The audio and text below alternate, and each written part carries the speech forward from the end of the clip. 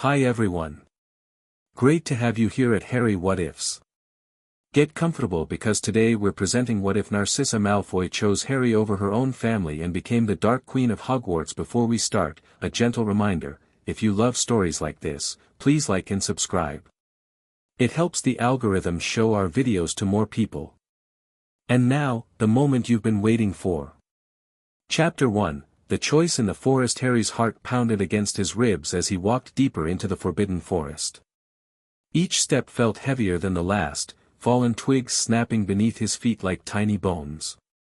The resurrection stone weighed in his palm. His parents, Sirius, and Remus had already faded back into whatever lay beyond.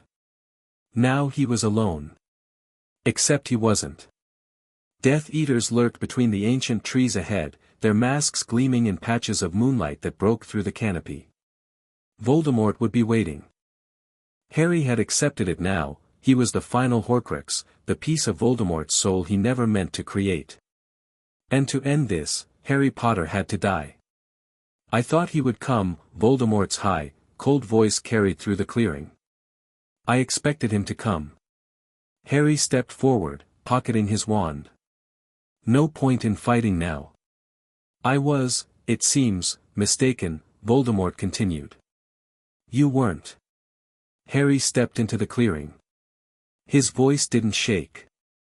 Dozens of eyes turned to him, some triumphant, others shocked. A few even looked afraid. Voldemort's lipless mouth curved into a smile. Harry Potter, he whispered. The boy who lived, come to die. Bellatrix Lestrange cackled, her eyes wild with delight. Beside her stood her sister, Narcissa Malfoy, whose face remained carefully blank. Only her eyes betrayed her, darting between Harry and the Dark Lord, then briefly toward the castle where her son remained. Harry didn't flinch as Voldemort raised the Elder Wand. He thought of Ron and Hermione. Of Ginny. He hoped they'd understand. Avada Kedavra. Green light flooded his vision. Pain seared through his body. And then, nothing. White. Everything was white. Harry blinked, finding himself in a place that looked strangely like King's Cross Station, but cleaner, emptier. He wasn't dead, not completely. He spoke with Dumbledore, or something like him, learning about the fragment of Voldemort's soul that had been destroyed while Harry himself remained. I've got to go back, haven't I? Harry asked. That is up to you. I've got a choice. Oh yes. Dumbledore smiled. We are in King's Cross, you say? I think that if you decided not to go back, you would be able to, let's say, board a train. And where would it take me? On, Dumbledore said simply. Harry nodded. There was no real choice. Not really. Not when people were still fighting and dying at Hogwarts. I think I'll go back. Pain returned slowly. Harry felt cold earth beneath his body, smelled moss and decaying leaves. He remained perfectly still, eyes closed, barely breathing. He could hear movement around him, whispers, footsteps. The boy, is he dead? Voldemort's voice, uncertain. Silence. Then, you. Examine him. Tell me whether he is dead. Harry kept his body limp as soft footsteps approached. Someone crouched beside him. Long hair tickled his face as the person leaned close. A woman's hand, slender and cool, slipped inside his jacket and pressed against his heart. Narcissa Malfoy. Her fingers tensed as she felt his heartbeat. Harry risked opening his eyes the tiniest fraction. Narcissa's pale face was inches from his own, blue eyes wide. Their gazes locked for a split second. And in that moment, something unprecedented happened. Whether it was accidental magic from Harry's heightened emotional state or some remnant of his connection with Voldemort, suddenly he could see into Narcissa's mind, flashes of memories cascading between them. Draco as a small boy, laughing as he flew his first toy broomstick. Narcissa weeping as her sister Bellatrix was taken to Aszkaban. Lucius returning home after Voldemort's rebirth, shaking and pale. Voldemort moving into their home, treating them like servants in their own manner. Draco being forced to take the dark mark, tears streaming down his face while his father watched in stony silence. Narcissa making the unbreakable vow with Severus Snape, desperate to protect her son. And finally, most vividly, Narcissa watching in horror as Voldemort tortured Lucius for their failures, as Draco grew thinner and more haunted with each passing day, as their family name became synonymous with disgrace rather than power. The connection broke. Narcissa's hand trembled against Harry's chest. Her eyes held his for one more second, something new flickering in their depths. Then she bent lower, her lips nearly touching his ear. "Is Draco alive? Is he in the castle?" Harry breathed back, "Yes." Narcissa's hand pressed harder against his chest, her nails digging in slightly. Her mind worked furiously, he could almost see the calculations behind her eyes. Then something hardened in her expression. Decision. In one fluid movement, Narcissa pulled a small silver vial from her robes and pressed it into Harry's palm. "When I say now, drink this and run," she whispered, voice barely audible. "Ancient black family magic. It will shield you for 30 seconds. Harry's eyes widened in shock. Before he could respond, Narcissa stood and turned to face Voldemort. "He is dead, my lord." Cheers erupted from the Death Eaters. Voldemort's face split into a triumphant smile as he raised his arms. "You see," he screamed. "Harry Potter is dead by my hand." Bellatrix rushed forward, her face alight with manic joy. "My lord! Let me be the one to bring his body to the castle steps. Let them see their fallen hero." "No, Bella." Voldemort's eyes gleamed red in the darkness. "I will display the body myself. The boy will be carried back to the castle by Hagrid. The half-giant who once carried him as an infant." Hagrid's sobs echoed through the clearing as Voldemort forced him forward with the Imperius Curse. The giant gamekeeper stumbled toward Harry's seemingly lifeless form. But before Hagrid could reach him, Narcissa Malfoy did something completely unexpected. She screamed, "Now," and threw a handful of what looked like black sand into the air. Harry didn't hesitate. He uncorked the vial with his thumb and swallowed the contents in one gulp. The liquid burned like fire down his throat.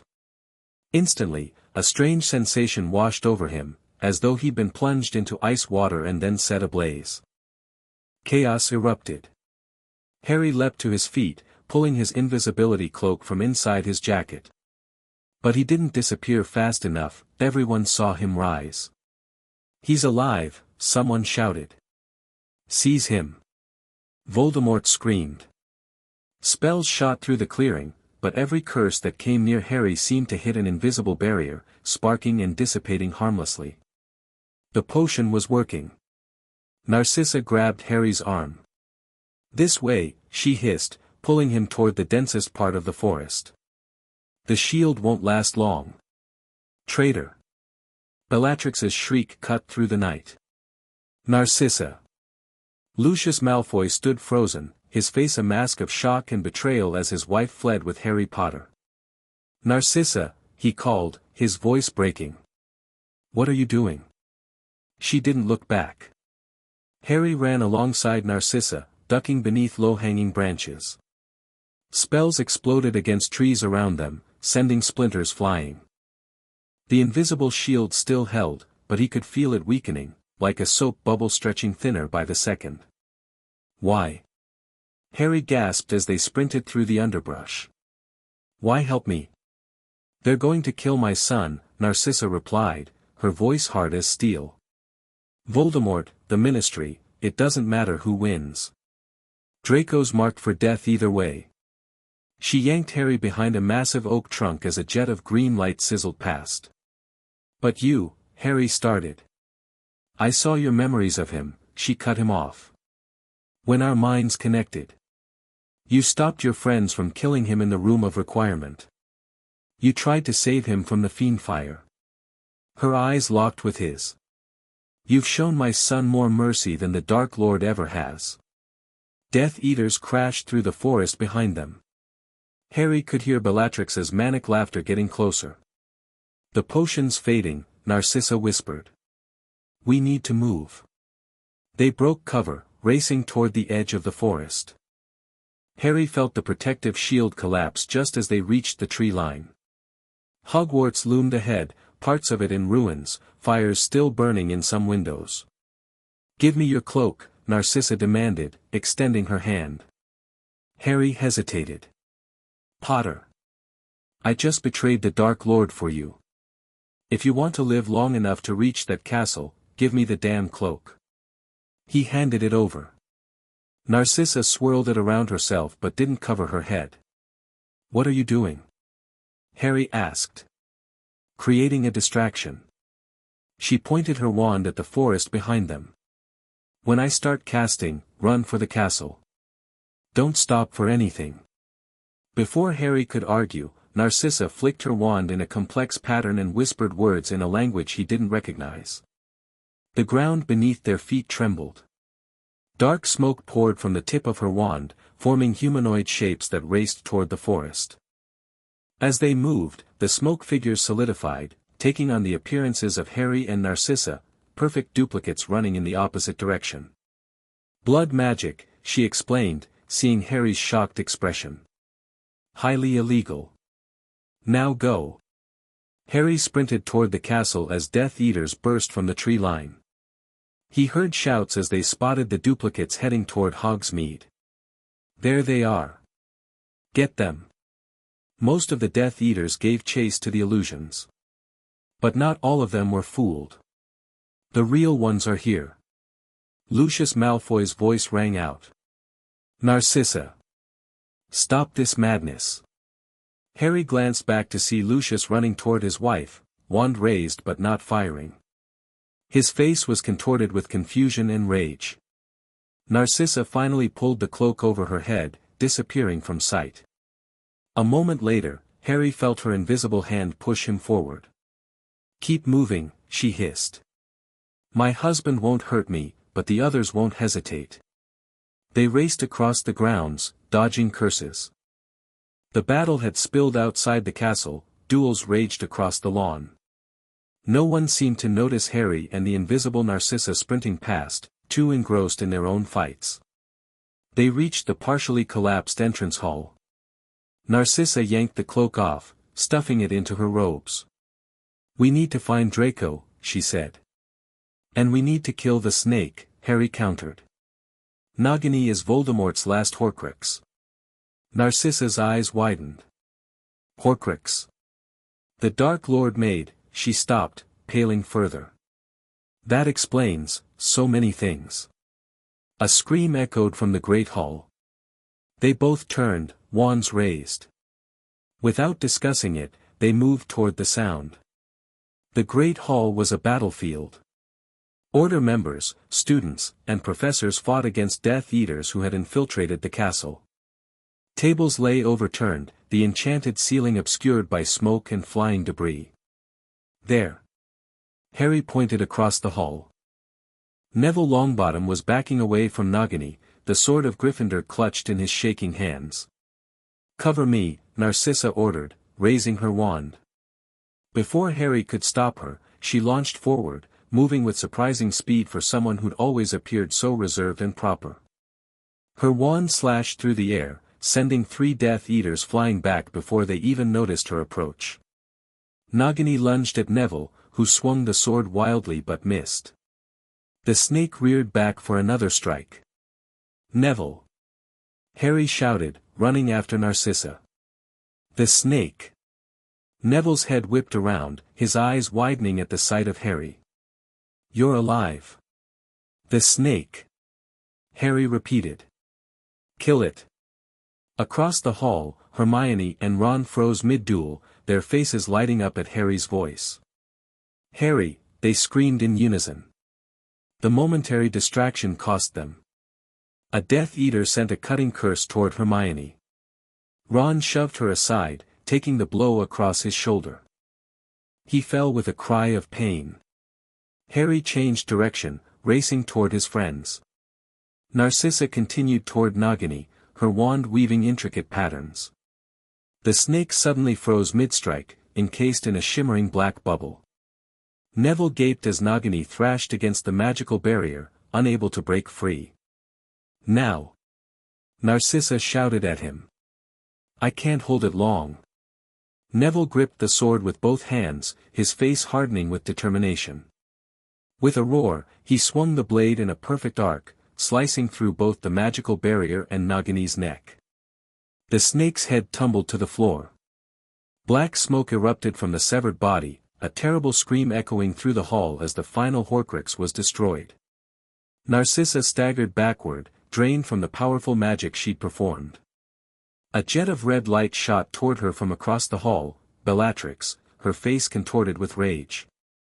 "Filthy traitor!" Bellatrix screamed, advancing on her sister. "You betrayed our lord. You betrayed your family." Harry reached Ron and Hermione, helping Ron to his feet while deflecting curses. "You're alive," Hermione sobbed, throwing her arms around him. "We thought," when Voldemort said, "I'll explain later," Harry said, supporting Ron's weight. "We need to help Narcissa." Ron stared at him in disbelief. "Narcissa Malfoy?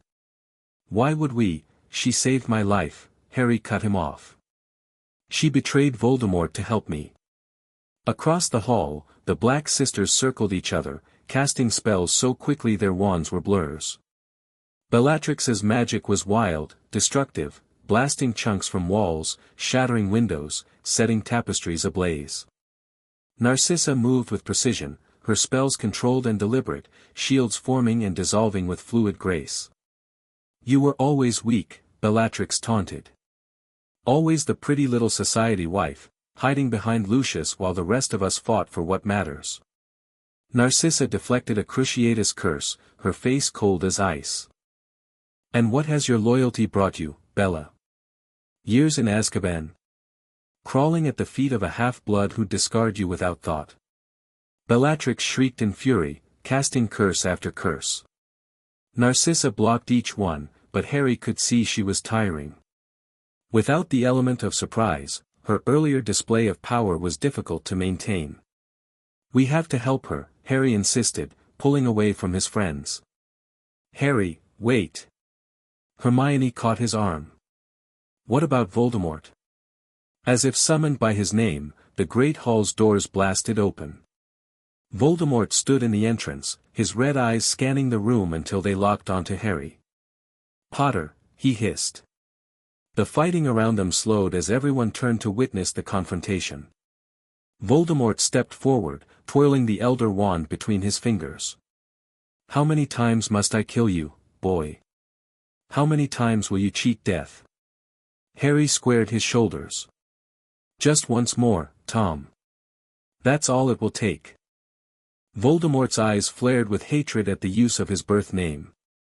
He raised the Elder Wand, and Narcissa Malfoy stepped between them. "No," she said simply. Voldemort's lipless mouth twisted in a cruel smile. "The wife of Lucius, defending Harry Potter. How unexpected." "I'm not defending Potter," Narcissa replied coolly. "I'm protecting my son's future. You've brought nothing but ruin to my family. I want you gone." Bellatrix lunged toward her sister from behind, wand aimed at her back. "You'll die for this betrayal." Harry shouted, "Expelliarmus!" Bellatrix's wand flew from her hand just as Molly Weasley stepped forward, her own wand trained on Bellatrix's heart. "Not my family, you bitch!" Molly roared, including Harry in her protection without hesitation. Bellatrix laughed, her eyes wild. She turned to Voldemort. "My lord! Give me your wand. Let me kill the traitors." But Voldemort's attention remained fixed on Narcissa. "Step aside, woman. Your husband may yet earn forgiveness for your treachery if he kills you himself." From the entrance of the great hall came a strained voice, "I will do no such thing." Lucius Malfoy stood in the doorway, his platinum hair disheveled, his expensive robes torn and dirty. His eyes moved from Voldemort to his wife, conflict clear on his face. Narcissa, he said, his voice barely above a whisper. What have you done? What you should have done years ago, she replied without turning. I'm choosing our son over a master who would sacrifice him without thought. Voldemort's patience snapped. Enough of this family drama. Avada Kedavra. The killing curse shot toward Narcissa. Harry lunged forward, pulling her aside as the spell blasted a crater in the floor where she had stood. Expelliarmus! Harry shouted, pointing his wand at Voldemort. The disarming charm met Voldemort's next killing curse in midair. Golden flames erupted between them as the spells connected, just as they had in the graveyard 3 years before. But this time, Harry wasn't alone. Narcissa rose beside him, her wand joining his.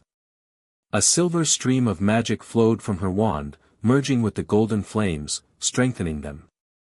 Impossible, Voldemort hissed, his red eyes widening as the combined magic pushed back against him. Across the hall, Neville helped Hermione get Ron to safety. Order members engaged the remaining Death Eaters, preventing them from intervening. Lucius remained frozen in the doorway, watching his wife stand against the Dark Lord. The connection between their wands and Voldemort's intensified. Harry felt Narcissa's magic, cool and controlled, ancient in a way he couldn't describe, flowing alongside his own. Your final Horcrux is gone, Tom, Harry said loudly, making sure everyone could hear. You're mortal now. Just a man. Panic flickered across Voldemort's snake-like features. He poured more power into his wand, but the golden flames continued to push toward him. This is the difference, Harry continued, his voice growing stronger. You've always been alone. But I'm not. The combined magic of Harry and Narcissa surged forward, breaking through Voldemort's resistance. The Elder Wand flew from his grasp, arcing through the air into Harry's outstretched hand. For a moment, Voldemort stood wandless, disbelief etched across his inhuman face. Then the backfire of his own magic hit him fully, lifting him off his feet and throwing him backward. He hit the stone floor with a dull thud, arms splayed, the slit-pupilled eyes rolling upward. Tom Riddle, Lord Voldemort, was dead by his own rebounding curse. Silence fell over the great hall. Then, chaos. Cheers erupted from the defenders of Hogwarts. Death Eaters either surrendered or attempted to flee, only to be stunned or bound by jubilant students and Order members. Harry stood motionless, the Elder Wand heavy in his hand, his own holly wand still pointing where Voldemort had stood. Beside him, Narcissa Malfoy lowered her wand slowly, her blue eyes fixed on the Dark Lord's corpse. Is it really over? She whispered. Before Harry could answer, a broken cry echoed across the hall. Mother! Draco Malfoy pushed through the crowd, his face bloodied, his wand clutched tightly in his trembling hand. He froze when he saw his mother standing beside Harry Potter. Draco, Narcissa breathed, her composed facade cracking for the first time. Relief and love washed over her aristocratic features. Draco's eyes darted between his mother and Harry, confusion evident. What's happening? Father said you betrayed, I protected you, Narcissa interrupted, stepping toward her son. Everything I've done has been to protect you. Lucius finally moved from the doorway, approaching his family cautiously. Aurors had begun apparating into the Great Hall, but they hesitated, unsure of how to handle the complicated situation unfolding. Narcissa, Lucius said, his voice tight with suppressed emotion. Do you understand what you've done? You've destroyed everything we've built. No. Narcissa turned to face her husband, her chin lifted defiantly. I've saved what matters. Our family. Our son. She gestured to the fallen Voldemort. That creature would have destroyed us all eventually. Harry watched the family confrontation, feeling oddly out of place yet unable to look away. Ron and Hermione appeared at his side, Ron's shoulder hastily bandaged, Hermione's face streaked with dirt and tears. Mate, Ron said quietly, what exactly happened in that forest? Before Harry could respond, Kingsley Shacklebolt approached, his deep voice cutting through the noise of celebration and mourning that filled the hall. Harry, he nodded respectfully, then turned his gaze to Narcissa. Mrs. Malfoy. I've received conflicting reports about your role today. Narcissa straightened, smoothing her tattered robes with a gesture so ingrained it seemed automatic. I imagine you have, Minister. Kingsley raised an eyebrow at the title. His appointment as Minister of Magic hadn't yet been made official, but didn't correct her. Multiple witnesses claim you aided Potter in the forest, he continued. And just now, you stood with him against Voldemort. She did, Harry confirmed firmly. Without Mrs. Malfoy, I'd be dead. Voldemort would have won. Lucius made a strangled noise. Draco stared at Harry as if he'd grown a second head. Kingsley looked between them thoughtfully. Nevertheless, the Malfoy family's involvement with Death Eaters is well documented. There will need to be inquiries. Trials. Of course, Narcissa nodded, her expression carefully neutral. I expect nothing less. But I would remind you, Minister, that the wizarding world has just emerged from a devastating war. People want justice, yes, but they also want healing. Reconciliation. She glanced at Harry, something like a challenge in her eyes. Wouldn't you agree, Mr. Potter? Harry realized she was asking for more than his opinion, she was asking for his public support. The weight of his influence suddenly felt very real. I'll testify, he said, meeting Narcissa's gaze before turning to Kingsley. For Mrs. Malfoy and for Draco. They both made choices that helped defeat Voldemort. Lucius's face darkened. And me, Potter? Will you speak for me as well? Harry looked at the elder Malfoy, remembering the graveyard, the Department of Mysteries, countless acts of cruelty. No, he said simply. I won't. Narcissa placed a restraining hand on her husband's arm as Lucius's face contorted with anger. Enough, Lucius, she said quietly. It's over. We need to adapt. Aurors approached, looking to Kingsley for instructions. The minister sighed heavily. Take Mr. Malfoy into custody, he ordered. Mrs. Malfoy and her son may remain free for now, but their wands will be confiscated pending investigation. Narcissa handed over her wand without protest. Draco hesitated, then followed suit, his eyes never leaving his mother's face. As the Aurors led Lucius away, he turned back to his wife. This isn't over, Narcissa, he said, his voice low and dangerous. You've chosen Potter over your own family. You'll regret it. You're wrong, Lucius, she replied calmly. I chose our son over a madman. You're the one who forgot where your true loyalties should lie. Lucius was escorted from the great hall, his back rigid with fury. Draco moved closer to his mother, uncertainty written across his pale features. Mother, he whispered, what happens now? Narcissa's expression softened as she looked at her son. Now, Draco, we rebuild. We adapt. We survive, as the Black family has always done. She turned to Harry, her blue eyes calculating yet not unkind. Mr.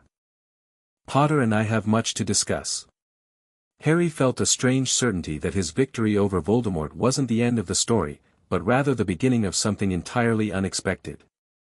The look in Narcissa Malfoy's eyes spoke of plans within plans, of a vision extending far beyond this blood-soaked morning. Yeah, he agreed, ignoring Ron's incredulous expression and Hermione's speculative gaze. I think we do. 2 weeks after the Battle of Hogwarts, Harry found himself sitting in the drawing room of number 12, Grimmauld Place across from Narcissa Malfoy.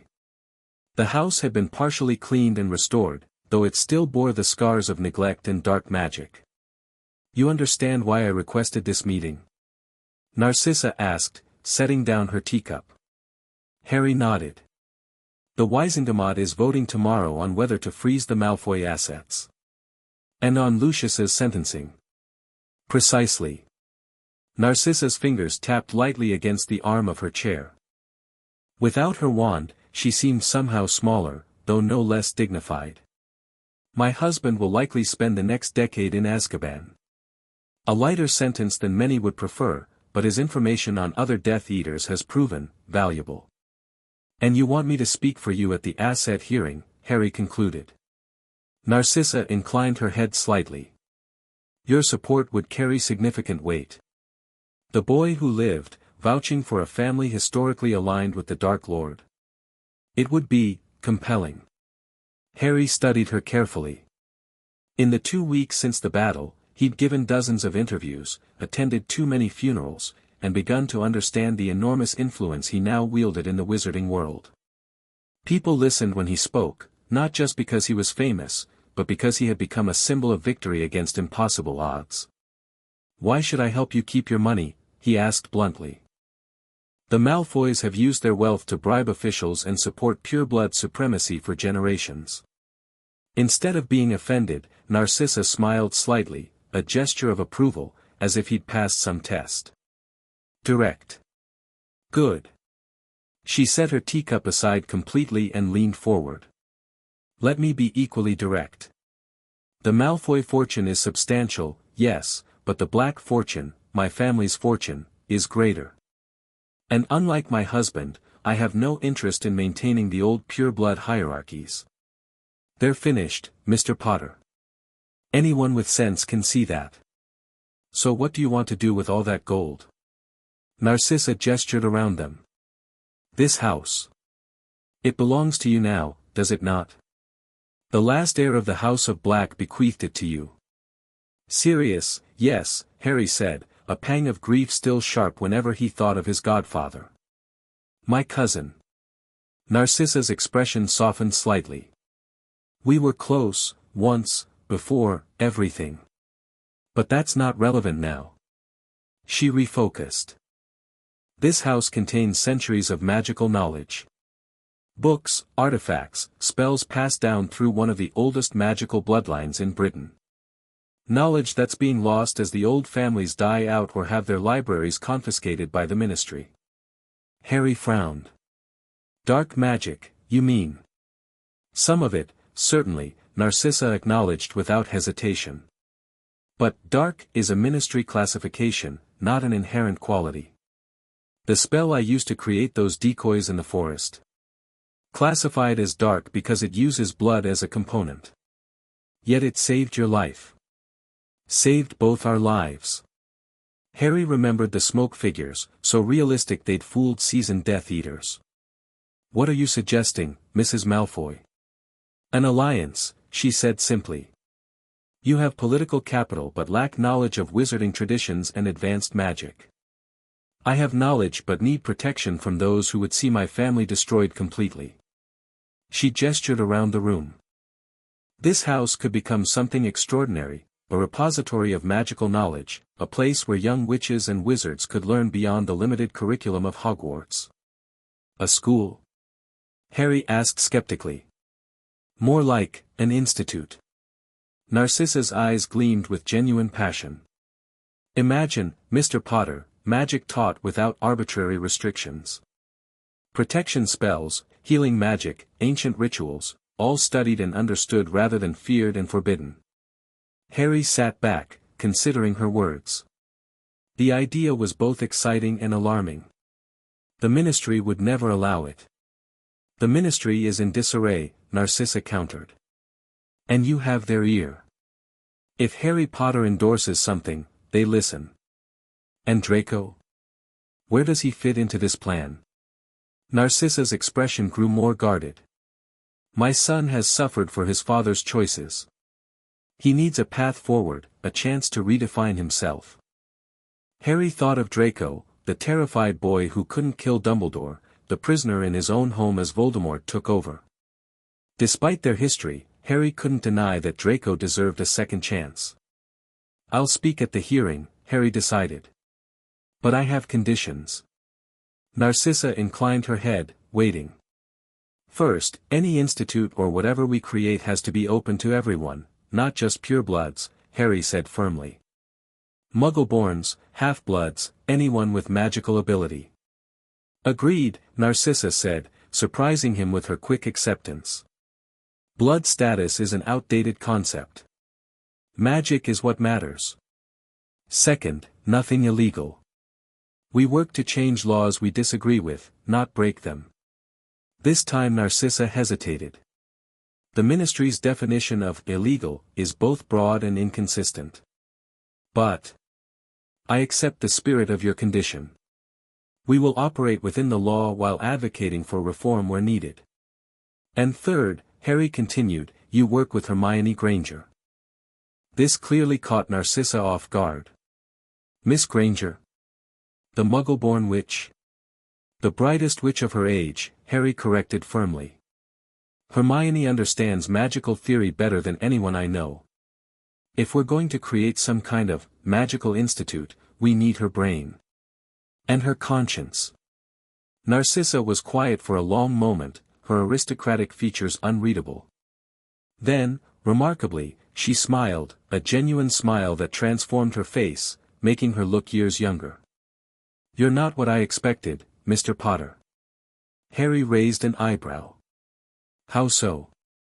You're not Dumbledore's puppet, making decisions based solely on simplistic notions of light and dark. You're pragmatic. She nodded, as if confirming something to herself. Very well. I accept your conditions. She extended her hand across the table. Harry looked at it for a moment, thinking of all the history between their families, the hatred, the prejudice. Then he reached out and clasped her hand firmly. Call me Harry, he said. If we're going to be allies, we should at least be on a first-name basis. Narcissa's lips curved upward. Harry, then. And you must call me Narcissa. As their hands separated, Harry felt the weight of the decision he'd just made. For better or worse, he had aligned himself with Narcissa Malfoy, a woman who had been his enemy's ally just weeks ago. Yet somehow, it felt right, a step toward something new rather than a continuation of old conflicts. We should meet with Hermione soon, Harry said. And Kingsley. If we're going to change laws about magical education, we need the minister on our side. Narcissa nodded, her expression turning thoughtful. Before that, there's something I'd like to show you. A demonstration of the kind of magic I believe should be preserved and taught. Harry hesitated. I don't have the trace anymore, but using magic here might still alert the ministry. And you don't have a wand. I don't need one for this. Narcissa stood, smoothing her robes. Follow me to the tapestry room. Curious despite his reservations, Harry followed her up the stairs to where the black family tree covered an entire wall. The ancient tapestry was still damaged where Sirius's name had been burned away, along with other family members who had been disowned. Narcissa approached the tapestry, running her fingers lightly over the embroidered names. The black family magic runs deep, Harry. Deeper than most realize. She pressed her palm flat against her own name, where it connected to the Malfoy line. Blood of my blood, she whispered. Magic of my magic. Reveal what is hidden to the heir of this house. For a moment, nothing happened. Then, slowly, the tapestry began to glow. Names that had been burned away reappeared, not just Sirius, but dozens of others, stretching back centuries. Those who were disowned weren't truly removed, Narcissa explained, her voice soft with reverence. The family magic remembers all its children, regardless of politics or personal grudges. The glow spread, illuminating connections Harry had never noticed before. Thin golden lines linked the Black family to other names he recognized, Potter, Weasley, even Longbottom. We're all connected, Narcissa continued. Pure-blood ideology is a recent invention, Harry. The oldest families understood that magic seeks magic, regardless of birth. She guided his hand to where the name, Potter, appeared, linked by a faint line to the Blacks. Your grandmother was Doria Black. Did you know? Harry shook his head, staring at the connection. No one ever told me. Of course not. Narcissa's tone held a hint of bitterness. Those who won the last war wanted to erase certain kinds of knowledge. They feared it would perpetuate blood prejudice. Instead, they just created ignorance. She stepped back from the tapestry, which continued to glow softly. This is the kind of magic that's being lost, Harry. Family magic. Protection spells bound by blood and love, the same kind of magic your mother used to save you as a baby. Harry's head snapped up. What? Lily Potter's sacrifice, Narcissa said. The shield she created through her death, it's one of the oldest forms of blood magic. The kind the Ministry now classifies as dark. Harry stared at her, pieces clicking together in his mind. You're saying that when my mother died for me, she was using dark magic? No. Narcissa shook her head firmly. I'm saying there is no dark or light magic, only intent. Your mother's love and sacrifice created one of the most powerful protective spells ever witnessed. The Ministry would call the method dark while celebrating the result. She gestured to the glowing tapestry. This is what I want to preserve, Harry. Magic in its full complexity, not divided into artificial categories based on political fears. Harry looked back at the family tree, at the name, Potter, connected to his own heritage in ways he'd never known. How much of his own history had been kept from him? How much magical knowledge had been lost because it was easier to forbid than to understand? This institute, he said slowly. It wouldn't just be about learning spells, would it? It would be about changing how people think about magic itself. Narcissa's blue eyes gleamed with approval. Precisely. A revolution of thought, not just practice. And who better to lead it than the boy who lived and the Dark Queen? Harry raised his eyebrows at the title. Dark Queen. A smile played at the corners of Narcissa's mouth. A name some are already calling me. The Death Eater's wife who betrayed Voldemort, who uses forbidden magic openly. They mean it as an insult, of course. And you? I find I rather like it, she admitted. The Black family motto is, toujours pur, always pure. But perhaps it's time for a new interpretation. Pure in purpose, not in blood.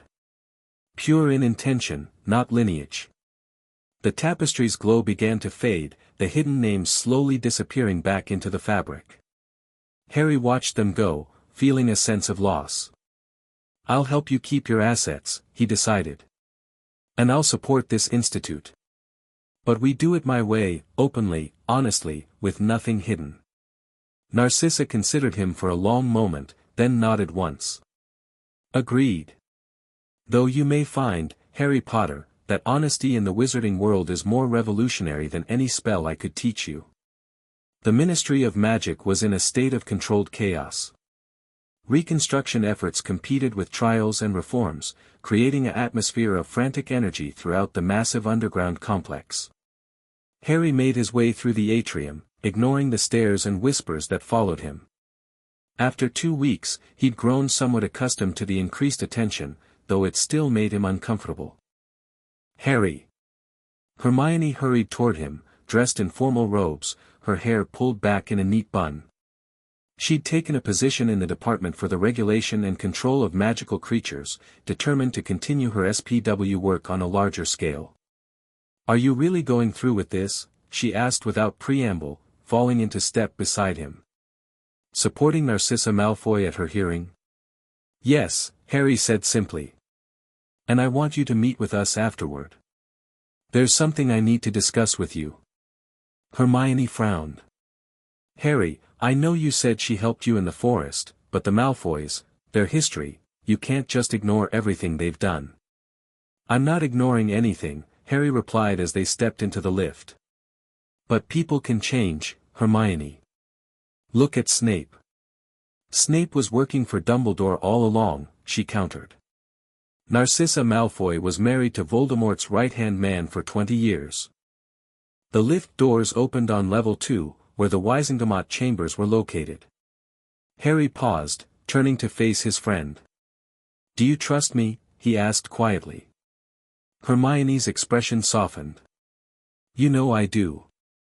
Then trust me on this. Meet with us after the hearing. Listen to what she has to say. If you still think I'm making a mistake afterward, I'll reconsider. Hermione studied his face for a moment, then sighed. Fine. But Ron's coming too. Harry grinned. Wouldn't have it any other way. The Wisengamot chamber was nearly full when they entered. Members in plum-colored robes sat in tiered seats surrounding a central chair where the defendant would sit. Spectators filled the gallery, their excited murmurs creating a constant backdrop of noise. Narcissa was already seated in the defendant's chair, though thankfully the chains that usually bound prisoners remained loose at her sides. She wore simple black robes with subtle silver embroidery, elegant but appropriately somber. Her pale blonde hair was pulled back in a severe bun, emphasizing her aristocratic features. When she spotted Harry, she gave him a small nod of acknowledgement. Beside her sat Draco, looking uncomfortable in formal robes, his pointed face tense with anxiety. Kingsley Shacklebolt, now officially confirmed as Minister for Magic, called the court to order. The chamber fell silent. We are here to determine the disposition of Malfoy family assets in light of Lucius Malfoy's conviction for crimes committed in service to the wizard known as Lord Voldemort, Kingsley announced, his deep voice carrying effortlessly through the chamber. He gestured to Narcissa. Narcissa Black Malfoy, you have petitioned this court to maintain control of your family's assets rather than having them seized by the ministry. Do you wish to make a statement before we hear testimony?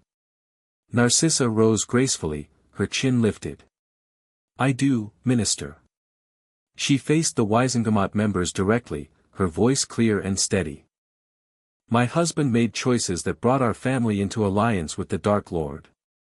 I do not deny this.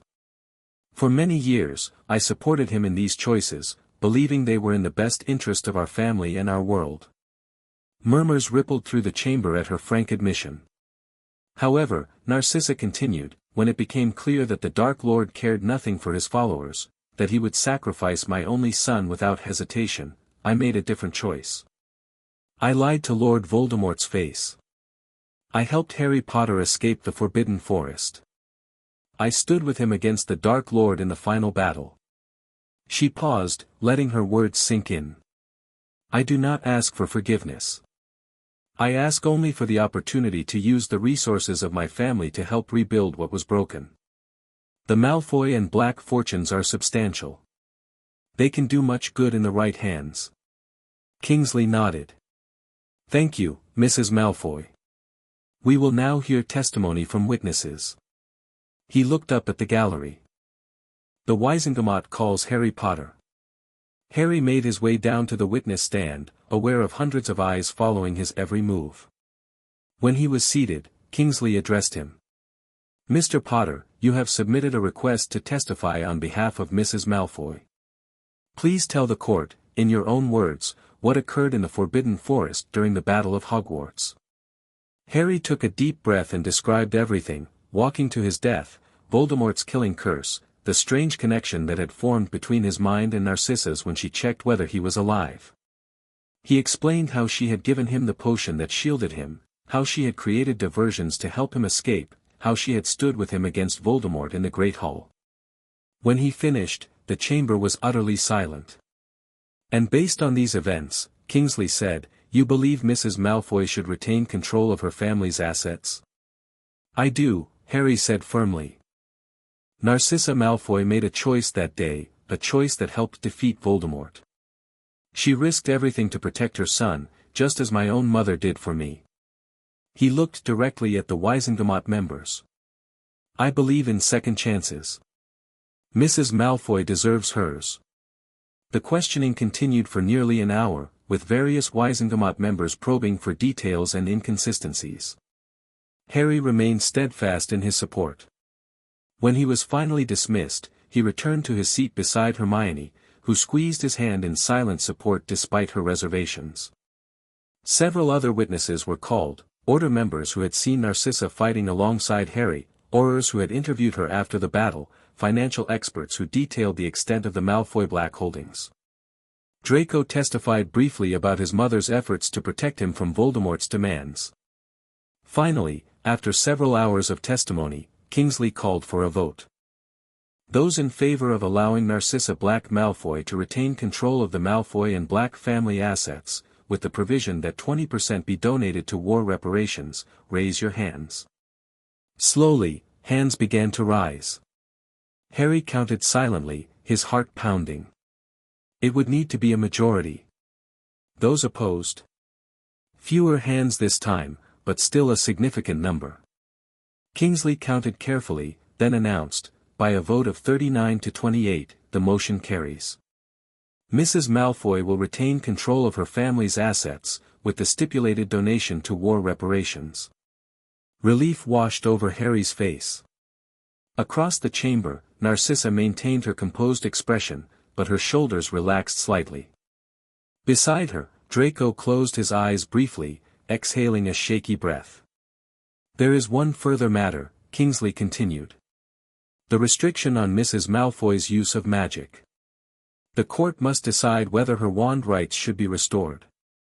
This sparked more debate, with security concerns raised by several Wizengamot members. Harry was called back to testify again, this time specifically about Narcissa's use of magic during the battle.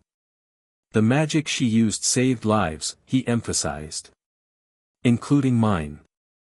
After another vote, the Wizengamot agreed to restore Narcissa's wand rights, though with a monitoring charm that would alert the Auror office if she performed any of a specific list of forbidden spells.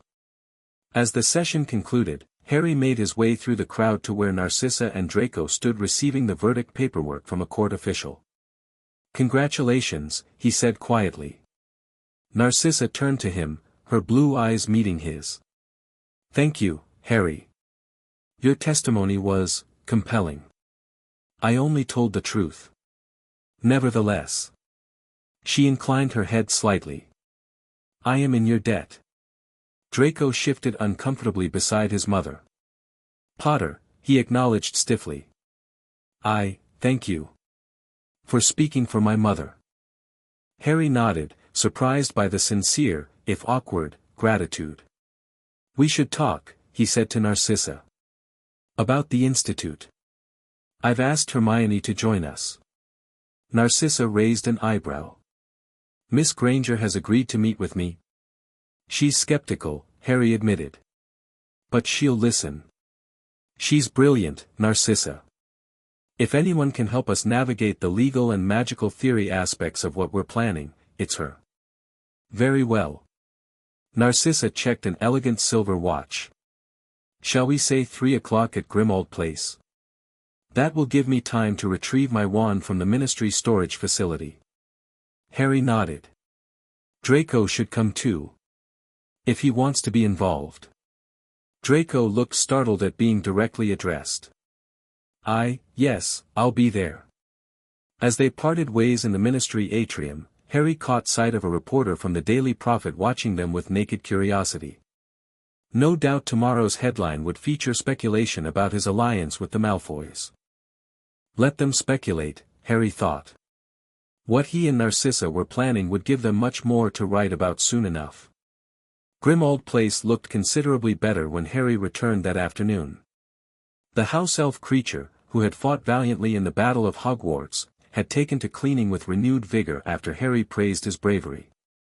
The drawing room was now properly dusted, the furniture polished, and fresh flowers sat in vases on the side tables. Harry had asked Creature to prepare tea and refreshments for their guests, which the old elf had done with surprising enthusiasm after learning that a proper black would be visiting. Ron arrived first, looking uncomfortable in his Auror trainee robes. The Ministry had created an accelerated program for those who had fought in the Battle of Hogwarts, allowing them to join the depleted Auror forces more quickly. "This is mad, Harry," Ron said without preamble, accepting a cup of tea. "Meeting with Narcissa Malfoy? Planning some kind of institute with her? Have you forgotten what her family stands for?" "People can change, Ron," Harry replied patiently. "Besides, it's not about what the Malfoys stood for in the past. It's about what we can build for the future." Ron looked unconvinced. "Dad says the Malfoys always have an angle." "What's hers?" "Survival," Harry said simply. "And protecting Draco. Not so different from what your parents want for you." Ron scoffed. "My parents never joined up with you-know-who." "No, but they understand doing whatever it takes to protect your children." Harry leaned forward. Just hear her out, okay? For me. Hermione arrived next, carrying a stack of books and looking harried. Sorry I'm late. I got caught up researching magical education laws. Did you know there are 17 different statutes governing private magical instruction in Britain? And they all contradict each other. Harry grinned. Despite her reservations, Hermione's academic curiosity was clearly engaged. At precisely 3 o'clock, the doorbell rang. Kreacher hurried to answer it, bowing so low his nose touched the floor when he saw Narcissa. Mistress Black, the old elf croaked, using her maiden name. Kreacher is honored, so honored, to welcome a daughter of the noble house of Black. Narcissa smiled kindly at the elf. Thank you, Kreacher. The house looks much improved since my last visit. Draco followed his mother, looking around with poorly disguised curiosity. His eyes widened slightly when they entered the drawing room and he saw Ron and Hermione.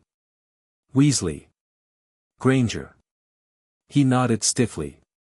An uncomfortable silence fell. Harry cleared his throat. Thank you all for coming. I know this is unusual. But I think what Narcissa has proposed could be really important. Narcissa took a seat gracefully, accepting the tea Kreacher offered with a murmured thanks. Perhaps I should explain my vision more fully, now that we have Miss Granger and Mr. Weasley with us. She set down her cup and looked at each of them in turn. The war has ended, but its causes remain. Fear. Ignorance. Arbitrary restrictions on magic that drive practice underground rather than regulating it properly. Prejudice based on blood status that creates resentment and division. Ron shifted uncomfortably. Bit rich coming from a Malfoy, isn't it? Instead of taking offense, Narcissa nodded. A fair observation, Mr. Weasley. My family has perpetuated those prejudices for generations. I cannot change that history. But I can acknowledge that those beliefs led us to disaster, and work to create something better. She turned to Hermione. Miss Granger, you are widely acknowledged as the brightest witch of your generation. Tell me, in your Hogwarts education, how much did you learn about family magic? About the foundations of spellcraft? About the theory behind why certain magics are classified as dark? Hermione frowned. Well, not much, honestly. Hogwarts teaches practical applications more than theory. Precisely. Narcissa leaned forward. The most valuable magical knowledge has always been kept within families, passed down through generations. When those families die out or their libraries are confiscated by the ministry, that knowledge is lost forever. She gestured around the room. This house contains one of the most extensive collections of magical texts in Britain, much of it classified as dark simply because it deals with blood magic or soul magic or other forms the ministry finds difficult to control. For good reason, Ron interjected. That stuff is dangerous. All magic is dangerous in the wrong hands, Mr. Weasley, Narcissa countered. A simple levitation charm can kill if misused. Should we ban Wingardium Leviosa? Before Ron could respond, Hermione spoke up. What exactly are you proposing, Mrs. Malfoy? Narcissa smiled slightly. Please, call me Narcissa. She set her cup down. I am proposing that we establish an institute here at Grimmauld Place, a place where advanced magical theory and practice can be studied safely, where knowledge that might otherwise be lost can be preserved and understood. A school? Hermione asked. More specialized than Hogwarts, Narcissa clarified. For those who have completed their basic education and wish to delve deeper. Where magic can be studied in its full complexity, not divided artificially into light and dark categories. And who would teach at this institute? Hermione pressed. I would contribute what I know of traditional magical practices, Narcissa said. Harry has agreed to teach defensive magic. We would seek out other experts, perhaps yourself, Miss Granger, for magical theory. Hermione looked startled. Me? Your reputation precedes you, Narcissa said smoothly. And we would need someone with your perspective to ensure balance. Harry watched his friend's reactions carefully. Ron still looked deeply skeptical, but Hermione appeared intrigued despite herself. The Ministry would never approve it, Ron pointed out. Teaching dark magic. They'd shut you down before you started. That's where Harry comes in, Narcissa replied. The Ministry is eager to accommodate the hero who defeated Voldemort. With his support, we could position the Institute as part of the healing process, preserving magical knowledge while teaching responsible use. All eyes turned to Harry, who nodded. I've already spoken with Kingsley about the concept. He's cautious but not opposed. Draco, who had remained silent until now, finally spoke. Why would you do this, Potter? What do you get out of an alliance with my mother? It was a fair question, one that Harry had asked himself repeatedly over the past 2 weeks. Knowledge, he said after a moment. There's so much I don't know about the wizarding world, things most of you grew up understanding. Sirius should have taught me about my heritage as his heir, about the Potter family history. But he died before he could. He looked at Narcissa. Your sister killed my godfather. Your husband led the Death Eaters who tried to kill me and my friends at the Ministry. Your son spent years tormenting us at Hogwarts. Draco flinched, but Harry continued. I haven't forgotten any of that. But continuing the cycle of hatred and revenge won't rebuild our world. Creating something new might. Silence fell after his words.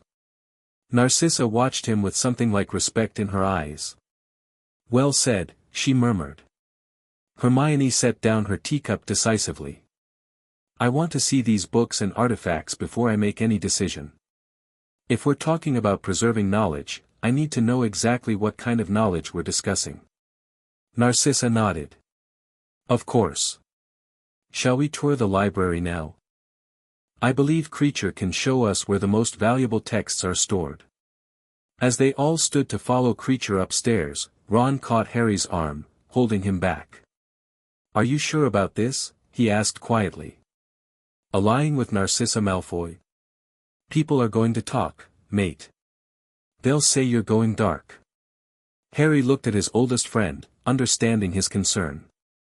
I'm not going dark, Ron. I'm trying to move beyond those labels. Light, dark, they're just words people use when they're afraid of things they don't understand.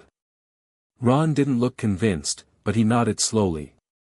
I trust you, Harry. Just, be careful, yeah. Malfoys don't change overnight. I know. Harry clapped him on the shoulder. That's why I need you and Hermione with me on this.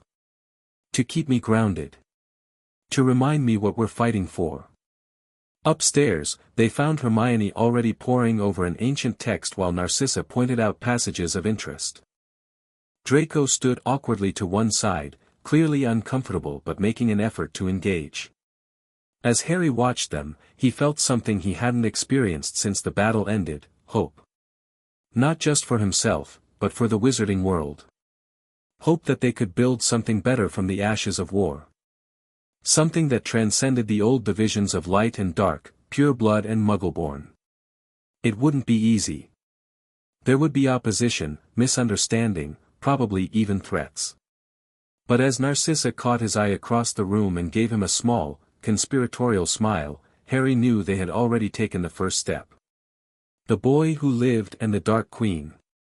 An unlikely alliance, but perhaps exactly what the magical world needed.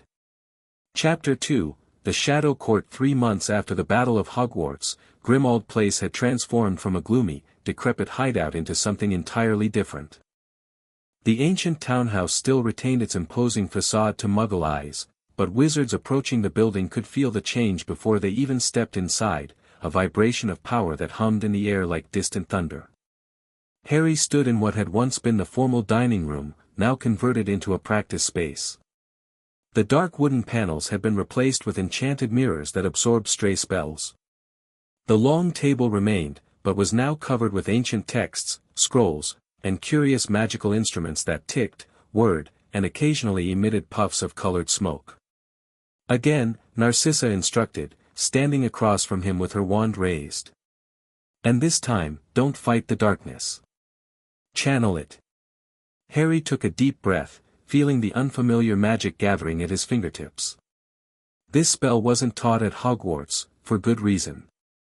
It skirted dangerously close to what the Ministry classified as dark magic. Umbra Vinctum, he intoned, making the complex wand movement Narcissa had demonstrated. Shadows peeled away from the corners of the room, writhing through the air like liquid smoke. They wrapped around the training dummy Narcissa had conjured, constricting its movements. But after a few seconds, the shadows dispersed, fading back into ordinary darkness. Better, Narcissa said, tucking a strand of blonde hair behind her ear. But you're still holding back. You're thinking of shadows as absence, as emptiness. They're not. Shadows have substance, weight, purpose. She stepped forward, her own wand describing a graceful arc, Umbra Vinctum. The effect was immediate. Darkness surged from every corner, forming dense, rope-like tendrils that completely immobilized the dummy. Unlike Harry's attempt, these shadows had an oily, almost tangible quality, less like darkness and more like liquid night. The Black family developed this spell for capture, not killing, Narcissa explained, maintaining the bind with seemingly little effort. It's been classified as dark magic because it draws on the caster's intent rather than a fixed outcome. The shadows become an extension of your will. She released the spell, and the shadows reluctantly retreated. That's what the Ministry fears most, magic that adapts to intention. They prefer spells with predictable, limited results. Harry nodded, wiping sweat from his forehead. These training sessions with Narcissa had become daily occurrences, each one pushing him further beyond the conventional magic he'd learned at Hogwarts. Some days he questioned whether they were crossing lines that shouldn't be crossed. Other days, like today, he felt exhilarated by the possibilities opening before him. "Let me try again," he said. Before he could cast, the door swung open. Hermione entered, carrying a stack of parchment and looking harried. Dark circles shadowed her eyes, evidence of too many late nights poring over legal texts. The Ministry's new educational restrictions just passed the Wisengamot, she announced without preamble. They're implementing a review board for all private magical instruction. We'll need permits for anything beyond basic curriculum. Narcissa lowered her wand, her expression cooling. As expected. Shacklebolt may be progressive compared to his predecessors, but the bureaucracy beneath him remains terrified of change. Can we work within these restrictions? Harry asked, tucking his wand into his sleeve. Hermione dropped her stack of papers on the table. Maybe. The language has enough loopholes to fly a Quidditch team through. They're specifically targeting organized schools, not individual mentorship or cultural preservation activities. She made air quotes around the last phrase. A slow smile spread across Narcissa's face. Cultural preservation. How fortuitous. The ancient and most noble House of Black is certainly a culture worth preserving, wouldn't you agree? Hermione rolled her eyes, but there was a reluctant smile tugging at her lips. Over the past months, she and Narcissa had developed an unexpected rapport, founded on mutual respect for each other's intelligence. They still disagreed fundamentally on many issues, but those disagreements had become more productive than antagonistic. We should inform the others, Narcissa said, straightening her robes. Andromeda was planning to start the healing magic seminars next week. We'll need to adjust our approach. The mention of her sister still carried a faint note of tension. Reconciling with Andromeda Tonks had been perhaps the most difficult step Narcissa had taken since the war's end.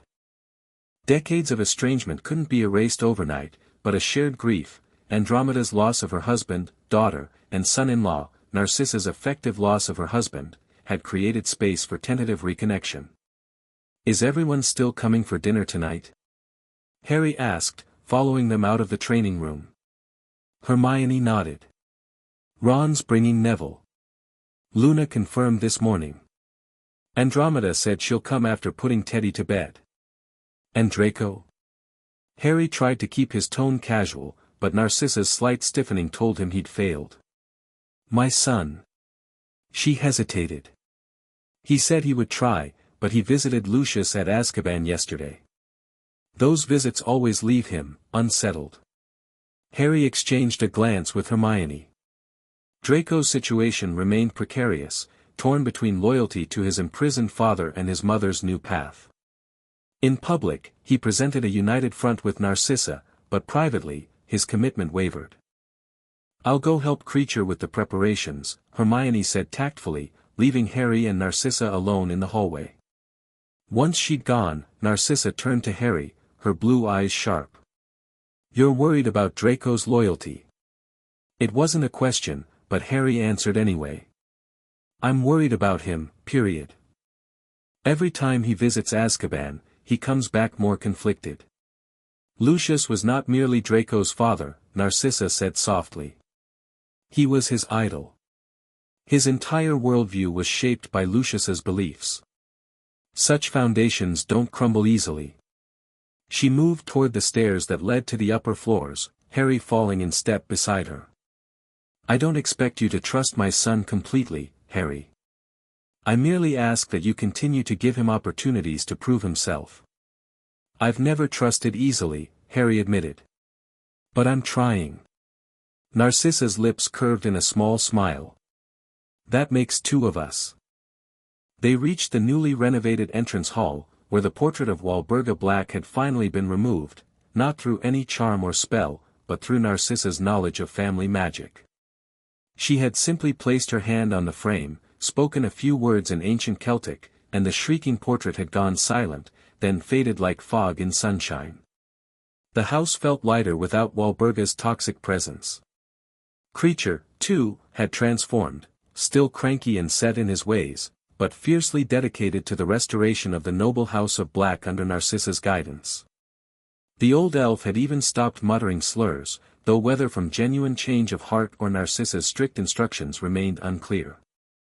I received an owl from Blaise Zabini this morning, Narcissa said, pausing at the foot of the stairs. He's interested in our offer. Harry raised an eyebrow. That's unexpected. I thought he left for Italy after the battle. He did. But the Zabini family has always been adaptable, aligning with power while avoiding explicit allegiances. Blaise sees which way the wind is blowing. And which way is that? Narcissa gave him an appraising look. Toward you, Harry Potter. Whether you acknowledge it or not, you've become the focal point of Wizarding Britain's future. Those with sense are choosing sides accordingly. Harry frowned. This was the aspect of their arrangement that still made him uncomfortable, the political maneuvering, the calculated alliances. I'm not trying to build a power base. No, Narcissa agreed. You're trying to build a better world. But power is the foundation upon which any lasting change must be constructed. She touched his arm lightly. You've always had power, Harry. I'm merely helping you learn how to use it effectively. Before he could respond, green flames erupted in the fireplace, and Ron stepped out, brushing soot from his Auror trainee robes. His expression brightened at the sight of Harry, then cooled noticeably when he noticed Narcissa. Mrs. Malfoy, he said stiffly. Mr. Weasley, she replied with perfect politeness. How lovely to see you again. If you'll excuse me, I should freshen up before dinner. She ascended the stairs with graceful dignity, leaving Harry alone with his best friend. Still weird, mate, Ron said once she was out of earshot. Coming here and finding Narcissa Bloody Malfoy making herself at home. Harry shrugged. It was her family's house before it was Sirius's. Before it was mine. Yeah, but... Ron shook his head. Never mind. How are you? Really? Harry appreciated the concern beneath Ron's question. Despite his misgivings about the alliance with Narcissa, Ron had stood firmly by Harry these past months, defending him against whispers and allegations in the Auror department. I'm good, Harry said, meaning it. Busy. Learning a lot. Dark stuff? Ron asked, his tone carefully neutral. Harry hesitated. Some of it would probably get classified that way, yeah. But it's not what you think. It's more about understanding the foundations of magic, not just memorizing spells and wand movements. Ron nodded slowly. Neville's excited about tonight. Said something about bringing some rare plant samples. I tuned out after he started using Latin names. Harry grinned. Narcissa's been helping him recover some of the Black family's botanical records. Apparently her great-great-grandfather was a herbology expert. They moved toward the kitchen, where delicious smells were already wafting through the door. Kreacher had embraced his role as head elf of the revitalized House of Black with unexpected enthusiasm. The addition of 2 younger house elves, freed from abusive households and now paid employees, at Hermione's insistence, had further transformed the kitchen into a hub of activity. "How's Auror training?" Harry asked as they entered the kitchen. Ron's expression brightened. "Brutal but brilliant. Robards is a taskmaster, but he knows his stuff. Yesterday we practiced disguise charms. You should have seen Savage's face when I transfigured my eyebrows into caterpillars." Hermione looked up from where she was arranging place settings. "Ron! You didn't tell me that part. Saving the best stories for in person, wasn't I?" He crossed to her, dropping a quick kiss on her cheek. "Here, let me help with that."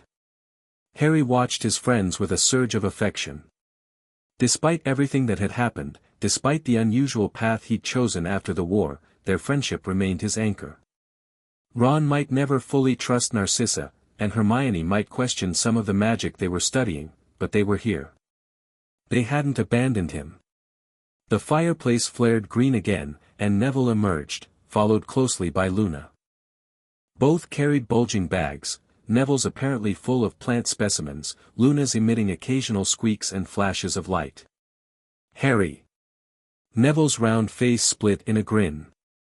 "Wait till you see what I found in my grandmother's greenhouse. Black rose cuttings, thought to be extinct since the 1800s.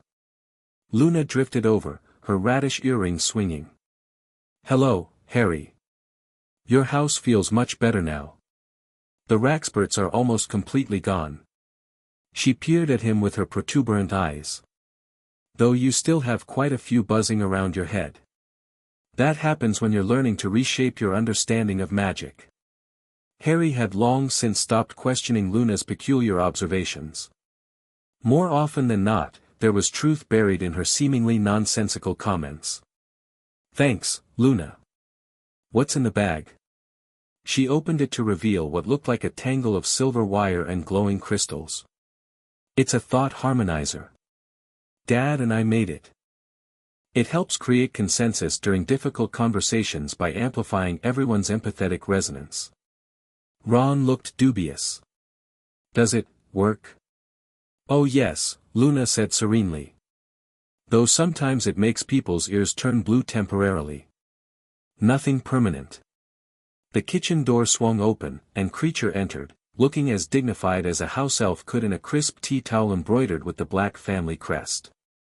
"Dinner will be served in the formal dining room in 30 minutes, he announced. "Kreacher has prepared 7 courses in honor of the noble House of Black's esteemed guests." He bowed deeply, his nose nearly touching the floor, then straightened with unexpected spryness for his age. "Young Master Draco has arrived and is waiting in the library with Mistress Narcissa." Harry felt a ripple of surprise. After Draco's visit to Aszkaban, he hadn't expected him to show up tonight. "I'll go say hello," he told the others. "Make yourselves comfortable. Drinks are in the sitting room." He made his way to the library, pausing outside the partially open door when he heard raised voices. "Cannot continue this charade." Draco's voice, tense with frustration. "Father knows what you're doing here. He has sources, even inside Aszkaban." "Your father is in no position to make demands," Narcissa replied, her tone cool but not unkind. "He made his choices, Draco. Now we must make ours." "By allying with Potter?" By inviting blood traders and mudbloods into our ancestral home. Harry winced at the slur, but Narcissa's response came swift and sharp. You will not use that word in this house again. Her voice had dropped to a dangerous whisper. This path I've chosen, that we've chosen, requires breaking with old prejudices. If you cannot adapt, Draco, you will be left behind. By history, if not by me. A heavy silence followed. He's my father, Draco finally said, his voice smaller, almost young. He says you've betrayed everything our family stands for. That Potter has corrupted you. And what do you believe? Narcissa asked gently. Another pause, longer this time. Harry held his breath, not wanting to interrupt this moment between mother and son. I don't know what to believe anymore, Draco admitted, defeat coloring his words. Everything I was taught, everything I thought was important, it all led to having a monster in our home. To being forced to torture people. To watching classmates die. The sound of footsteps, then Narcissa's voice, closer to Draco now. My sweet boy. The greatest gift this chaos has given us is the freedom to choose our own path forward. Not your father's. Not the Dark Lord's. Not even Potter's. Our own. And what is our path, Mother? What are we building here? A new kind of power, Narcissa said simply. One based on knowledge rather than bloodlines. On mutual benefit rather than servitude. The old ways are dying, Draco. We can either die with them, or help shape what rises in their place. Harry chose this moment to knock, then pushed the door open before they could respond. Both Malfoys turned toward him, composing their features with practiced ease. Sorry to interrupt, he said, pretending he hadn't heard anything. Just wanted to let you know everyone's arriving for dinner. Narcissa nodded graciously. Thank you, Harry. We'll be down momentarily. Draco's gray eyes met Harry's, guarded but not hostile. Potter.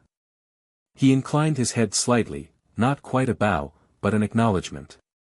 Good to see you, Draco, Harry replied, meaning it.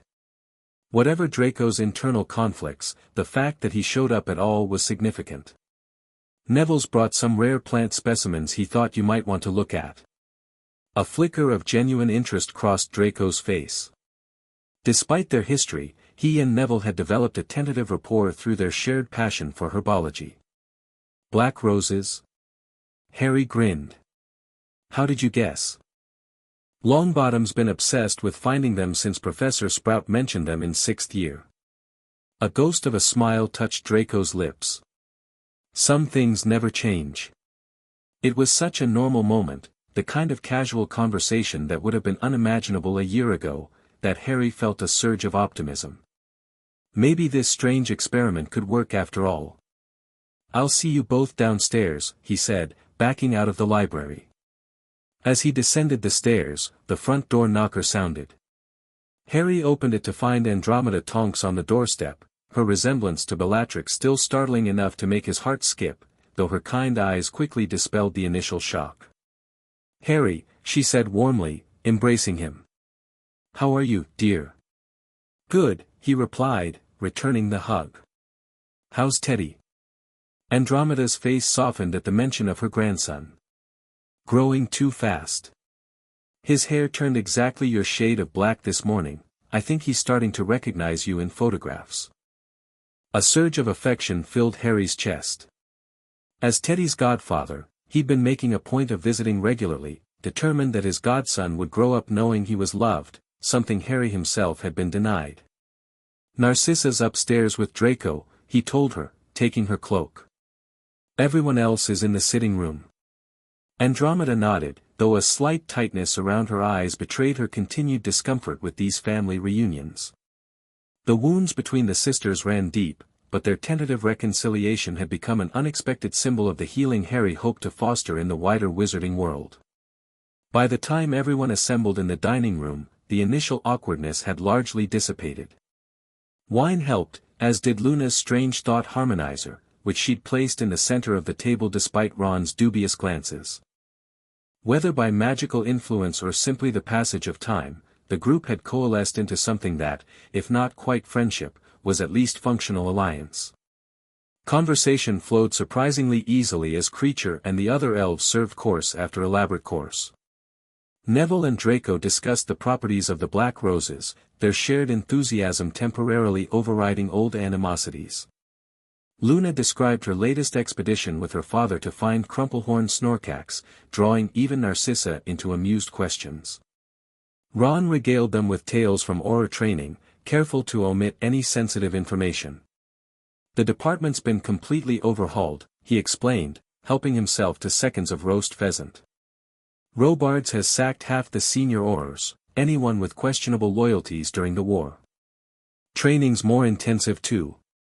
Less paperwork, more practical defense. That matches what I've heard, Narcissa commented. The ministry is purging itself, rather thoroughly, if my sources are accurate. Harry noticed the subtle shift in atmosphere at her words. Even after months of collaboration, Narcissa's network of sources remained a source of discomfort for some around the table. Is that why they're cracking down on independent education? Hermione asked, deftly steering the conversation. Fear of losing control of the narrative? Andromeda nodded thoughtfully. The ministry has always tightly regulated magical education. It's easier to shape society when you control what young witches and wizards learn. Which is precisely why our work here is so important, Narcissa added. She raised her wine glass slightly. To knowledge freely shared. They all drank, though Harry noticed Ron's slight hesitation. Speaking of the ministry, Andromeda said after a moment, have you heard about this new fellow in the Department of Magical Law Enforcement? Caldwell, I believe his name is. Harry frowned. Percival Caldwell. The former Auror. That's him. Apparently, he's formed some sort of committee for magical safety. They're pushing for stricter classifications of dark objects and practices. Narcissa's expression remained neutral, but Harry caught the slight tightening of her fingers around her wine glass. How interesting. And what does Minister Shacklebolt think of this initiative? Kingsley's in a difficult position, Hermione explained. The war left people frightened. They want assurance that dark magic is being controlled. Caldwell's offering simple solutions to complex problems, always appealing to a traumatized population. Simple and wrong, Narcissa murmured. Classifying more magic as dark doesn't make anyone safer. It only drives experimentation underground, away from any kind of ethical oversight. Luna nodded serenely. It's like trying to catch smoke by closing your fist around it. The tighter you squeeze, the more slips through your fingers. Draco, who had been quietly following the conversation, suddenly spoke. Caldwell visited Father in Aszkaban last week. All eyes turned to him. Harry felt a chill run down his spine. You didn't mention that earlier, Narcissa said, her voice carefully controlled. Draco met his mother's gaze steadily. I wasn't sure it was relevant. But given this conversation. He looked around the table. Caldwell wanted information about dark artifacts the Malfoy family might possess. Promised Father consideration in his next parole hearing in exchange. And did Lucius provide such information? Andromeda asked quietly. Draco's expression grew troubled. I don't know. Father was evasive on that point. Harry exchanged a glance with Narcissa, whose face had gone completely impassive, a sure sign she was deeply concerned. We should move forward with the warding upgrades, she said to Harry, dropping all pretense that this was merely a social dinner. If Caldwell is gathering information on dark artifacts, Grimmauld Place will be a natural target for investigation. Neville cleared his throat. I might be able to help with that. Gran's got connections in the Department of Magical Architecture. They could approve structural modifications without specifying the magical nature of the changes. Harry nodded gratefully. That would be brilliant, Neville.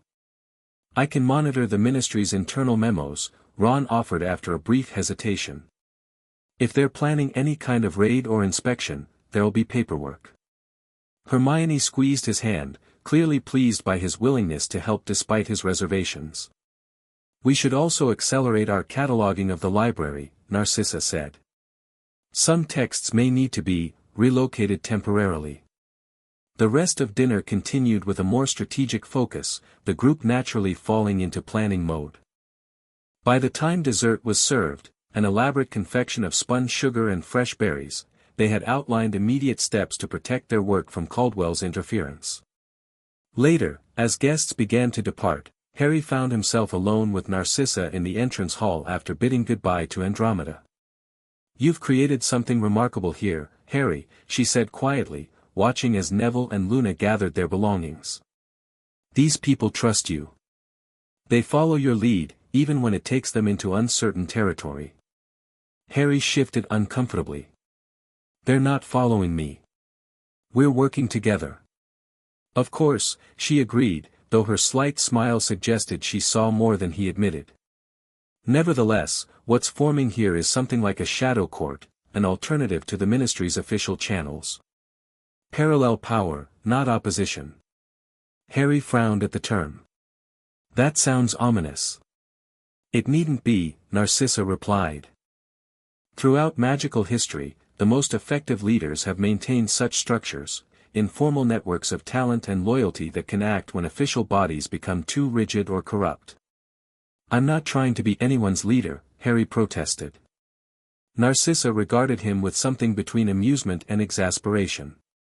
"Whether you're trying or not is irrelevant. It's happening regardless. The question is whether you'll embrace the role and shape it consciously, or allow it to form haphazardly around you." Before Harry could respond, the front door burst open. Ron stood there, his face pale beneath his freckles, his aura communication device glowing red in his hand. "Emergency at the Ministry," he gasped. "Someone's broken into the Department of Mysteries. They're calling in all Aurors, even trainees." Harry was already reaching for his wand. "I'm coming with you." "Harry," Hermione began, appearing behind Ron. "I'm coming," he repeated firmly. "If someone's targeting the Department of Mysteries again, I need to know why." Narcissa stepped forward. "I'll accompany you." Ron looked startled. "No offense, Mrs. Malfoy, but you're not exactly welcome at the Ministry these days."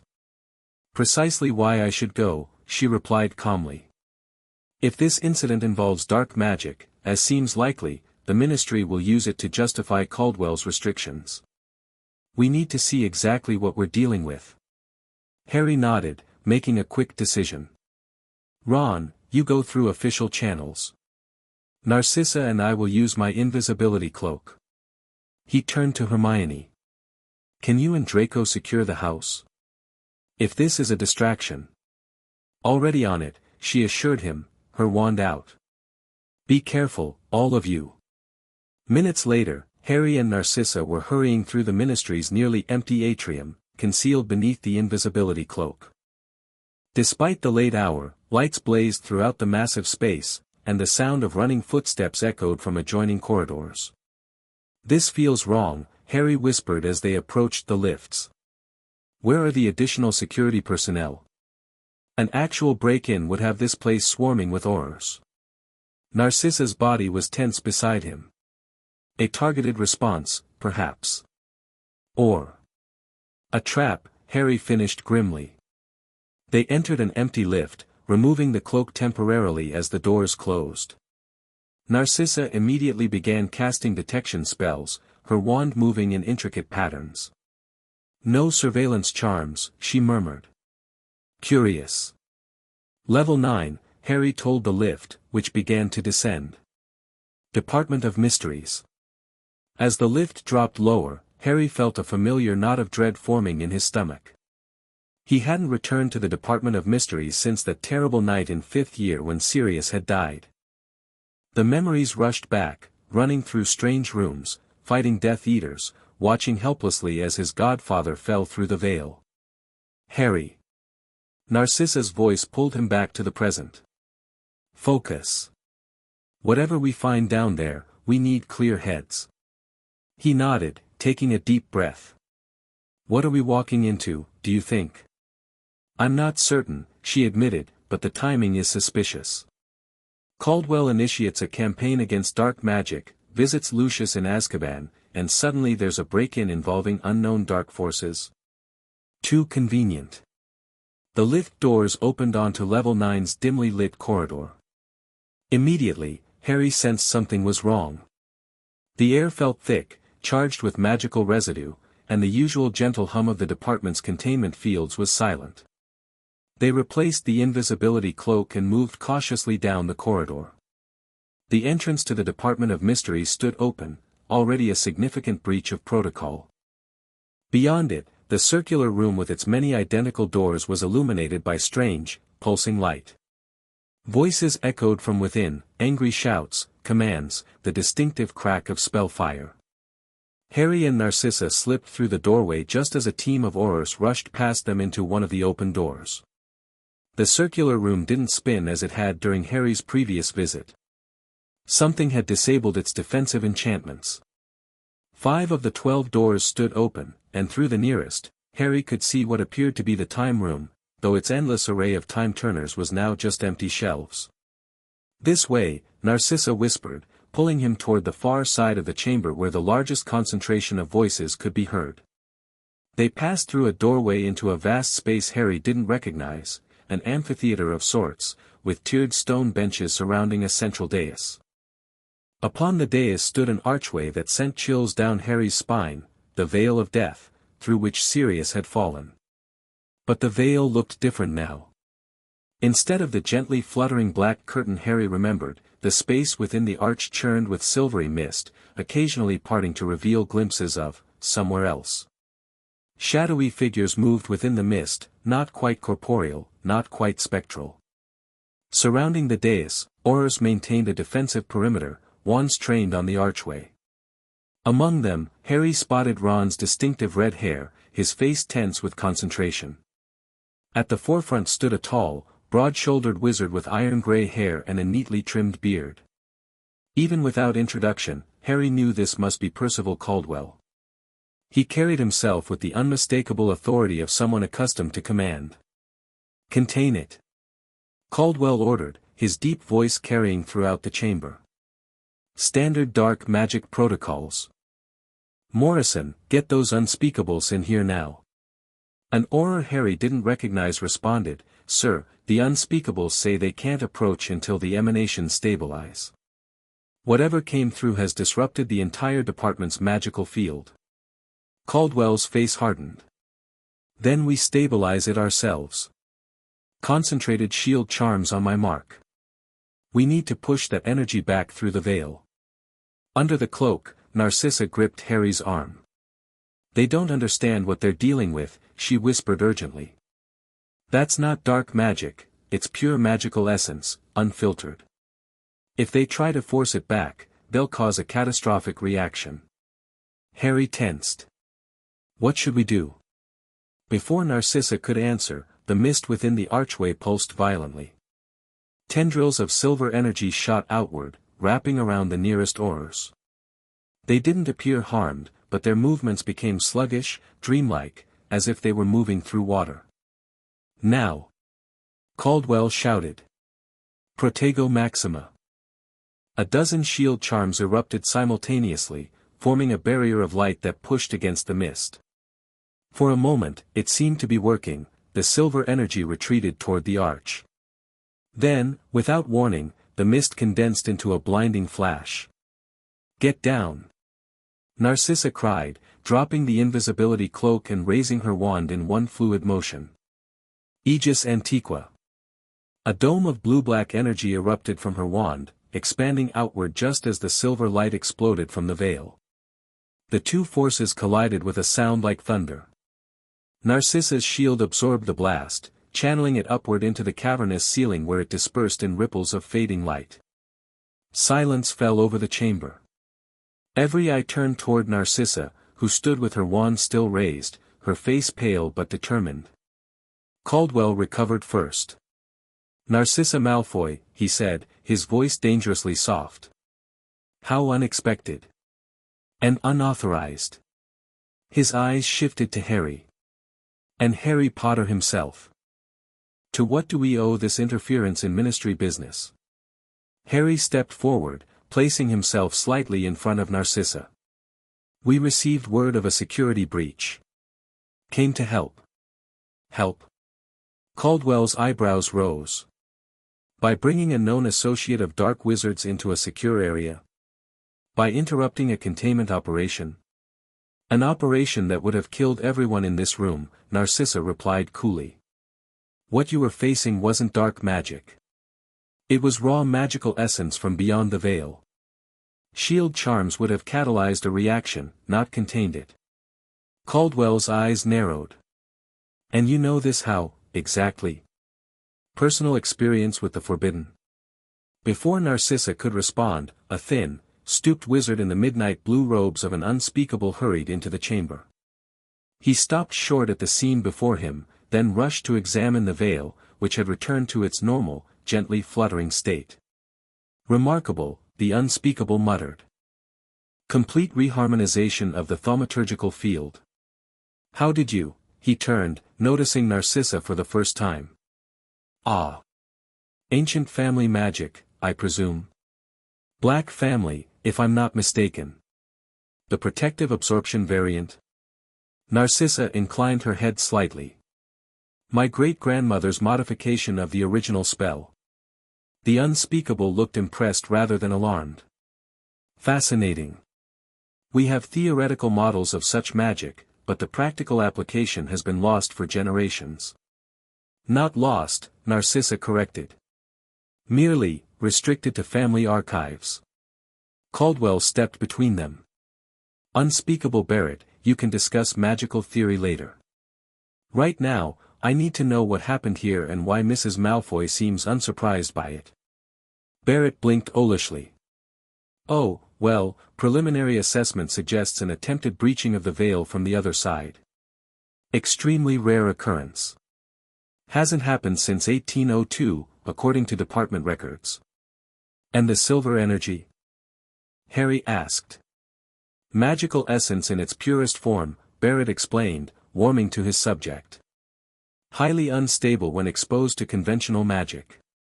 Mrs. Malfoy's intervention was fortuitous. The ancient absorption spell she used doesn't oppose the energy but rather redirects it. Quite elegant, really. Caldwell looked far from pleased by this assessment. Elegant or not, the question remains, what brought Mrs. Malfoy and Mr. Potter here at precisely this moment? Coincidence seems unlikely. We received information about a security breach, Harry repeated firmly. Given my history with the Department of Mysteries, I thought I could help. Information from whom? Caldwell pressed. Ron pushed forward through the gathered aurors. From me, he said, his face flushed but determined. I was called in with the other trainees. I contacted Harry because he has experience with this department that most aurors don't. Caldwell's eyes flicked between Ron and Harry, clearly skeptical. And Mrs. Malfoy's presence? I insisted on accompanying Harry, Narcissa said smoothly. Given the likelihood of dark magic involvement, I thought my specialized knowledge might prove useful. She gestured toward the now calm veil. As indeed it did. Unspeakable Barrett nodded enthusiastically. Most useful. Without that absorption spell, we'd be dealing with a level 5 magical contamination event right now. Quite messy. Weeks of cleanup. Caldwell's jaw tightened, but he was clearly outnumbered in the court of immediate opinion. The aurors around him had lowered their wands, many looking at Narcissa with newfound respect or curiosity. We'll discuss this unauthorized intervention through proper channels, he said finally. For now, Auror Weasley, escort Mr. Potter and Mrs. Malfoy out of the department. He turned back to Barrett. I want a full analysis of this incident on my desk by morning. Every detail. As Ron led them back toward the circular room, Harry caught Narcissa casting a final glance at the veil, her expression troubled. What is it? He asked quietly. Something's not right, she murmured. That kind of breach doesn't happen spontaneously. Something, or someone, was trying to come through. Ron glanced over his shoulder to ensure they weren't overheard. You think it was deliberate? An attack? Not an attack, Narcissa said slowly. A test. Someone was testing the veil's responsiveness to external stimuli. But who? Harry pressed. And why? Narcissa shook her head slightly. I don't know. But I suspect we'll find out soon enough. They reached the lifts in silence, each lost in their own thoughts. As they ascended toward the atrium, Ron cleared his throat awkwardly. That was some spell, he said to Narcissa, clearly struggling to reconcile his lingering distrust with what he'd just witnessed. The blue shield thing. Never seen anything like it. Black family magic, Narcissa replied. Passed down through generations. Designed specifically to absorb and redirect magical energy rather than oppose it directly. Could you? Ron hesitated. Could you teach something like that? To Aurors, I mean. Could be dead useful in the field. Narcissa's eyebrows rose slightly at the unexpected request. The spell itself requires a connection to the Black family magic, but the principles behind it could certainly be adapted to more conventional defensive magic. Ron nodded thoughtfully. Might be worth bringing up with Robards. After tonight, he'll want to know how to handle, whatever that was. The lift doors opened onto the atrium, which was now filled with ministry personnel responding to the emergency. Harry pulled the invisibility cloak from his pocket, ready to cover himself and Narcissa again, but a voice called out before he could. Potter. A word. Kingsley Shacklebolt strode toward them, his purple robes billowing. The minister's normally calm demeanor was strained, his expression grave. Minister, Harry acknowledged, letting the cloak remain hidden in his hand. Kingsley glanced at Narcissa, his expression complex. Mrs. Malfoy. I've just received a rather extraordinary report about your intervention downstairs. News travels fast, she observed. In a crisis, yes. Kingsley turned to Ron. Trainee Weasley, you're needed back in the Department of Mysteries. Robards is taking statements. Ron nodded, gave Harry a meaningful look that clearly said, be careful, and hurried back to the lifts. My office, Kingsley said to Harry and Narcissa. Now. They followed the minister through the atrium, drawing curious and sometimes hostile glances from ministry workers. Kingsley's office was located in a quiet corridor off the main thoroughfare, a space that somehow managed to be both imposing and welcoming, much like the man himself. Once the door closed behind them, Kingsley's formal demeanor relaxed slightly. He gestured for them to sit, then took his own seat behind the massive oak desk.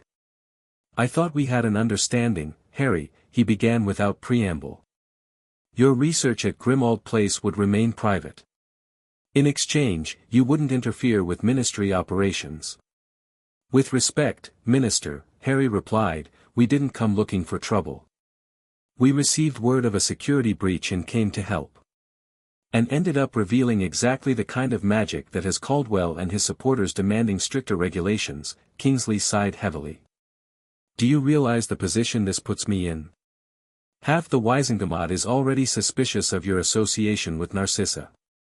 Now she's publicly performed ancient magic that most modern wizards can't even identify, let alone counter. Would you prefer I had allowed the containment operation to fail? Narcissa asked coolly. The resulting magical backlash would have killed everyone in that chamber, including your Aurors. Kingsley fixed her with a steady gaze. I prefer advanced knowledge of potential threats, Mrs. Malfoy. Including the kind of breach you seem unsurprised by.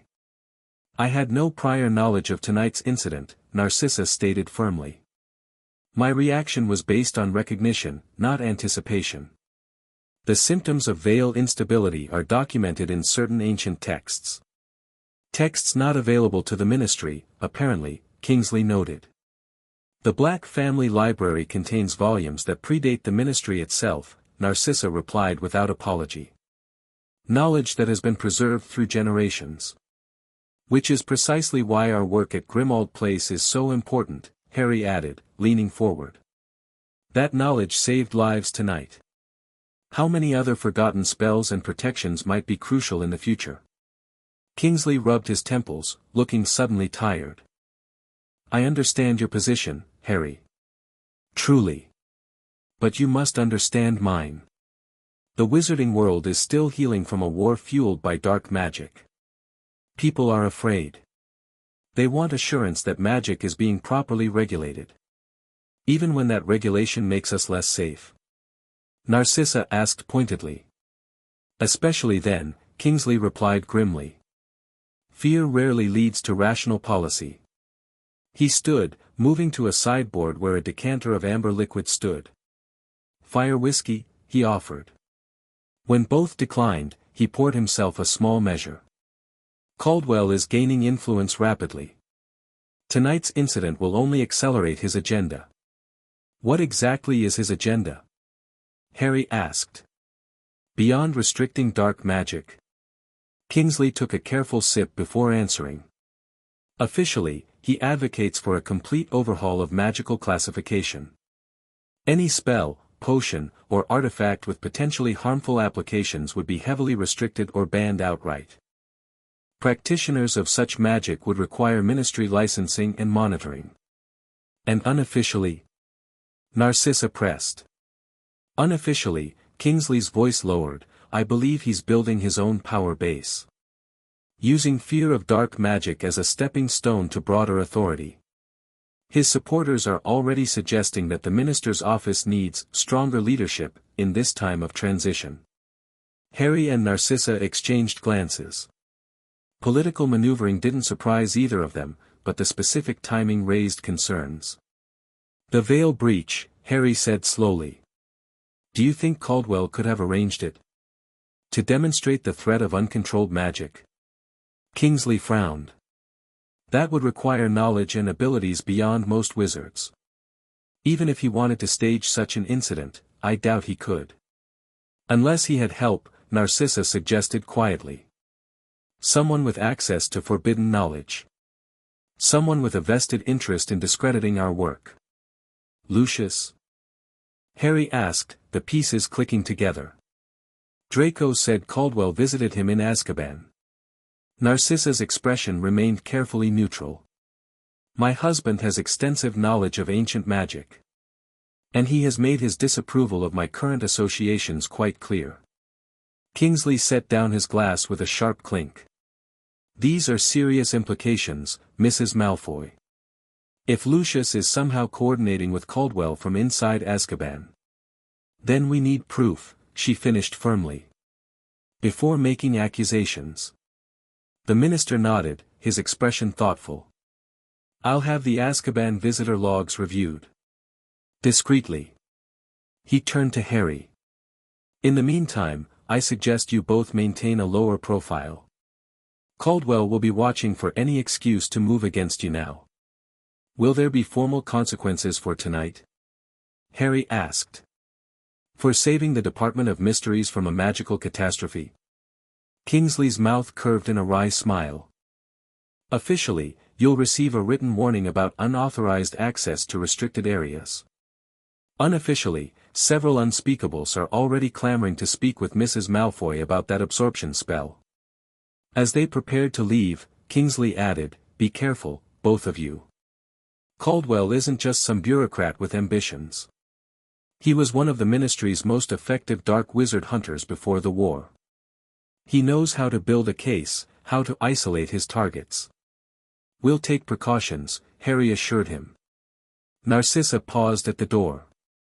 Minister, one last thing. The breach tonight, it may recur. The veil has been disturbed in a fundamental way. I would suggest assigning someone trustworthy to monitor it continuously. Kingsley nodded gravely. I'll see to it personally. Under the invisibility cloak once more, Harry and Narcissa made their way through the now quieter atrium toward the public floor network. Neither spoke until they were safely back in the entrance hall of Grimmauld Place, where Hermione and Draco waited anxiously for their return. What happened? Hermione demanded as soon as they appeared. Ron sent a Patronus saying there was trouble at the Department of Mysteries. Harry quickly explained the night's events while Narcissa removed her cloak and moved to warm herself by the fire. The autumn night had left a chill in the air that seemed to have settled into her bones. Draco's face paled as he listened. The veil, someone tried to come through from the other side. Or something, Harry confirmed grimly. Unspeakable Barrett said it hasn't happened since 1802. Hermione had already summoned a book from the library, flipping through it with practiced efficiency. Here, 1802, unexplained disturbance at the gateway of passing. 12 department witnesses. 3 fatalities from exposure to pure magical essence. It doesn't say much more, just references, containment procedures alpha, being implemented successfully. Containment procedures that have apparently been forgotten, Narcissa observed from her position by the fire. If we hadn't been there. She left the sentence unfinished, but they all understood the implications. Dozens of Aurors and Unspeakables might have died, including Ron. Draco moved to stand near his mother, his face troubled. Do you think Father could be involved? With Caldwell? Narcissa studied her son carefully before answering. Your father is a desperate man, Draco. Desperate men make dangerous allies. But the veil? That's beyond even his knowledge, surely. Perhaps, Narcissa conceded. But there are texts in the Malfoy library that reference the ancient gateways. If Caldwell provided the access and resources. Hermione closed her book with a snap. We need to accelerate our own research. If Caldwell and Lucius are working together to discredit us while advancing their own agenda, we need to be prepared. Harry nodded agreement. And we need better security. Tonight showed how vulnerable we could be if the Ministry turns against us. They spent the next hour outlining immediate steps, strengthening the wards around Grimmauld Place, securing their most sensitive research, establishing emergency protocols. By the time they finished, dawn was breaking, pale light filtering through the curtains. We should get some rest, Hermione suggested, stifling a yawn. Tomorrow will be busy. As the others headed upstairs, Harry remained in the entrance hall with Narcissa, who seemed reluctant to retire. Something else is bothering you, he observed quietly. She gave him a measured look. You're becoming more perceptive. Or you're becoming easier to read.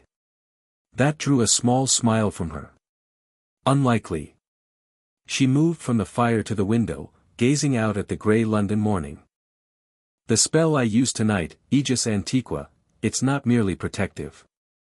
It's receptive. It doesn't just absorb magical energy, it comprehends it. Harry frowned. Meaning? Meaning I felt what came through that veil. Narcissa turned to face him, her expression grave. Not just random magical energy. Consciousness, Harry. Something with purpose, with intent. A chill ran down Harry's spine. What kind of consciousness? I don't know, she admitted. But it recognized me, or rather, it recognized the Black family magic. There was a moment of resonance. As if it had encountered that magic before. Could it have been? I mean, could it have been serious? Harry asked, hating the hope that flared in his chest even as he spoke the words. Narcissa shook her head gently. No, Harry. Not serious. Something older. Something that existed before the veil was constructed to contain it. The implications hung in the air between them, too disturbing to voice directly. If something ancient and powerful was attempting to breach the barrier between worlds, and if Caldwell and Lucius were somehow involved. We need to be ready, Harry said finally. For whatever comes next. Narcissa nodded, her blue eyes resolute. Indeed. Which is why it's time for the next stage of your education. The magic I've taught you so far has been cautious. Controlled. And now? Now we move beyond caution, she said simply. The shadows are deepening, Harry. If we're to face what's coming, you'll need every advantage. She held out her hand, and after only the briefest hesitation, Harry took it. Whatever lay ahead, they would face it together, the unlikely alliance of the boy who lived and the woman the wizarding world was increasingly calling the Dark Queen. The Daily Prophet's headline was predictably sensationalistic: Dark Queen Unleashed, Narcissa Malfoy performs forbidden magic at Ministry. Potter present during mysterious Department of Mysteries incident. Harry tossed the newspaper aside with a snort of disgust. The accompanying photograph showed Narcissa casting her protection spell, her face composed even as blue-black magic flowed from her wand. Beside it, a smaller image showed Harry leading her from the Ministry, his expression grim. "At least they got your good side," Ron joked weakly, picking up the discarded paper. They were sitting in the kitchen of Grimmauld Place, waiting for the others to arrive for an emergency meeting. "The article's actually not as bad as it could be," Hermione noted, reading over Ron's shoulder. "They acknowledged that whatever spell Narcissa used saved lives. And look, an unspeakable is quoted saying the Ministry should reconsider its stance on ancient family magic in light of its evident practical applications." "Buried on page 4, I'm sure," Harry grumbled. "Page 3, actually," said a cool voice from the doorway. Narcissa entered, looking surprisingly unruffled for someone whose face was plastered across the wizarding world's most widely read newspaper. "And they spelled my name correctly, which is more than they managed for Lucius during most of his Ministry career." Despite himself, Harry smiled. Narcissa's ability to maintain composure, even humor, in the face of public scrutiny was something he'd come to admire over the past months. "Any fallout from the Ministry?" he asked as she took a seat at the table. "Several owls," she confirmed. "Two from the Department of Mysteries requesting consultations on ancient protective magic. One from Gringotts, apparently, they're interested in the absorption properties of the spell for their high-security vaults. And one from Caldwell himself. That caught everyone's attention." "What does he want?" Hermione asked, frowning. "A private meeting," Narcissa replied. "To discuss, and I quote, mutual areas of concern regarding magical security." Ron snorted. "Sounds like a trap." "Undoubtedly," Narcissa agreed. "Though perhaps one worth walking into, under controlled circumstances." Before they could discuss further, the fireplace flared green, and Neville stepped through, followed shortly by Luna, Andromeda, and finally Draco, who had spent the night at his old room in Malfoy Manor, maintaining appearances. "Everyone's talking about what happened at the Ministry," Neville said without preamble. "Gran says the Wizengamot is split, half think you're heroes for preventing a disaster, half think you're dangerous for knowing magic the Ministry doesn't control. And the other half are worried about Raxpert infestations in the Veil Chamber," Luna added serenely, apparently unconcerned with her mathematical impossibility. "They're attracted to dimensional instabilities, you know." As everyone settled around the table, Harry called the meeting to order. "We need to decide how to respond to last night's events. Kingsley warned us that Caldwell would use this as ammunition against us, but there might also be opportunities." "The article wasn't entirely negative," Hermione pointed out. "There's genuine interest in the kind of magic Narcissa demonstrated." "Interest mixed with fear," Andromeda cautioned. "A dangerous combination in wizarding politics." Draco, who had been unusually quiet, finally spoke. "I've been thinking about Father's possible involvement." All eyes turned to him. "If he is working with Caldwell, it won't be out of ideological alignment. Father never cared about restricting dark magic, quite the opposite. There must be something specific Caldwell offered him. His freedom, perhaps," Narcissa suggested. Draco shook his head. "More than that. Father wouldn't risk another failure unless the potential reward was substantial." He hesitated, then added reluctantly, "I think it might be about you, Mother. About reclaiming you." Narcissa's expression remained composed, but Harry noticed her fingers tighten slightly around her teacup. "Lucius has always been possessive," she acknowledged. "My alliance with Harry represents more than political realignment in his eyes. It's personal betrayal." "So what's our next move?" Ron asked, bringing them back to practical matters. Harry considered for a moment. We need more information about what actually happened at the Vale. Narcissa sensed something coming through, something conscious, with purpose. We need to know what it was and whether Caldwell and Lucius intentionally facilitated it. I might have a way to access the Department of Mystery's internal reports, Hermione offered hesitantly. One of the Unspeakables owes me a favor for some translation work I did on an ancient runic text. Good, Harry nodded. Ron, can you keep your ears open in aura training? See how Caldwell is spinning this to the rank and file. Already on it, Ron confirmed. Robard seems skeptical of Caldwell's version of events, which is something. Harry turned to Neville and Luna.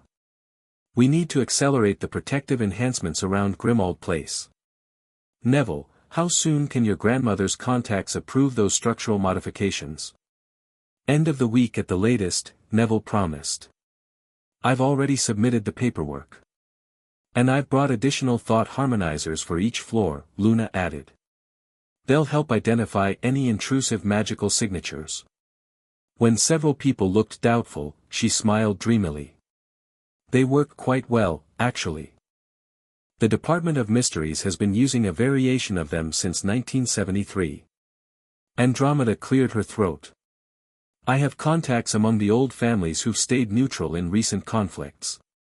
Many of them are concerned about Caldwell's push to classify family grimoires as dark artifacts. They might be willing to stand with us publicly if it comes to that. And I'll meet with Caldwell, Narcissa decided. In a public place, with appropriate precautions. Whatever his game, we need to understand it. Draco looked alarmed. Mother, that's too dangerous. If he's working with Father, then I need to know exactly what they're planning, she interrupted firmly. Besides, he'll expect me to refuse. My acceptance might unsettle him enough to reveal something useful. Harry didn't like it, but he recognized the strategic value. Not alone, he insisted. I'll go with you. Narcissa considered, then nodded. Very well. A united front might serve us better anyway. The meeting continued, with assignments distributed and contingencies planned. By the time they finished, a clear strategy had emerged: gather intelligence, strengthen defenses, and prepare for public engagement while continuing their research into the Vale incident. As the others dispersed to their various tasks, Harry remained at the table with Narcissa, studying a rough sketch Hermione had drawn of the Department of Mystery's layout. You mentioned the next stage of my education, he said quietly. What exactly did you have in mind? Narcissa glanced around to ensure they were truly alone before responding. Soul magic, Harry. Not dark magic as it's commonly understood, but something more fundamental, the magic that connects consciousness to physical form. Harry frowned. Sounds like Horcruxes. Horcruxes are a perverted application of soul magic, Narcissa corrected. A destructive fragmentation of what should remain whole.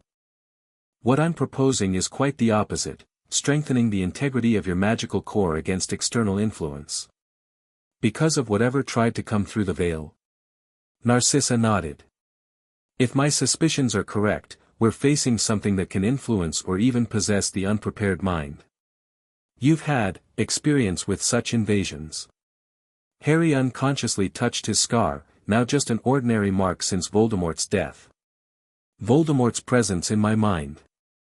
Precisely. The techniques I want to teach you would create barriers against such intrusions, more effective than occlumency because they operate at a deeper level. Why didn't Dumbledore teach me this instead of occlumency? Harry asked, a familiar twinge of frustration resurfacing at the memory of those failed lessons. Because it's classified as dark magic by the Ministry, Narcissa replied simply. Soul manipulation of any kind has been heavily restricted since the Global Magical Accord of 1703. Even protective applications. Especially those, she said with a hint of bitterness. Power that can't be regulated is power the Ministry fears. Individual magical autonomy threatens centralized control. Harry considered this. Throughout his life, he'd accepted the classification of dark magic without much question. Dumbledore, the Order, his friends, all had operated within that framework. But the past months with Narcissa had forced him to reconsider many of his assumptions. "When do we start?" he asked finally. "Tonight," Narcissa said, rising from the table. "After my meeting with Caldwell. The new moon is optimal for foundational soul work." As she left to prepare for her encounter with Caldwell, Harry remained at the table, contemplating how much his life had changed in just 3 months. From the battlefield of Hogwarts to this strange new alliance, from student of conventional magic to apprentice in arts the Ministry classified as forbidden. And yet, it felt right. Not simple, not comfortable, but necessary. If something ancient and powerful was attempting to breach the barrier between worlds, conventional defenses might not be enough. And if Caldwell and his supporters had their way, even the knowledge of those defenses might be lost forever. The Boy Who Lived and the Dark Queen. The newspapers meant it as scandal and sensationalism. But perhaps, Harry thought, it was exactly what the wizarding world needed, whether they knew it or not. The leaky cauldron fell silent when Harry and Narcissa entered. Conversation stopped mid-sentence, glasses paused halfway to lips, and every eye in the busy pub turned toward the unlikely pair. Narcissa, dressed in elegant deep blue robes that managed to be both conservative and striking, ignored the stares with practiced indifference. Harry, in simpler black robes, found it harder to disregard the attention but followed her lead as they made their way to a private booth in the rear corner. "Not the most discreet location," he muttered as they sat down. "That's precisely the point," Narcissa replied quietly. "Caldwell wants secrecy. We're giving him public scrutiny." Tom the barkeeper approached cautiously. "Mr. Potter, Mrs. Malfoy," he acknowledged with a nod that was neither friendly nor hostile. "What can I bring you?" "Tea for me, Tom," Harry said. "And, the same," Narcissa interjected smoothly. "With a splash of fire whiskey, if you please. For the chill." As Tom shuffled away, the pub's ambient noise gradually resumed, though Harry noticed several patrons still watching them surreptitiously. "Word will reach Caldwell that we've arrived together," Narcissa observed. "It establishes that this isn't a clandestine meeting, that we have nothing to hide." Harry nodded, appreciating her strategic thinking. "How much should we reveal about what we know?" "Very little," Narcissa advised. "Let him talk. People like Caldwell often reveal more than they intend when trying to impress or intimidate." The door to the pub swung open, and Percival Caldwell entered, his imposing figure drawing attention even without the notoriety of his companions. He was flanked by 2 Aurors Harry recognized as senior officers, Williamson and Proudfoot, both known for their hardline stance on dark magic enforcement. Caldwell spotted them immediately, his expression darkening briefly before smoothing into professional neutrality. He said something to his companions, who took a table near the door while Caldwell approached Harry and Narcissa. "Mr. Potter. Mrs. Malfoy." His deep voice carried just enough to be heard by nearby tables. "I requested a private meeting." "The leaky cauldron is private enough for our purposes," Narcissa replied pleasantly. "Won't you join us?" Caldwell's jaw tightened, but he slid into the booth across from them. "I see you're determined to make this a public affair." "Transparency seems appropriate, given recent events," Harry said. "The prophets already run their story. No point in fueling more speculation with secretive meetings." Tom arrived with their tea, eyeing Caldwell warily. "Anything for you, sir?" "Nothing." Caldwell waited until the barkeeper had retreated before continuing. "Let's dispense with pretense. You know why I wanted to meet." "Enlighten us," Narcissa suggested, adding a precise amount of fire whiskey to her tea. Caldwell leaned forward, lowering his voice. "The incident at the Department of Mysteries was merely the beginning. Something is coming, something that will require a unified response from the magical community." "Something?" Harry pressed. "Or someone?" A flicker of surprise crossed Caldwell's face before he masked it. "You felt it too, then?" "Through the veil." Narcissa sipped her tea, revealing nothing. What exactly do you believe is happening, Mr. Caldwell? A breach in the fundamental barriers between our world and, elsewhere. He glanced around, then continued more quietly. The ancient texts call it the primordial return, when those who were first banished beyond the veil seek re-entry to our realm. Despite herself, Narcissa's composure slipped slightly. You've read the Black Compendium. Caldwell's expression confirmed it. Among other sources. The Department of Mysteries has been monitoring increased activity at all known veil sites for months. What happened 2 nights ago was the most significant manifestation yet. Harry exchanged a quick glance with Narcissa. If Caldwell was being truthful, this went far beyond political maneuvering. And what do you propose? Harry asked carefully. Alliance, Caldwell stated flatly. Despite our philosophical differences regarding magical classification, we share a common interest in preventing catastrophic breach events. How convenient, Narcissa observed, her tone cooling.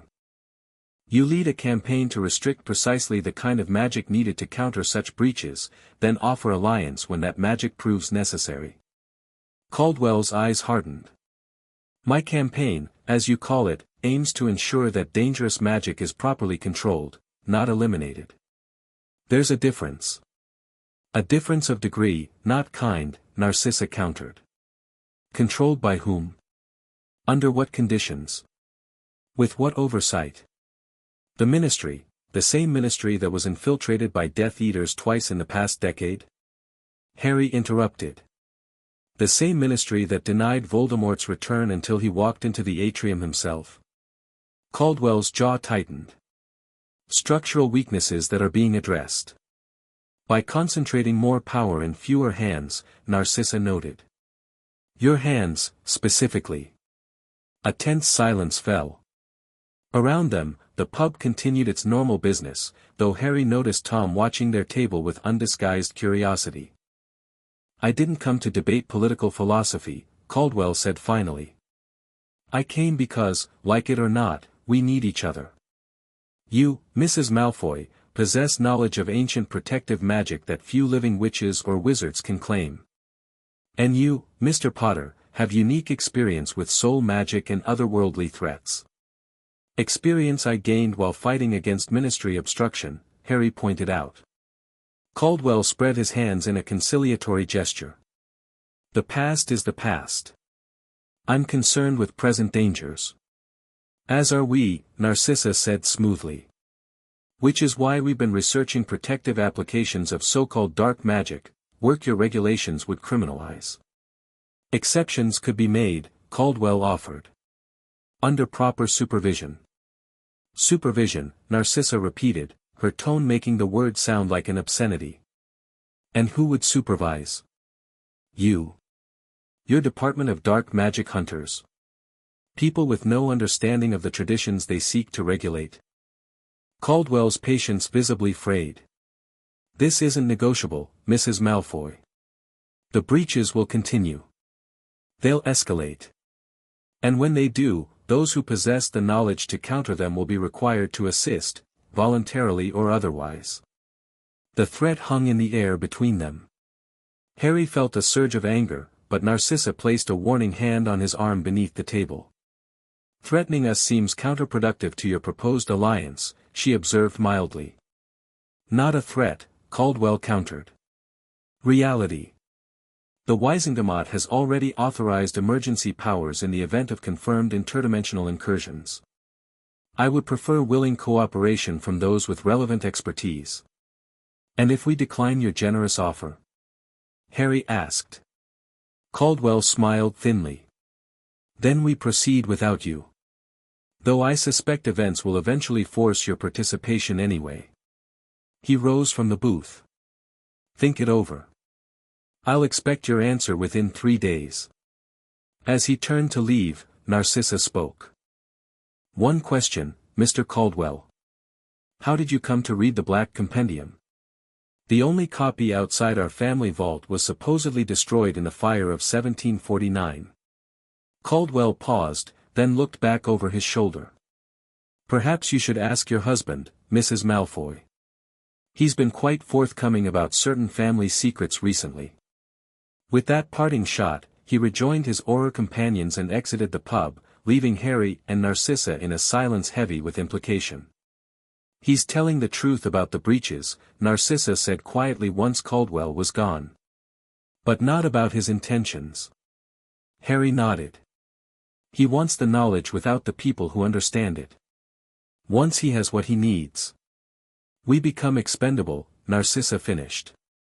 Or worse, examples of the danger he's been warning against. And Lucius is helping him. Harry watched Narcissa's face carefully. How would he have access to your family's texts from Aszkaban? Narcissa's expression revealed nothing, but her voice carried a hint of strain.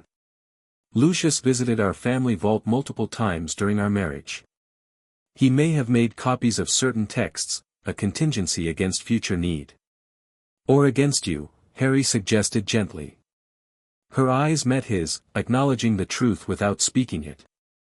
Lucius had prepared for the possibility of Narcissa turning against him, arming himself with her family's secrets as leverage. We need to accelerate our plans, Narcissa said, rising from the booth. If the breaches are real and escalating, we have less time than I thought. They paid for their tea and exited into Diagon Alley, both lost in thought.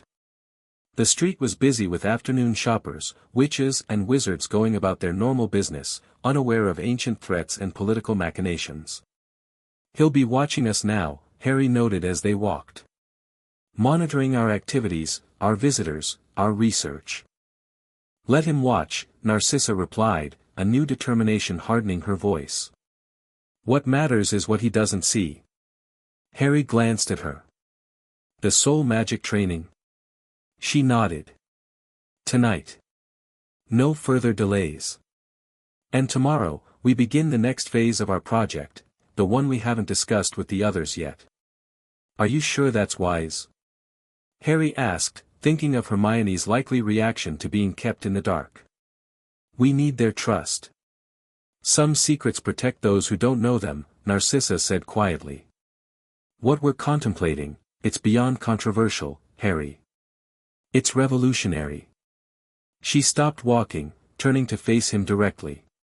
Around them, shoppers moved past, some staring openly at the unusual pair. Before we proceed, Narcissa said, her voice barely above a whisper, I need your absolute commitment. Once we begin, there's no turning back. The magic we'll invoke can't be undone. Harry studied her face, the aristocratic features, the calculating blue eyes that had seen so much darkness yet retained the capacity for evolution. He thought of Dumbledore, of Sirius, of his parents, of all those who had guided and protected him, yet also limited him with their own fears and beliefs. I'm in, he said simply. Whatever it takes. Something like relief flickered across Narcissa's face. Then let's continue this discussion at home, behind proper wards. As they made their way to the leaky cauldron's flue, Harry felt the weight of watchful eyes, not just curious shoppers, but others.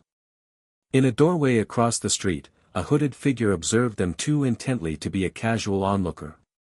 Near Gringotts, a witch with an enchanted quill was taking notes while pretending to review a shopping list. The pieces were moving on the board. Caldwell was mobilizing his resources, and Lucius was playing his own game from within Azkaban's walls. Meanwhile, something ancient stirred beyond the veil, seeking entry to a world that had forgotten its existence. And in the midst of it all, an unlikely alliance between the boy who lived and the woman now openly called the Dark Queen, an alliance about to evolve into something neither the Ministry nor their enemies could possibly anticipate. Night had fallen by the time they completed preparations in the cellar of Grimmauld Place. The space had been transformed from a dank storage area into a ritual chamber, its stone walls inscribed with protective runes that glowed faintly in the darkness. 7 black candles formed a perfect circle, their flames burning an unnatural blue. In the center of the circle, Harry sat cross-legged on a cushion, dressed in simple black robes. Narcissa moved around him, checking the placement of various components, a silver bowl of clear water, small piles of herbs and minerals at cardinal points, a thin dagger of goblin silver. "The others will be occupied for hours," she said, completing her inspection. "Hermione and Draco are cataloging the library under unbreakable security charms. Ron and Neville are installing Luna's detection devices throughout the house. Andromeda has taken Creature to help with Teddy." "You've thought of everything," Harry observed, trying to keep his voice steady despite the nervous energy coursing through him. Narcissa paused, giving him an appraising look. "Second thoughts?" "No," he said firmly. "Just, respect for what we're attempting." She nodded approval. "Good. Fear would interfere with the process, but so would recklessness. A balanced mind is essential." She knelt across from him, just outside the circle of candles.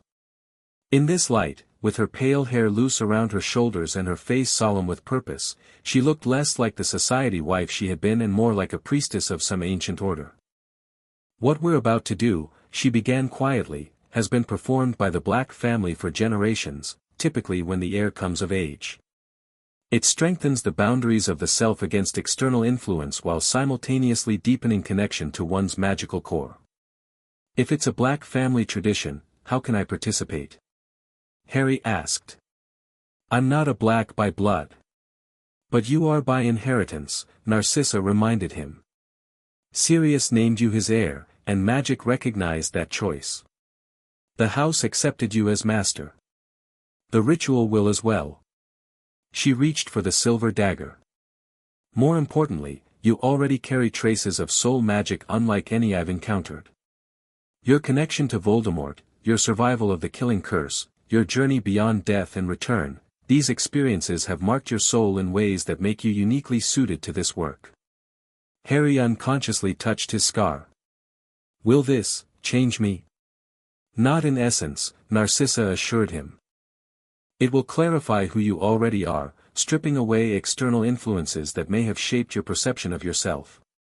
Some find the experience disorienting initially. A few find it revelatory."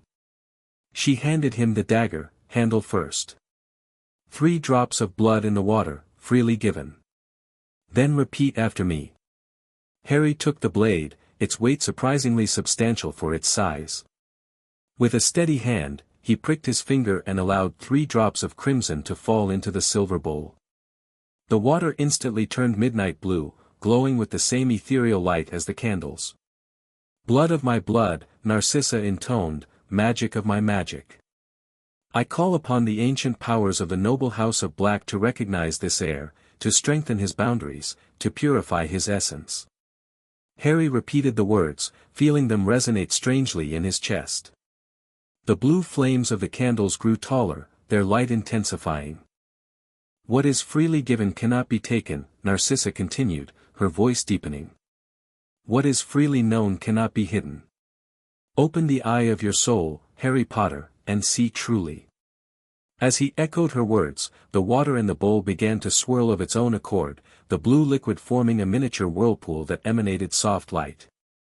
"Now," Narcissa instructed, "look into the water and don't fight what comes." Harry leaned forward, gazing into the swirling depths. For several seconds, he saw nothing but moving liquid. Then, gradually, images began to form, not reflected on the surface, but somehow projected directly into his mind. He saw himself as an infant, cradled in his mother's arms. Lily Potter's face, so familiar from photographs yet somehow more vital, more present than any image could capture.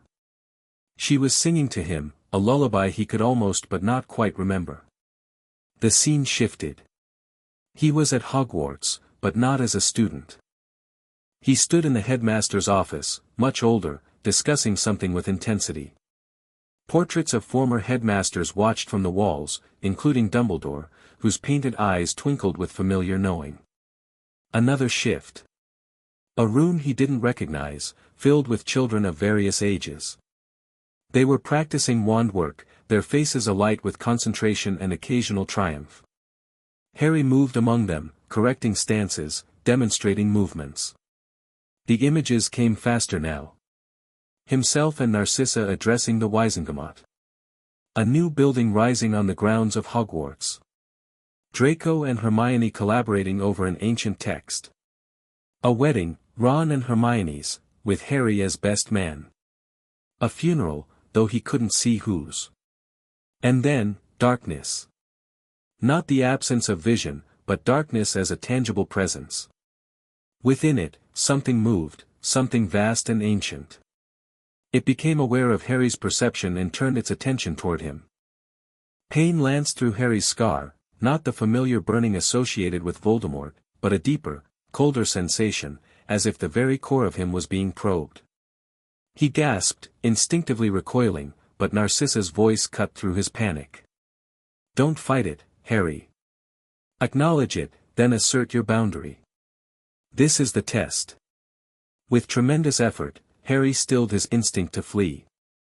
He faced the presence in the darkness. "I see you," he thought clearly. "But you have no claim on me. No right to my essence." The presence seemed to pause, considering. Then it pushed harder, seeking entry through the pathways of his mind. Drawing on every ounce of will, Harry envisioned a barrier around his consciousness, not a wall to be battered down, but a permeable membrane that could flex and bend while maintaining its integrity. The barrier glowed with a light that came from within him, defining the boundaries of self without isolation. "This far and no further," he projected. "I acknowledge your existence, but I am sovereign in myself." For a moment that seemed to stretch into eternity, the presence tested his boundary, searching for weaknesses.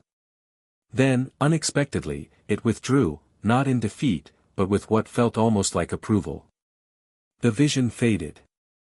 Harry found himself staring at clear water in the silver bowl, the blue glow completely gone. The candles had burned halfway down, their flames now a normal yellow-orange. He looked up to find Narcissa watching him intently, her face pale but composed. "What did you see?" she asked quietly. Harry described the visions, from his mother's embrace to the dark presence. As he spoke, Narcissa's expression shifted from clinical interest to growing concern. "It recognized you," she said when he finished. "The entity beyond the veil, it recognized you specifically." "How is that possible?" Harry asked, suddenly aware of how drained he felt. "I've never encountered anything like that before." Narcissa was silent for a long moment, clearly weighing her words. "There are theories," she finally said, "ancient beliefs about the nature of magic itself. Some texts suggest that what we call magic is actually a relationship with entities that exist beyond our dimensional perception. Like gods." Harry frowned. "Not gods as religions conceive them," Narcissa clarified. "More like primordial intelligences that respond to certain patterns of thought and ritual. The earliest magical families supposedly formed covenants with these entities, symbiotic relationships that granted power in exchange for certain observances." Harry's mind raced, connecting this new information with things he'd experienced. "When I faced Voldemort in the forest, when I went to that place that looked like King's Cross, could that have been an interface?" Narcissa nodded. "A boundary space where such entities can communicate more directly with human consciousness." "And now something wants to cross over completely," Harry concluded grimly. "Not just communicate, but manifest physically in our world." "So it would seem." Narcissa began extinguishing the candles methodically. "The ritual was successful, Harry. You established your boundary and held it. That's rare for a first attempt, most require multiple sessions before achieving that level of clarity." "I had practice," Harry said wryly. "Keeping Voldemort out of my head for years." Narcissa smiled faintly. "Indeed. Though this is different. Occlumency creates walls. Soul magic defines membranes, boundaries that can interact and exchange while maintaining integrity." She rose gracefully, offering him a hand. "How do you feel?" Harry stood, surprised to find his legs steady despite the intensity of the experience. "Different," he admitted. "More present. It's hard to describe. The effects will continue to unfold over the next few days," Narcissa explained. You'll notice increased sensitivity to magical energies, greater clarity of thought, possibly some emotional fluctuations as your system integrates the experience. She began gathering the ritual components, placing them carefully in a wooden box inlaid with silver. We should return upstairs before the others wonder where we've been. As they ascended the narrow stairs from the cellar, Harry couldn't shake the feeling that something fundamental had changed, not just in him, but in the nature of their work together. What had begun as an unlikely alliance of convenience had evolved into something deeper, a shared purpose in the face of a threat few could comprehend. The kitchen was empty when they emerged, though signs of recent activity, dirty teacups, open books, scattered notes, suggested the others had been working there not long ago. From somewhere above came the sound of voices, Ron and Neville, from the sound of it, discussing the placement of Luna's devices. "We should eat something," Narcissa suggested, moving to the pantry. Ritual work depletes magical energy. Food helps restore balance. As she prepared a simple meal of bread, cheese, and cold meats, Harry leaned against the counter, watching her with new awareness. The ritual had enhanced his perception of magical energies, and Narcissa fairly glowed with controlled power, a luminous blue aura that shifted and flowed with her movements. "I can see your magic," he said quietly.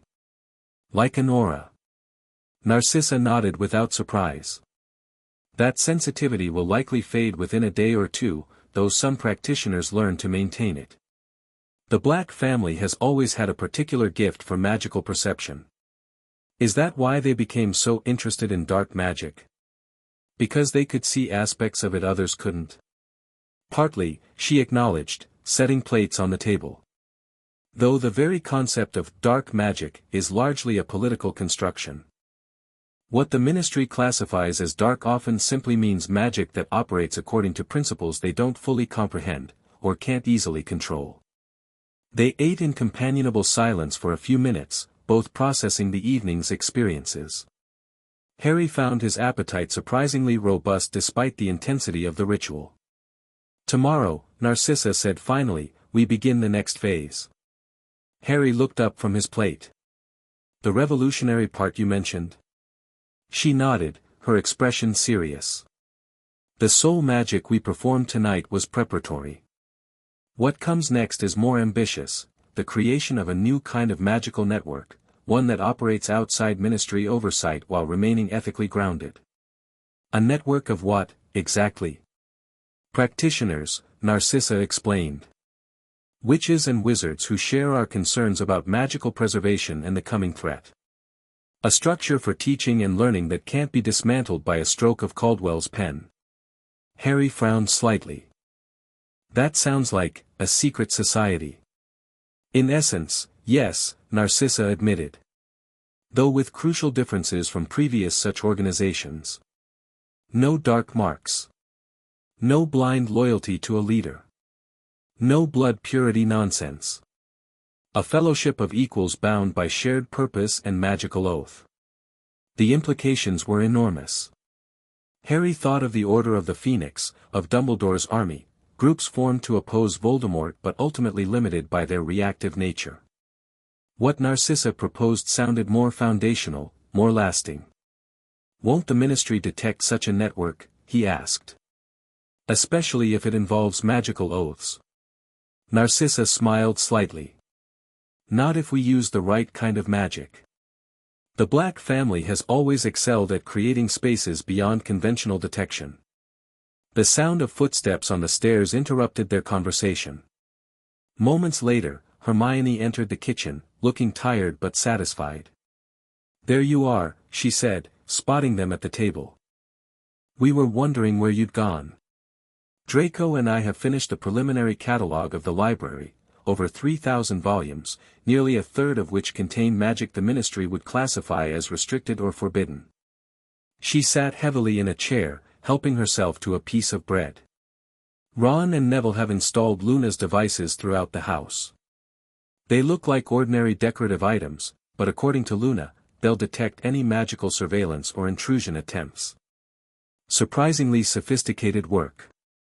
Luna has always had talents that defy conventional categorization," Narcissa observed. Hermione nodded agreement. So, how did your meeting with Caldwell go? Draco told me you went to the Leaky Cauldron. Harry and Narcissa exchanged a brief glance before Harry summarized the encounter, including Caldwell's warnings about the breaches and his oblique threats. He's definitely working with Lucius, he concluded. He as much as admitted it. Hermione's brow furrowed with concern. And these breaches, you believe they're genuine? Not some manufactured crisis to justify his power grab? Unfortunately, yes, Narcissa confirmed. The incident at the Department of Mysteries was real. Something is attempting to cross between dimensions. But what? Hermione pressed. And why now? Narcissa hesitated, clearly weighing how much to reveal about the ritual they'd just performed. There are ancient texts that speak of cycles, periods when the boundaries between worlds naturally thin. The last such cycle reportedly ended in 1327 with the sealing of the final known Veil archway. Which means we're due for another weakening, Hermione concluded, her quick mind making the connections. And if Caldwell and Lucius are somehow accelerating or exploiting this natural phenomenon, they may get more than they bargained for, Narcissa finished grimly. Hermione studied them both carefully, her perceptive gaze lingering on Harry. There's something you're not telling me, she said finally. Something you've done tonight. Harry shifted uncomfortably. Hermione had always been able to read him too well. Soul magic, Narcissa stated simply, making the decision for them. A protective ritual from the Black family tradition. Harry needed the protection, given what we're facing. Hermione's eyes widened. Soul magic. That's... She hesitated, visibly reframing whatever she'd been about to say.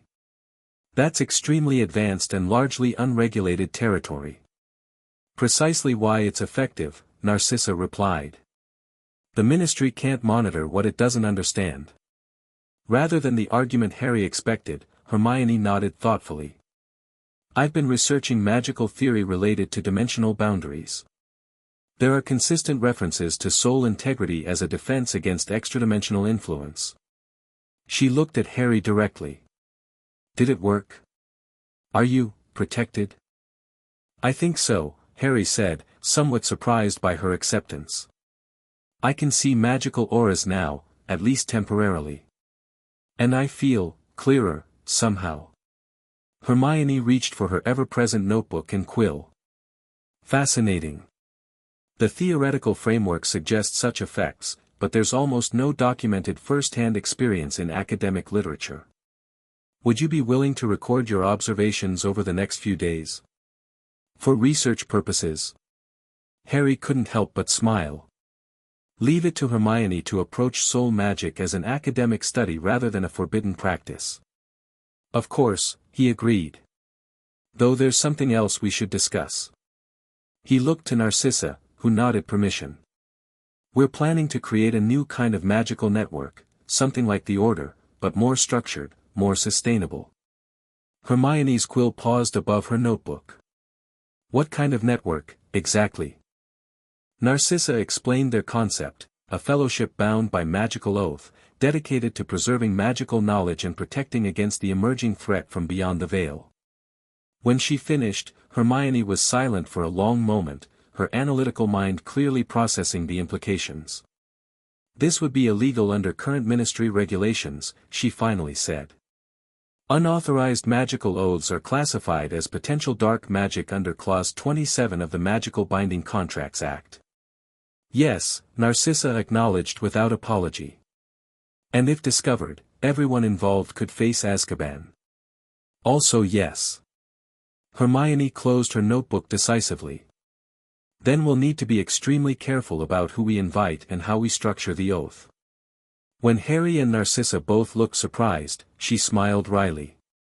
Did you really think I'd object on legal grounds? After everything we've been through? Some principles transcend Ministry regulations, Harry. You taught me that.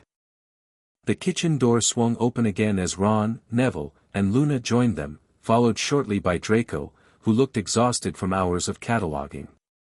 Devices are all in place, Ron announced, dropping into a chair. Though I still don't understand how a crystal hanging from a dream catcher is supposed to detect magical surveillance. It's the intention matrix embedded in the crystal structure, Luna explained serenely. Quite simple, really. Surveillance magic carries the observer's intention, which disrupts the crystal's harmonic frequency. Ron looked to Hermione for translation, but she merely shrugged. Don't look at me. Luna's work operates on principles even magical theory hasn't fully codified yet. As the others settled around the table, helping themselves to food, Harry felt a surge of pride and determination. These people, friends, former enemies, unlikely allies, had come together despite their differences, united by a shared commitment to something larger than themselves. We should tell them, he said quietly to Narcissa. About the network. If we're going to do this, we need their input from the beginning. She studied him for a moment, then nodded. You're right. A foundation built on trust will be stronger than one built on secrecy. Harry cleared his throat, drawing everyone's attention. We have something important to discuss with all of you. Something that goes beyond our current research and protection efforts. The kitchen fell silent as he outlined their plans for the new magical fellowship.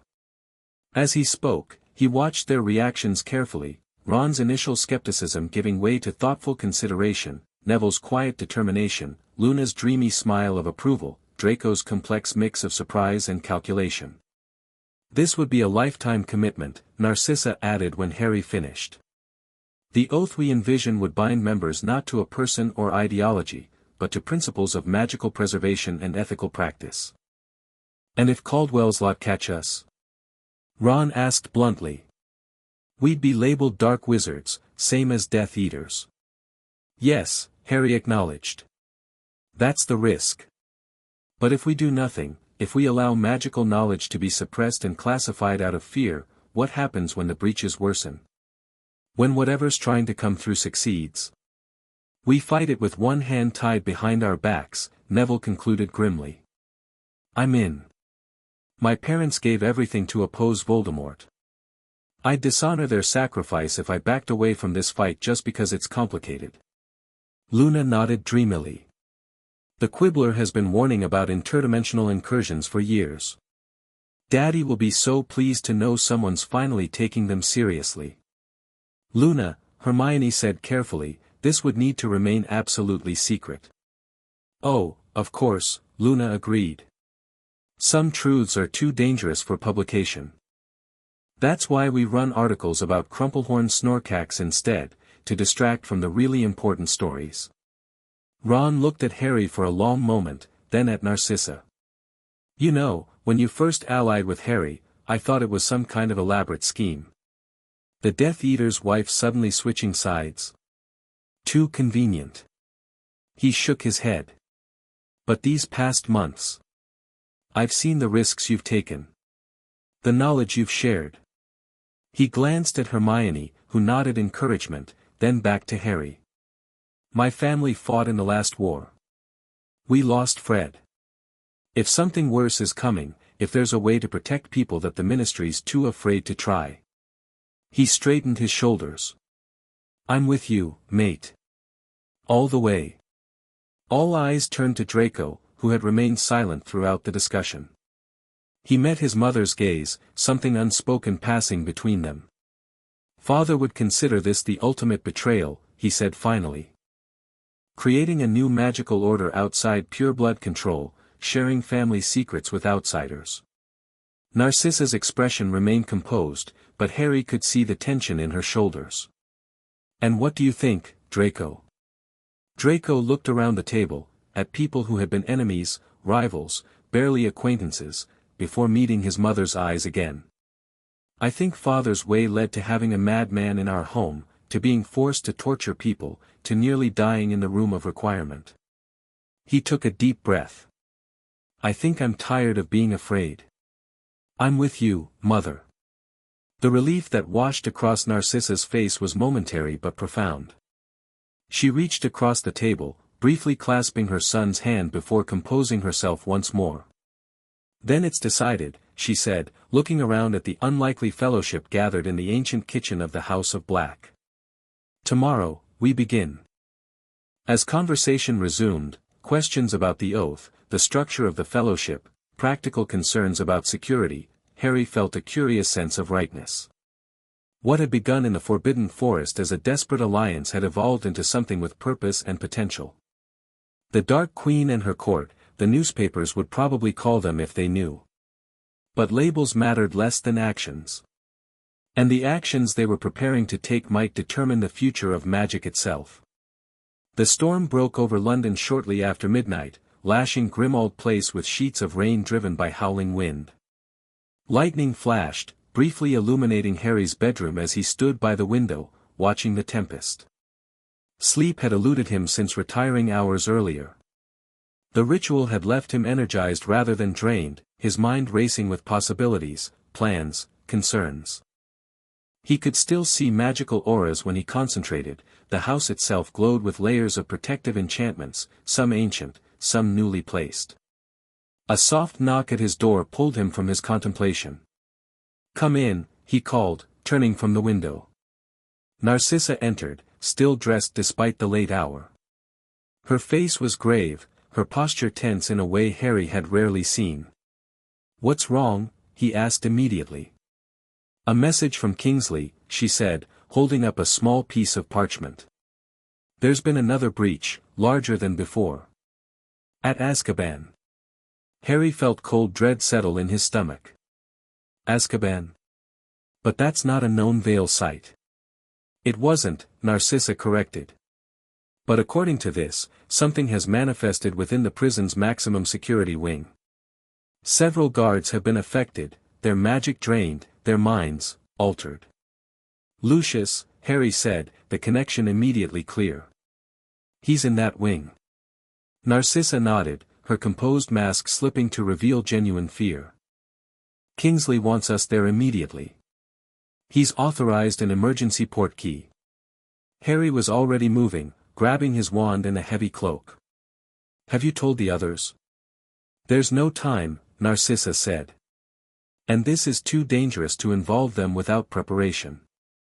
The portkey activates in 3 minutes." As they hurried downstairs, Harry's mind raced through possibilities. If Lucius had somehow facilitated a breach at Aszkaban, if he was working with Caldwell to exploit the weakening dimensional boundaries. Could Lucius have created a new Vale archway, he asked as they reached the entrance hall. "Not created, no," Narcissa replied, producing a tarnished silver spoon, the portkey. "But Aszkaban was built on the ruins of a much older structure. There are theories that the original foundation contained sealed gateways to elsewhere. The Dementors were supposedly bound to guard those gateways, not just the prisoners. And now the Dementors are gone," Harry realized grimly. The creatures had abandoned Aszkaban after Voldemort's defeat, leaving the prison guarded by human Aurors instead. Lightning flashed again as they stepped onto the front step, the wards recognizing them and parting to allow their exit. Rain immediately soaked them, but neither noticed as Narcissa held out the spoon. "Ready?" she asked, her eyes meeting his. Harry nodded, placing his finger on the tarnished silver.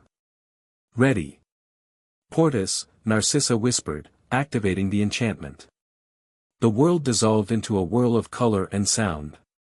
When it reformed, they stood on a stone platform lashed by even fiercer winds and rain, the arrival point for Aszkaban prison's authorized visitors. Before them loomed the infamous fortress, a black silhouette against the storm-racked sky, illuminated periodically by lightning. 2 Aurors waited for them under magical shields that repelled the rain. Harry recognized Proudfoot, one of the senior officers who had accompanied Caldwell to the Leaky Cauldron. The other was younger, his face pale with fear barely held in check. "Potter. Mrs. Malfoy." Proudfoot's voice was tight with strain. "Minister Shacklebolt ordered us to escort you directly to the affected area." "What exactly happened?" Harry asked as they crossed the narrow causeway connecting the arrival platform to the main prison. Proudfoot glanced at his younger colleague, who seemed reluctant to speak. "Initial reports are confused," he finally said. "Routine check of the high-security wing. Guards reported unusual cold, light fluctuations. Then something manifested. 3 guards down. Non-responsive but alive. The wing has been sealed, but... He hesitated. But what? Narcissa pressed. Whatever's in there seems to be spreading, the younger Auror blurted, his voice cracking. The magical containment fields are failing one by one. And the prisoners in that section, they're changing. Changing how? Harry demanded. Their magic is intensifying, Proudfoot explained reluctantly. Wandlessly affecting their surroundings. Speaking languages no one recognizes. And their eyes. He shuddered. Their eyes are wrong. They had reached the prison's main entrance, where additional Aurors maintained a tense watch. The massive iron doors swung open at Proudfoot's approach, revealing the prison's grim interior, endless corridors of stone cells illuminated by cold magical light. Caldwell's already inside with a team, Proudfoot informed them as they hurried through security checkpoints. Trying to establish a containment perimeter around the affected wing. And my husband? Narcissa asked, her voice carefully controlled. Proudfoot's expression darkened. No confirmation of individual prisoner's status yet. The wing's been too dangerous to enter since the initial incident. They descended through the prison levels, the atmosphere growing increasingly oppressive. Harry had never visited Aszkaban before, and even without Dementors, the place radiated misery and despair. He couldn't imagine what it had been like for Sirius, trapped here for 12 years. As they approached the maximum security wing, the changes became noticeable. The magical lighting flickered and dimmed. Frost formed on the stone walls despite the season. And there was a sound, a low, pulsing hum at the edge of hearing that made Harry's teeth ache. A makeshift barrier had been erected at the wing's entrance, both physical barricades and glowing magical wards. Aurors and unspeakables worked frantically to reinforce the defenses, while others tended to injured colleagues. Caldwell stood at the center of activity, issuing orders in his resonant voice. He spotted their approach, his expression hardening. Potter. Mrs. Malfoy. I should have known Shacklebolt would call you. What happened? Harry demanded, ignoring the man's tone. What I warned you about, Caldwell replied grimly. A breach. Larger and more stable than the Department of Mysteries incident. He glanced at Narcissa. Your husband's cell appears to be the focal point. Narcissa's face betrayed nothing, but Harry sensed her distress through the heightened perception granted by the soul ritual. Have you made visual confirmation? She asked. Caldwell gestured to a monitoring area where enchanted mirrors displayed various sections of the sealed wing. See for yourself. The images were disturbing. Corridors filled with swirling mist similar to what they'd seen in the Veil archway. Cell doors standing open, their locking enchantments disabled. And glimpses of figures moving through the mist, prisoners whose movements seemed oddly synchronized, whose eyes reflected light like polished silver.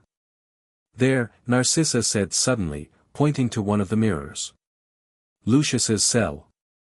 Harry looked where she indicated. The cell door hung from a single hinge, as if blasted open from within.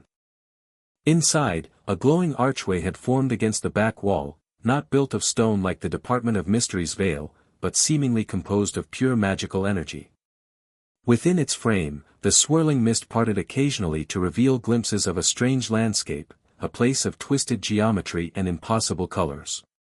How is this possible? Harry asked, unable to hide his shock. Creating something like that would require immense magical power and knowledge. Precisely why we suspect outside involvement, Caldwell stated.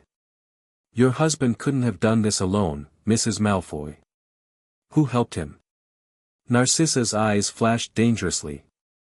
If you're implying that no one's making accusations, interrupted a deep voice as Kingsley Shacklebolt approached.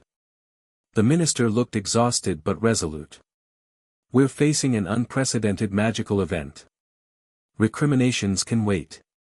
He acknowledged Harry and Narcissa with a nod. Thank you for coming so quickly. I believe your unique experiences may prove crucial in understanding what we're dealing with. Where's Lucius now? Narcissa asked, her gaze returning to the monitoring mirrors. Unknown, Kingsley admitted. When the breach occurred, approximately 20 minutes ago, all magical tracking within the wing failed simultaneously.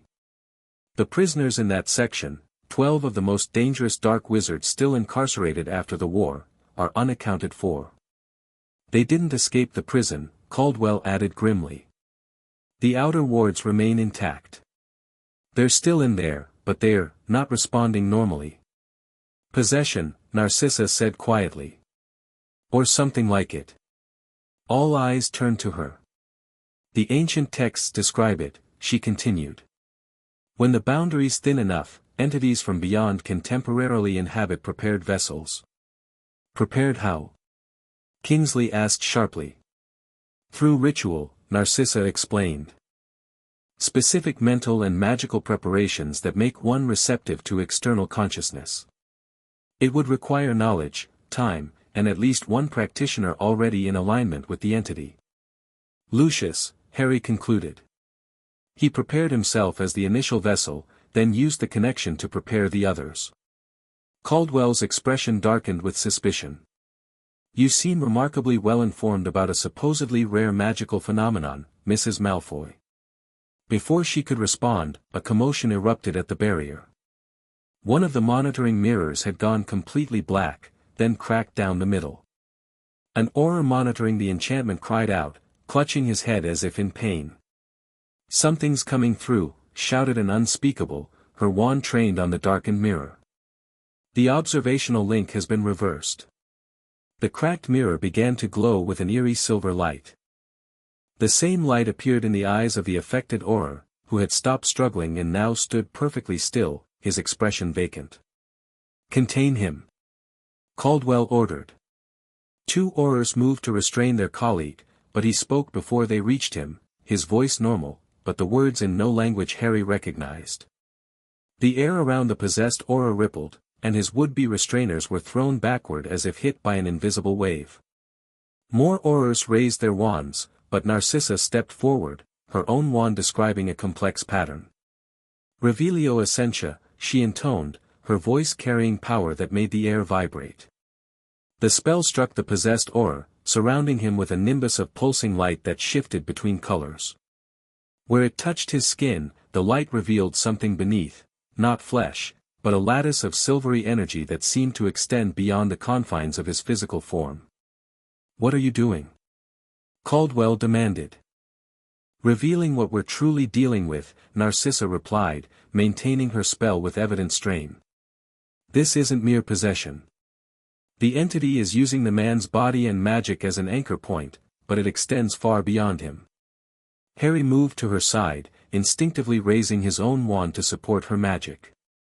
As he did, something extraordinary happened. The boundary work they had performed in the soul ritual activated, creating a resonance between their magic that strengthened Narcissa's spell exponentially. The revelation expanded, showing not just the possessed auror but a network of silvery connections extending through the walls toward the sealed wing. Through these connections flowed information, power, purpose, a collective consciousness using human vessels as nodes in a vast network. It's a hive mind, Harry realized aloud. All the possessed individuals are connected, sharing a single consciousness. The possessed auror turned his silver eyes toward them. When he spoke again, it was in English, but with an odd cadence that made the words seem ancient despite their modern form. The air of black recognizes us, the voice said, addressing Narcissa. As it should be. Your family has carried our covenant for millennia.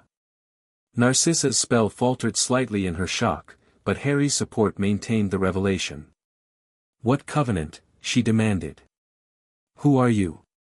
We are the first teachers, the voice replied. Those who showed the earliest humans how to shape reality through will and word. Those your ancestors called the Illumined Ones. Caldwell had heard enough. He stepped forward, his wand raised. Whatever you are, you're trespassing in bodies that don't belong to you. Release them and return to your own realm. The possessed Auror's face twisted in something like amusement. This realm was ours before your kind learned to make fire, little magician. We do not trespass, we reclaim. With that pronouncement, the silver light in the cracked mirror pulsed violently. The magical barriers at the wing's entrance flickered, weakening visibly as power was drawn from them into the growing breach. The containment is failing, shouted an unspeakable, frantically reinforcing the wards. We need to evacuate this level. Chaos erupted as Aurors and unspeakables scrambled to strengthen defenses or prepare for retreat. Caldwell began barking orders, his face flushed with anger and fear. Amidst the confusion, the possessed Auror fixed his gaze on Harry. The marked one, he said, his voice dropping to a whisper that somehow carried despite the noise. Twice touched by death. You stand at the crossroads, as foretold. What do you want? Harry demanded, maintaining his support of Narcissa's increasingly strained spell. To finish what was begun, the voice replied cryptically. The bargain must be honored.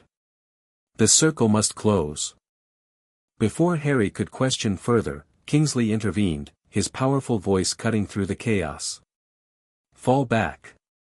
All personnel to the upper levels. Now. The possessed Auror smiled, a terrible expression that didn't belong on a human face. Too late, Minister. The gateway opens. The illumined ones return. As if in response to his words, the magical barriers collapsed completely. Silver mist poured through the doorway to the maximum security wing, bringing with it a wave of bitter cold. Within the mist moved figures, the missing prisoners, their eyes glowing silver, their movements synchronized like dancers in a macabre ballet. At their center walked Lucius Malfoy, but so transformed that Harry barely recognized him. His long platinum hair floated around his head as if underwater. His aristocratic features seemed sharper, more defined, almost inhumanly perfect. And his eyes, not merely silver-flecked like the others, but entirely molten silver, like pools of liquid metal. Narcissa, he said, his voice layered with harmonics that made Harry's ears hurt. My faithful wife. How appropriate that you should witness our triumph. Narcissa stood her ground, her wand never wavering. Lucius. What have you done? What you refused to do, he replied. Embraced true power. The power your ancestors knew before the Ministry's restrictions, before Dumbledore's corrupting influence made wizards afraid of their own potential. He gestured, and the silver mist swirled around him like a living cloak. The illumined ones have waited centuries for the proper alignment, for vessels worthy of their essence. They offer transcendence, Narcissa. Evolution beyond the limits of human magic. They offer possession and servitude, she countered. You've sold yourself, Lucius. And these others with you. Lucius laughed, the sound resonating oddly in the stone corridor. Such limited thinking. This is symbiosis, not servitude. The beginning of a new magical order. His silver gaze shifted to Harry. Potter. Always at the center of things. The boy who lived, to witness the end of the world he thought he saved. Harry felt a chill that had nothing to do with the unnatural cold emanating from the possessed wizards. You won't succeed, Lucius. Whatever these entities have promised you, they're using you.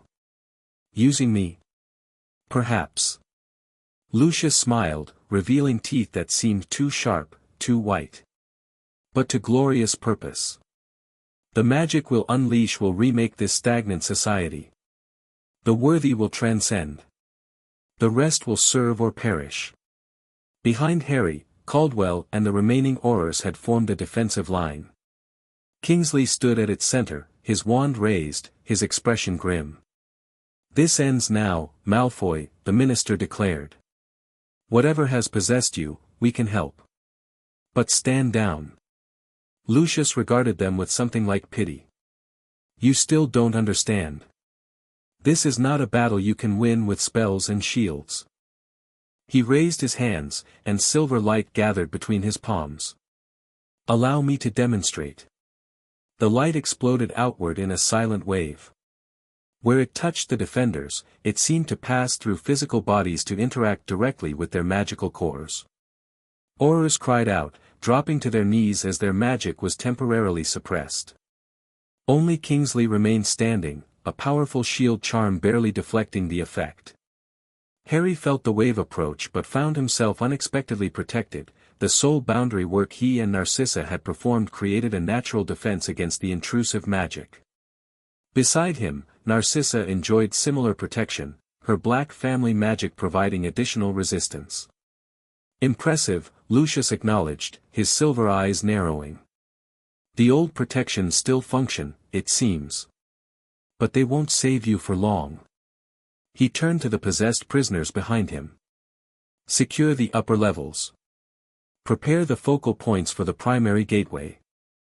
As the silver-eyed figures moved to obey, Lucius faced Narcissa directly. You could join us, my dear.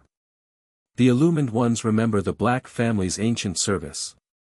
There would be a place of honor for you in the new order. And Draco, she asked, her voice steady despite the situation's horror. What place for our son in this new order of yours? Something like genuine emotion flickered across Lucius's transformed features. Our son would be elevated, of course. Protected. The illumined ones value bloodlines that have demonstrated magical aptitude across generations. You want me to trust the safety of our child to entities that possess and control their honored servants? Narcissa's voice dripped with disdain. You've lost your mind, Lucius. His expression hardened. Then you've made your choice. As have I. He looked to Harry. You've corrupted my wife, turned my son against me, dismantled everything I built. For that alone, Potter, I would see you destroyed. But the illumined ones have special plans for you. With startling speed, Lucius lunged forward, his hand grabbing Harry's wrist before he could react. Silver energy pulsed at the contact point, searing into Harry's skin like liquid metal. The mark of the crossing, Lucius intoned, his voice resonating with unnatural power. When the primary gateway opens, you will be drawn to it, Potter. Willing or unwilling, you will serve as the final key. Harry tried to pull away, but Lucius's grip had impossible strength. Where their skin touched, Harry felt something invasive probing at his magical core, testing the boundaries established in the ritual. You can't break through, Harry gritted out, focusing all his will on maintaining those boundaries. Not without my consent. Consent? Lucius laughed. The illumined ones don't require consent, boy. Only suitability. And you, touched by death, marked by prophecy, vessel for a soul fragment, you are exquisitely suitable. Before Harry could respond, a jet of blue-black light struck Lucius squarely in the chest. He released Harry's wrist, staggering backward as the energy spread across his body like dark flames. Narcissa stood with her wand extended, her face a mask of cold fury. You forget, husband, that I too am versed in ancient magic. The Black family protects its own, and Harry is under my protection now. For the first time, genuine uncertainty crossed Lucius's silver eyes. The blue-black flames continued to spread, seemingly affecting not just his physical form but the possessing entity within. This changes nothing, he snarled, the layered harmonics in his voice becoming discordant with pain or rage. The process has begun. The primary gateway will open with the dawn. He fixed Harry with a final, hateful stare. And you, Potter, will be there to witness the world's transformation. With those words, Lucius and the other possessed figures retreated back into the silver mist, which coalesced around them like a protective cocoon before withdrawing into the maximum security wing.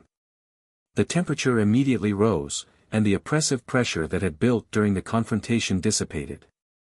Kingsley moved swiftly to Harry's side. Are you injured?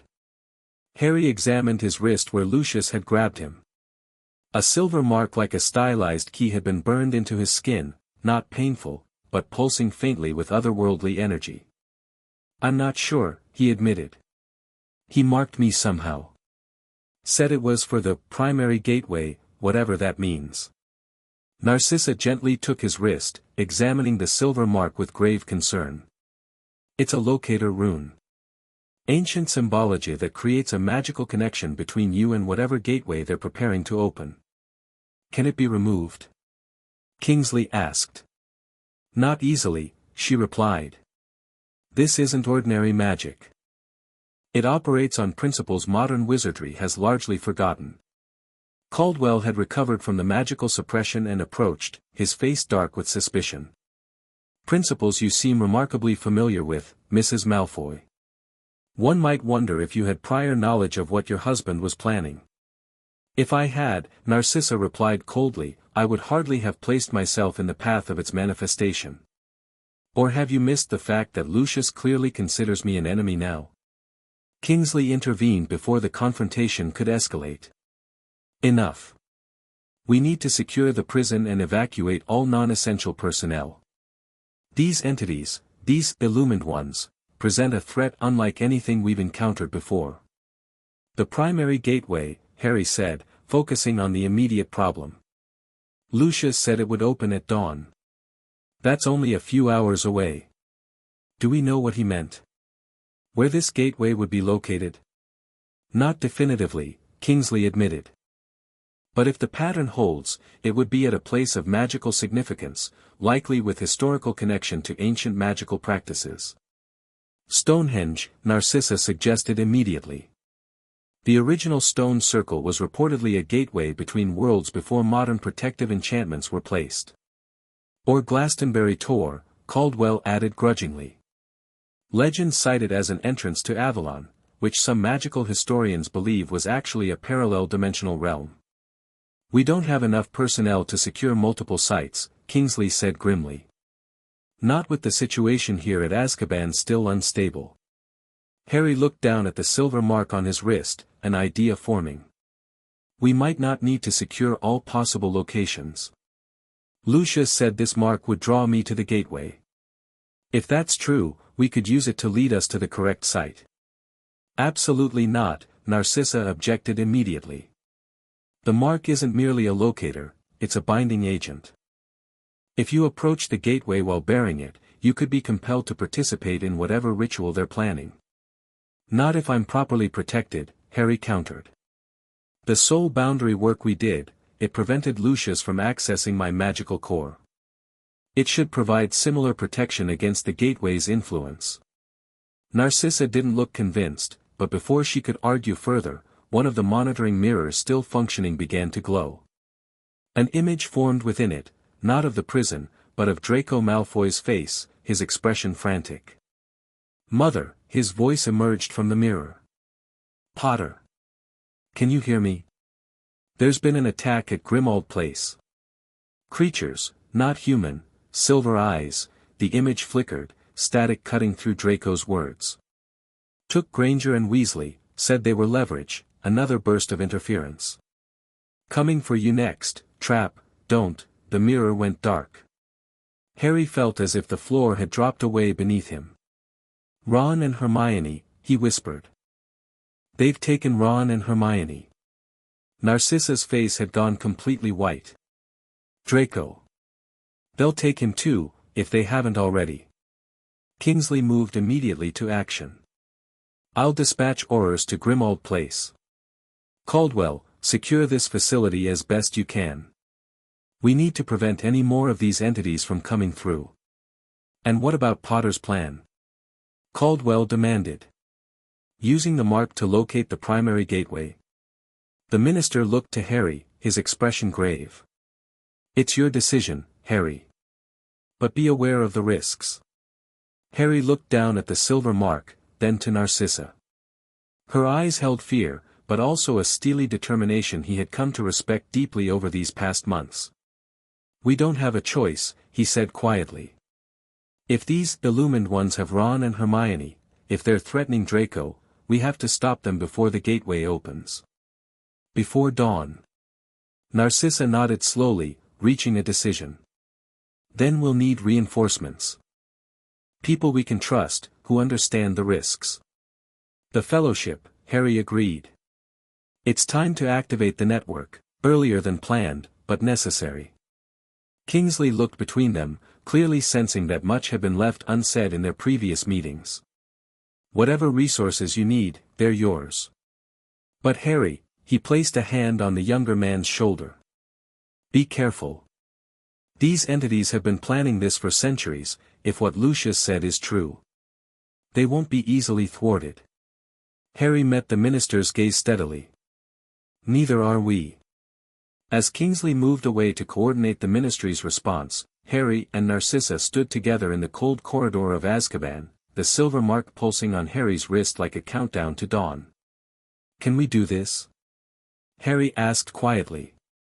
"Stop a process that's been centuries in the making, rescue our friends, and prevent whatever these illumined ones are planning?" Narcissa's blue eyes met his, her expression resolute despite her fear for her son. "We must. The alternative is unthinkable." Beyond the prison walls, the storm continued to rage, as if nature itself sensed the approaching confrontation between worlds. Dawn was hours away, but the true darkness was yet to come.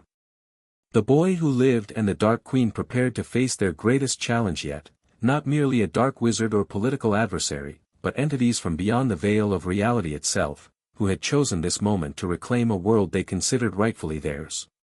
Chapter 3, The Two Crowns. 6 months after the Aszkaban incident, Hogwarts Castle gleamed in the late spring sunshine, its ancient stones seeming to absorb the light and reflect it back with a warm, golden glow. The scars of the battle fought here had largely healed, broken walls rebuilt, scorched earth replanted, shattered windows restored with new enchanted glass that shifted and changed with the passing clouds. But the most significant change wasn't physical. It was in the very atmosphere of the place, the feeling of magic that hummed through its corridors and classrooms. Something had shifted in the fundamental approach to magical education within these walls, a change that radiated outward into the wider wizarding world. Harry stood at the window of what had once been the headmaster's office, watching students cross the grounds below. Some headed toward the Quidditch pitch, others lounged by the lake enjoying the fine weather, while a small group gathered around Professor Neville Longbottom near the greenhouses, examining what appeared to be the infamous black roses now thriving under his expert care. Thinking deep thoughts. Narcissa's voice came from the doorway behind him. Harry turned, a smile spreading across his face. "Just appreciating the view. Feels good to see Hogwarts alive again." Narcissa crossed the room to join him at the window.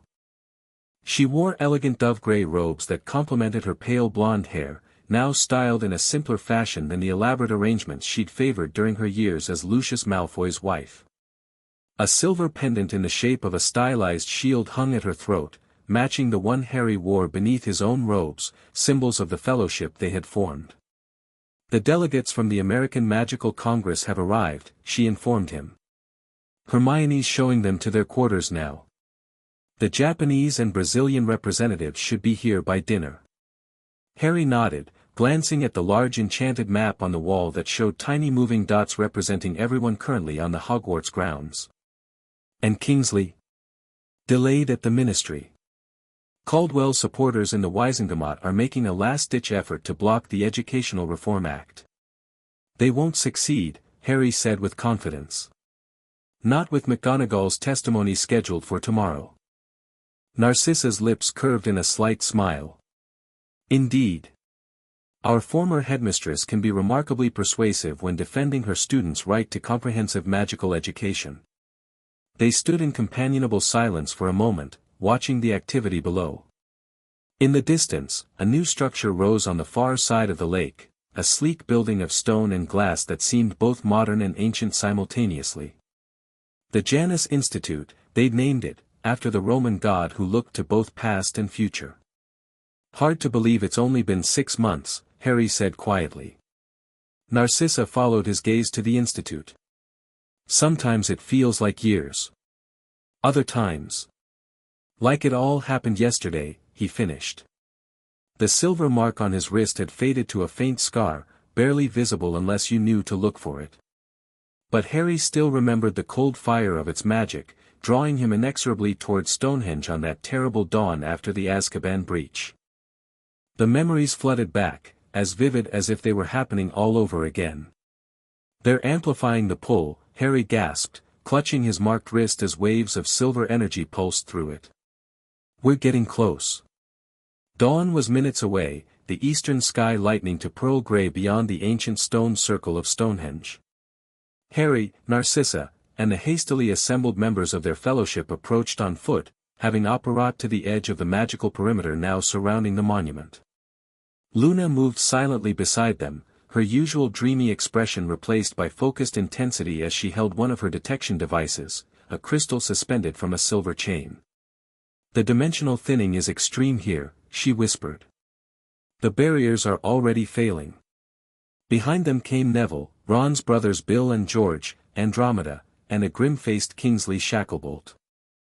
The minister had insisted on accompanying them personally, despite the political risks of being associated with what might well be classified as dark magic. A team of Aurors maintained a wider perimeter, instructed to prevent any muggles from wandering into what could become a magical catastrophe. Notably absent was Draco, still missing after the attack on Grimmauld Place, along with Ron and Hermione. There, Narcissa pointed toward the center of the stone circle. Silver mist swirled between the ancient monoliths, occasionally parting to reveal figures moving within. At the very center stood a shimmering archway twice the height of a man, a gateway forming out of pure magical energy rather than physical stone. Unlike the veil in the Department of Mysteries, this gateway was nearly transparent, showing glimpses of a strange landscape beyond, a place where physics seemed optional, where structures of impossible geometry rose beneath an alien sky.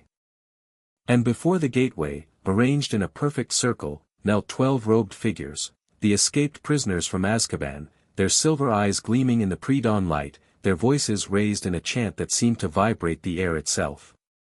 The ritual circle, Bill Weasley murmured, his curse-breakers trained eye assessing the magical configuration. They're using themselves as anchor points, stabilizing the gateway. And there's Lucius, Harry said grimly. Malfoy stood directly before the gateway, more transformed than ever.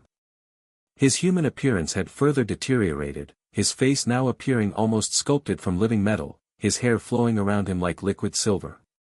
He held a staff made of some black material that absorbed rather than reflected light, its surface covered in runes that periodically flashed with power. And there, Narcissa's voice caught, "Our son." Draco knelt at his father's feet, his head bowed, his wrists bound with silver energy. Unlike the Aszkaban prisoners, his eyes remained human, filled with a mixture of fear and defiance. Beside him, similarly bound, were Ron and Hermione, both conscious but clearly under some form of restraining magic. "We need to disrupt the ritual circle," Bill said, analyzing the magical structure. "If we can break the anchors, the gateway should destabilize." "The prisoners are expendable to them," Kingsley warned. "If we attack directly, Lucius might sacrifice them to accelerate the opening." Harry felt the silver mark burning more intensely as dawn approached. The pull toward the gateway was becoming nearly irresistible, a compulsion woven into the very fabric of the magic now bound to him. "I'm the key," he said suddenly, understanding dawning. "That's what Lucius meant at Aszkaban. They need me to complete the opening, my specific magical signature, shaped by surviving the killing curse twice. Which gives us leverage," Narcissa concluded, her mind working rapidly. "They can't fully open the gateway without you. Unless I get too close and they can use the mark to force my participation," Harry countered. Narcissa's blue eyes met his, a plan forming between them without words. After months of working together, they had developed an almost intuitive understanding of each other's strategies. "A distraction," she said. "And a deception." Harry nodded. "I'll approach from the front, let them think the mark is drawing me in. Meanwhile, we position our people to target the anchor points," Kingsley finished, quickly grasping the strategy. "Break the circle at multiple points simultaneously. And I will attempt to shield Draco and your friends," Narcissa added. "The Black Family Protection spell should disrupt whatever binding they're under." The sky continued to lighten. Within the stone circle, the chanting intensified, the gateway pulsing in rhythm with the voices. "It's now or never," Harry said. "Everyone know their positions." Nods all around, faces set with determination. They had prepared as best they could in the scant hours available, refreshing protective spells, establishing a rudimentary version of the magical network they had planned to build more gradually, synchronizing their approach. Remember, Narcissa cautioned, these entities aren't human. They don't think like us, don't respond like us. They're ancient consciousness using human vessels. If you can disrupt the connection between entity and host without harming the host, do so. But the gateway must be closed at all costs. With that sobering reminder, they separated, each moving to their assigned position. Harry remained with Narcissa for a moment longer. "Ready?" he asked quietly. She reached out, briefly touching the silver mark on his wrist. "The soul boundary work will hold. Trust in that. Trust in yourself. And in you," he added, meaning it completely. They parted, Harry moving toward the main approach to the stone circle while the others fanned out to surrounding positions. The silver mark pulled at him with increasing urgency, making each step toward the gateway easier than the last, a magical current drawing him inexorably forward. He entered the stone circle openly, making no attempt to conceal his approach. The chanting faltered as the silver-eyed prisoners sensed his presence. Lucius turned, his inhuman face splitting in a triumphant smile. "Potter," he called, his voice resonating with alien harmonics. "Right on time. The marked one arrives for the opening." Harry continued forward, letting the silver mark guide him, but keeping his mental boundaries firmly intact. "Let my friends go, Lucius. This is between us." Lucius laughed, the sound echoing strangely among the ancient stones. "Nothing is between just two individuals anymore, Potter. The age of isolated consciousness ends today. The illumined ones return to guide humanity to its true potential." "Possession and control," Harry countered, moving closer still. "That's not guidance. It's parasitism." The gateway pulsed more strongly, the landscape beyond becoming clearer. Harry could now see movement there, tall, luminous figures watching from the other side, waiting to cross over. Such limited perspective, Lucius sighed, gesturing with his black staff. "But no matter. Your understanding is irrelevant. Only your essence is required." On the ground, Draco lifted his head. His eyes widened at the sight of Harry approaching alone. "Potter," he called hoarsely. "It's a trap. They need your blood to—" A flick of Lucius's staff silenced him, silver energy briefly covering Draco's mouth before dissipating. "My son still clings to outdated notions of individuality," Lucius said, his voice almost sad.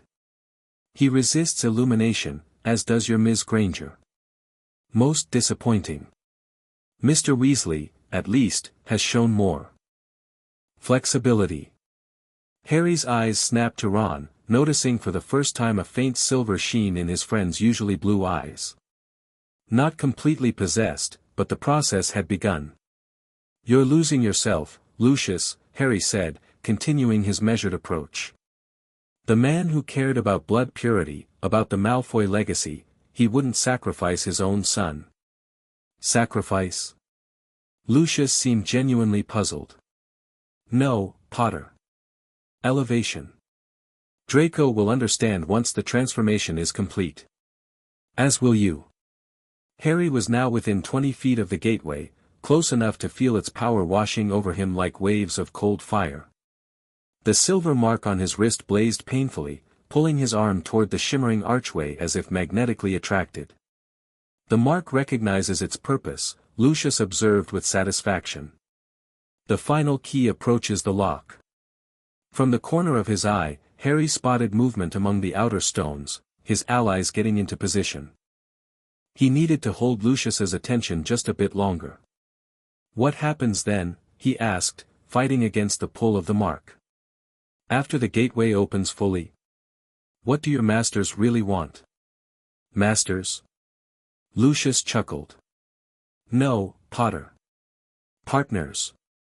The illumined ones seek symbiosis with compatible humans. A merging of our potential with their knowledge. Magic as it was always meant to be practiced, unfettered by arbitrary restrictions, unlimited in its application. And those deemed incompatible. A shadow passed over Lucius's metallic features. Progress requires sacrifice. The less magically gifted will serve their purpose in other ways. The first ray of sunrise broke over the horizon, striking the tallest stone and reflecting onto the gateway. The archway flared with blinding light, the chanting reaching a crescendo. "Enough talk," Lucius declared, raising his black staff. "The moment arrives. The mark will now fulfill its purpose." The silver scar on Harry's wrist erupted with pain as if molten metal were being poured into his veins. His arm jerked forward against his will, pulling him toward the gateway. Fighting against the compulsion took every ounce of his concentration, every bit of the boundary work he and Narcissa had performed. "Struggling is pointless," Lucius said, watching Harry's resistance with clinical interest. "The mark connects directly to your magical core. Even your considerable will cannot overcome its purpose." Harry fell to one knee, still fighting the pull but appearing to weaken. What do you need from me?" he gasped, playing for time. "Your unique magical signature," Lucius explained, stepping closer. "Twice touched by the killing curse, bearer of a soul fragment, master of death through the hallows. The perfect key to stabilize the intersection of dimensions." Behind Lucius, the gateway pulsed with anticipation, the figures beyond moving closer to the threshold. The ritual circle of silver-eyed prisoners swayed in their chanting, magic flowing visibly between them like currents of liquid light. Harry let himself be dragged another foot forward, making a show of failing resistance while silently counting down. 3, 2, 1. "Now," he shouted. Multiple spells hit the stone circle simultaneously. Bill and George Weasley struck two of the chanting prisoners with carefully calibrated curse-breaker hexes designed to disrupt magical bindings. Neville and Andromeda targeted two more with stunning spells of unusual power. Luna activated something that looked like a child's toy but released a pulse of energy that temporarily nullified magic in a small area, breaking the connection of another prisoner to the ritual. The carefully maintained magical current flowing between the anchor points faltered, destabilizing the gateway's expansion. The archway flickered, its edges becoming less distinct. Lucius whirled in rage, his staff emitting pulses of silver energy toward the attackers. "The circle must be maintained," he roared, his voice no longer even remotely human.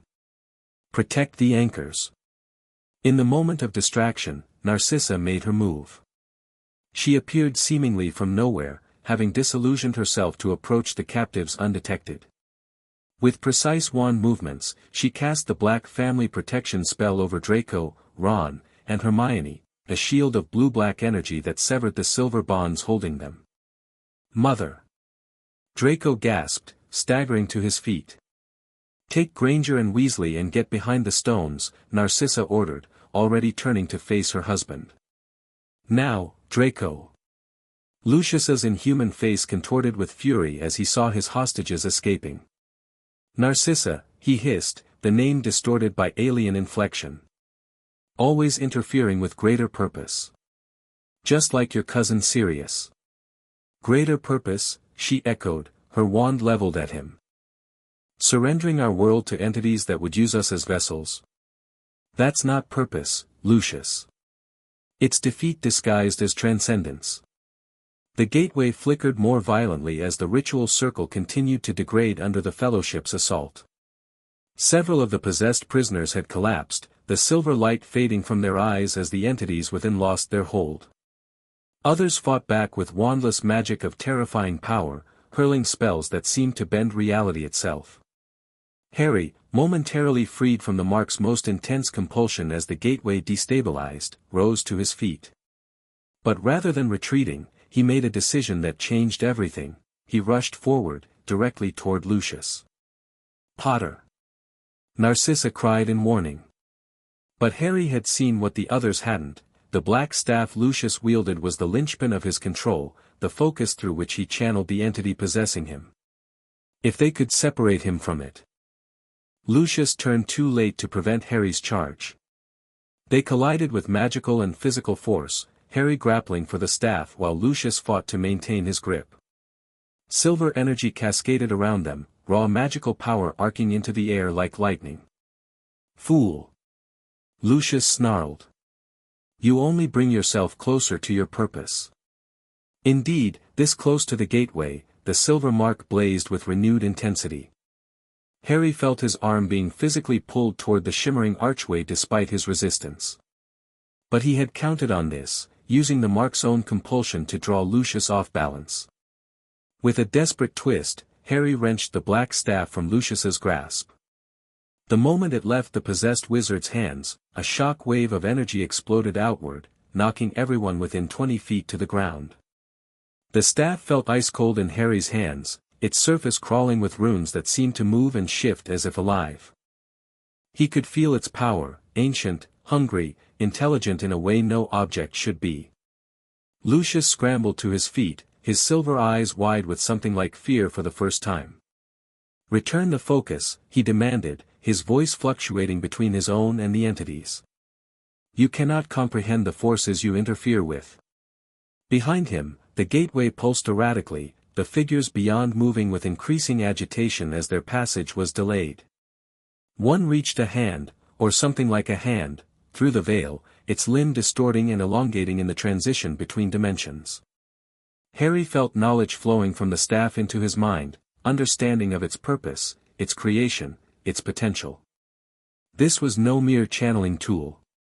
It was a prison as much as a focus, designed to contain and direct the consciousness of an illumined one. "The staff controls you as much as you control it," Harry realized aloud. "That's why you need me, a third-party magical signature to stabilize the transition. Without it, the merging destroys the host." Lucius's expression confirmed his theory. "The focus facilitates harmony between vessel and illumination," he admitted, his voice now almost entirely the entity's. "A temporary measure until full integration is achieved." Harry looked to Narcissa, who had regained her feet and stood with her wand ready. Their eyes met in silent communication, a plan forming instantly between them. "The staff is the key," Harry called to her. "Not me. It stabilizes the possession." Narcissa nodded once, understanding immediately. She began casting a complex spell, not aimed at Lucius or the gateway, but at the staff in Harry's hands. Blue-black energy flowed from her wand, encircling the artifact. "What are you doing?" Lucius demanded, lunging toward Harry again. But Harry was ready this time. Using the staff itself, he blocked Lucius's grab, then struck him squarely in the chest. Where the staff touched Lucius, silver energy discharged like static electricity, the entity within recoiling from the redirected power. Around them, the battle continued. Kingsley and Bill fought back-to-back against 3 of the remaining silver-eyed prisoners. Neville had created a barrier of magical plants that entangled another. George and Luna maintained pressure on the weakening ritual circle, preventing it from reforming. Almost there, Narcissa called, her spell weaving complex patterns around the staff. "Hold him off."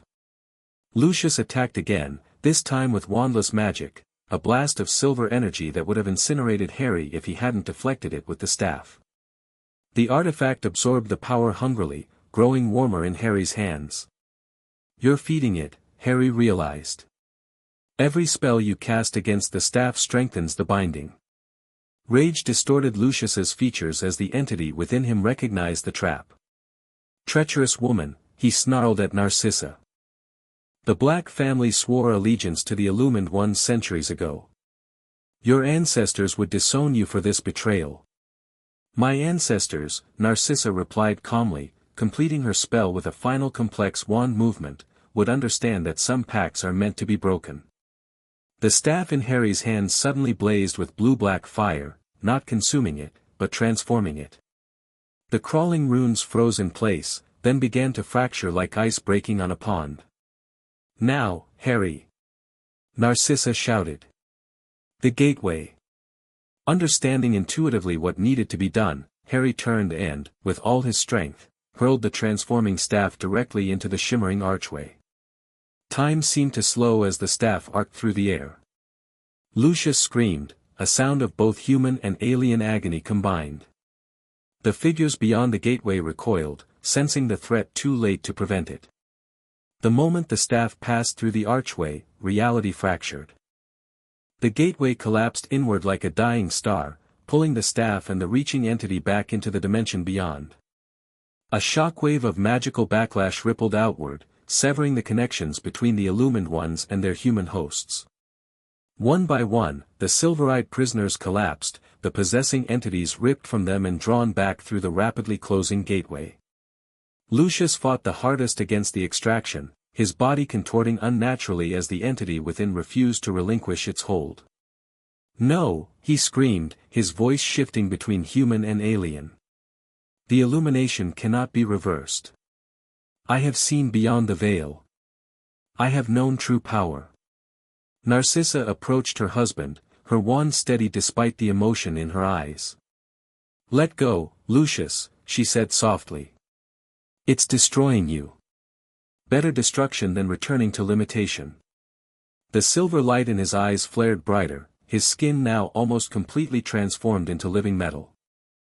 "If I cannot ascend, I will take this world with me."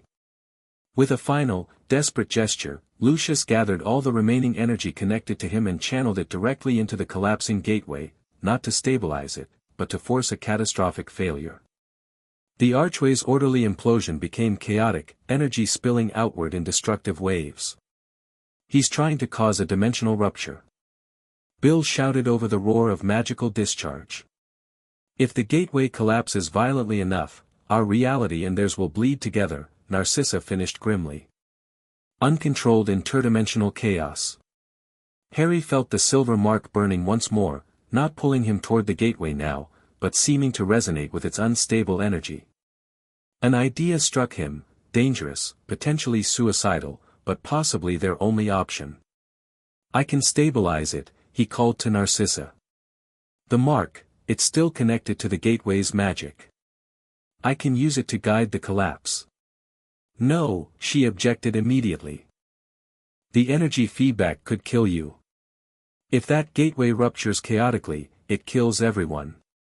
Harry countered, already moving toward the wildly fluctuating archway. "I need you to anchor me, like we practiced with the soul boundary work. A tether to pull me back." Their eyes met across the chaos, a moment of perfect understanding between two people who had begun as enemies and evolved into something neither could have imagined. Narcissa nodded once, her face set with determination. "Go," she said. "I'll hold you here." Harry turned and walked directly toward the collapsing gateway. The silver mark blazed like a star, connecting him to the wild energies spiraling out of control. Behind him, he felt Narcissa cast the anchoring spell, a thin thread of blue-black magic that wound around his core, binding him to this reality. Lucius, seeing Harry's approach, laughed madly. "Yes. Come closer, Potter. Be consumed in the rupture. Let oblivion take us all." But Harry wasn't approaching to be consumed. Drawing on everything he'd learned from Narcissa about magical theory, about the nature of boundaries and transitions, he extended his marked arm toward the gateway. Instead of fighting the connection, he embraced it, becoming a conduit through which the collapsing energies could flow in controlled fashion. Pain beyond anything he'd experienced seared through him as dimensional energy poured through the silver mark, using his magical core as a stabilizing influence. Behind him, he heard Narcissa maintaining the anchoring spell, her voice steady despite the strain.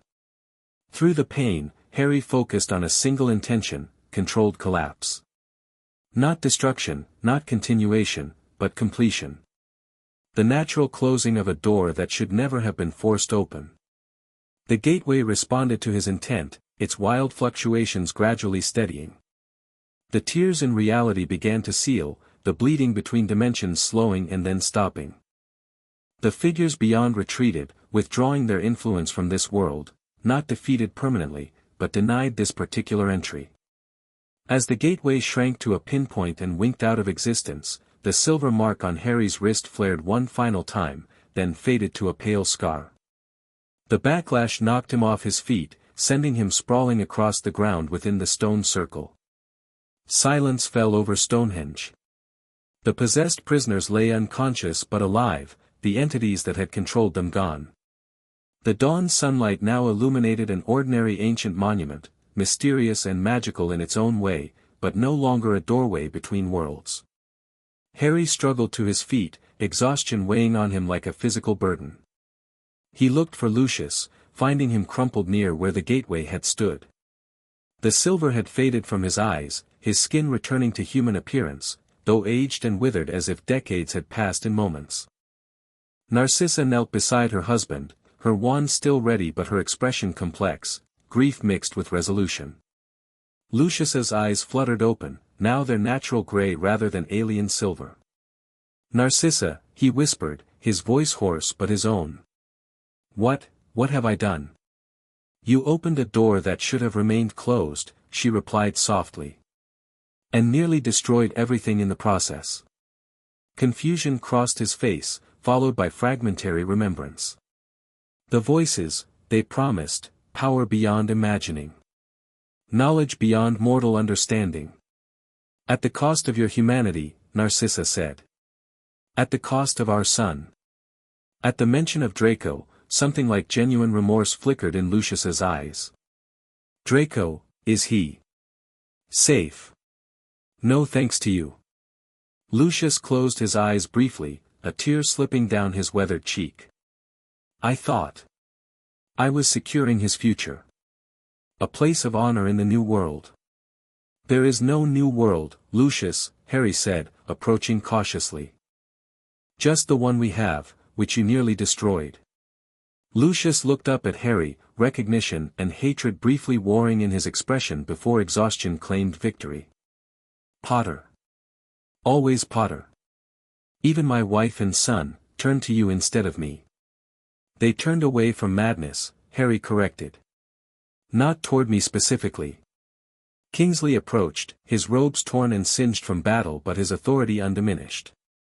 "Lucius Malfoy, you are under arrest for multiple violations of wizarding law, including prison escape, unauthorized dimensional manipulation, and attempted catastrophic breach of magical reality." Lucius didn't resist as Aurors moved in to secure him. He looked once more at Narcissa, something like the man he had once been showing through the wreckage of what he'd become. "I did love you," he said quietly. "In my way." "I know," she replied, a lifetime of complex emotion in those two words. "That's what makes this all the more tragic." As the Aurors led Lucius away, Draco emerged from behind the stone where he'd sheltered with Ron and Hermione. His face was pale but composed, his eyes following his father until the disgraced wizard disappeared from view. "Mother," he said when he finally turned to Narcissa. Is it truly over?" She embraced him briefly but fiercely. "This battle is. But the war for magical knowledge, for the right balance of power and freedom, that continues." Harry looked around at the aftermath, his friends regrouping, the unconscious former prisoners being secured by Aurors, Kingsley already coordinating the cover story for any muggles who might have noticed the magical disturbance. Dawn had fully broken now, the sun climbing higher, its light transforming the ancient stones from ominous sentinels to dignified monuments of a bygone age. "What now?" he asked Narcissa as she released Draco to check on Ron and Hermione. She considered for a moment, surveying the battlefield with calculating eyes that were already looking beyond immediate victory to longer-term strategy.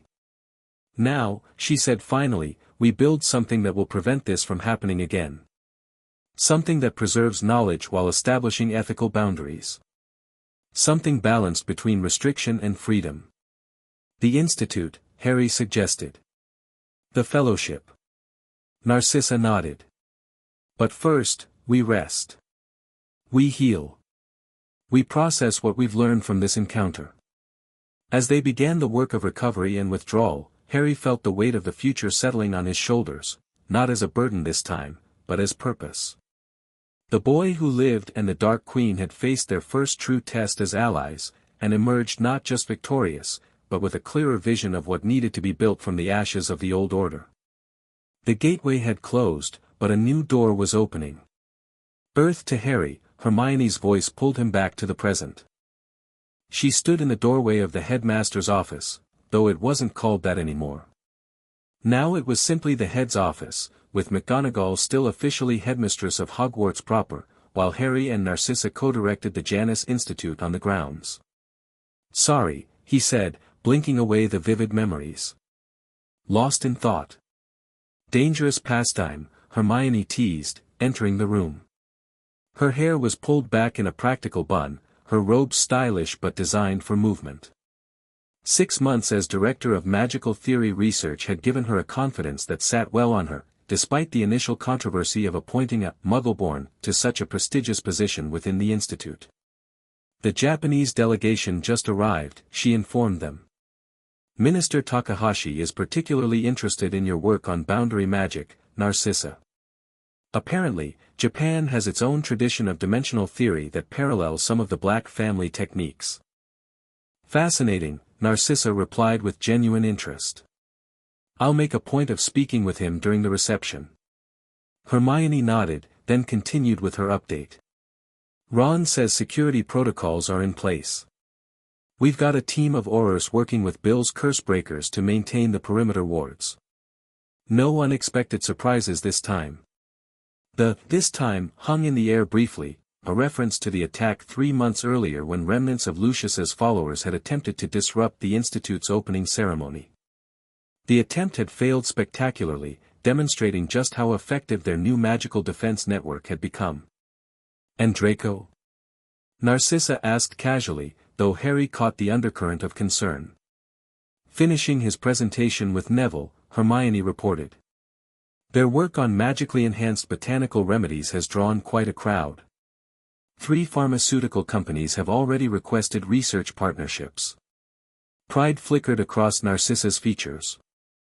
After the Stonehenge incident, Draco had struggled to find his place in the new order they were building.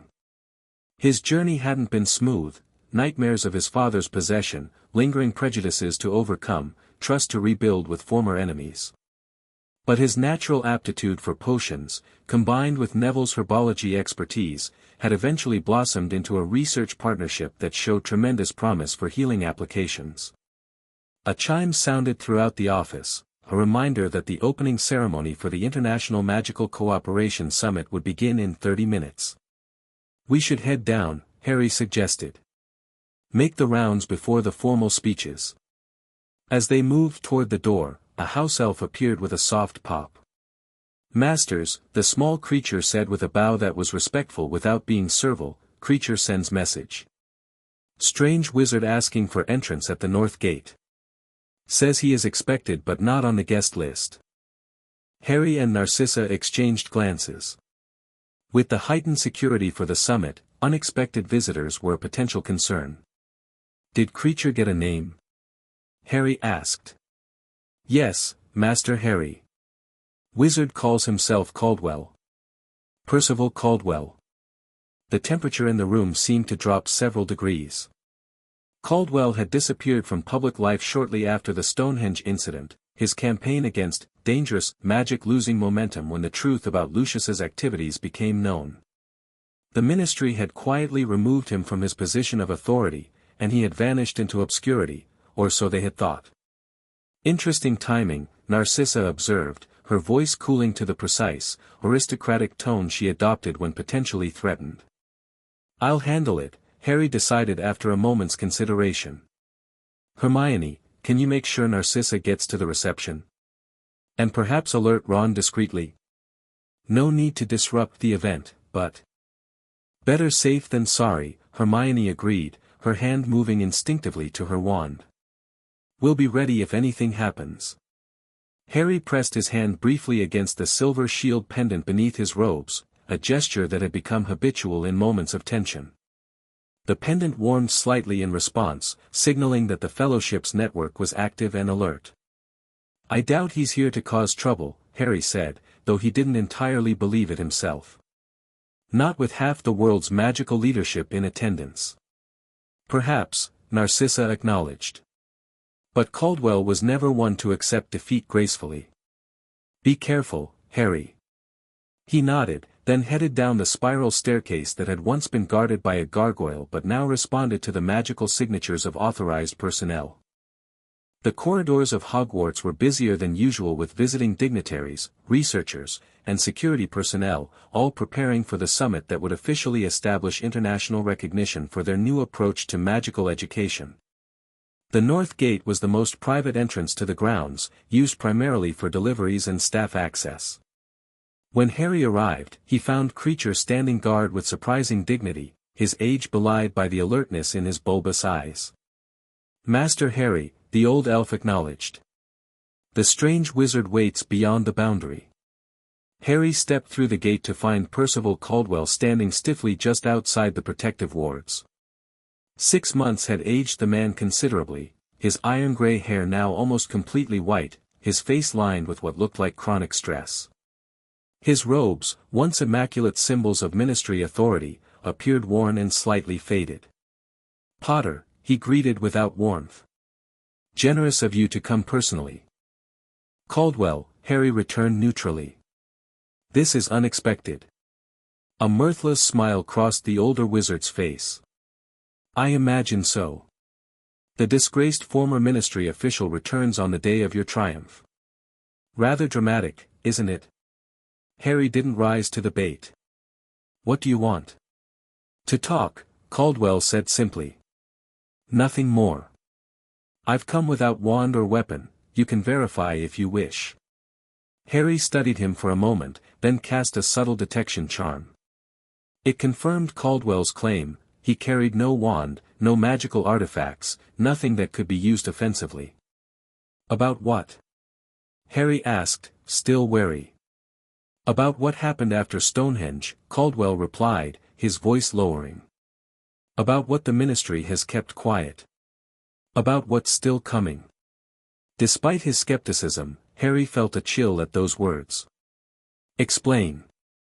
Caldwell glanced around, though they were quite alone at the secluded entrance. "Not here. Inside your wards, where certain entities can't listen in." Every instinct warned Harry this could be a trap, yet something in Caldwell's manner, a haunted quality behind the man's eyes, gave him pause. This wasn't the same confident, commanding figure who had confronted them at the Ministry and Aszkaban. "Wait here," Harry instructed, stepping back through the gate to confer briefly with Kreacher. After issuing specific security protocols, he returned to Caldwell. "You can enter, but under constant monitoring. Any hint of hostile action, and you'll find yourself immobilized instantly." "Fair enough," Caldwell agreed without protest, another indication that something had fundamentally changed in the man. As they passed through the wards, Harry felt the defensive magic wash over Caldwell, probing for hidden threats or deceptions and finding none. They walked in silence along a less traveled path that would allow them to reach Harry's private office without encountering the summit attendees. Once inside the small but comfortable room lined with books and magical instruments, Harry gestured Caldwell to a seat while remaining standing himself. "Talk," he said simply. Caldwell settled into the chair, suddenly looking every day of his considerable age. "You think you won at Stonehenge," he began without preamble. "You think you closed the gateway, sent the illumined ones back to their dimension, and solved the problem. Didn't we?" Harry countered, though a sense of foreboding began to build in his chest.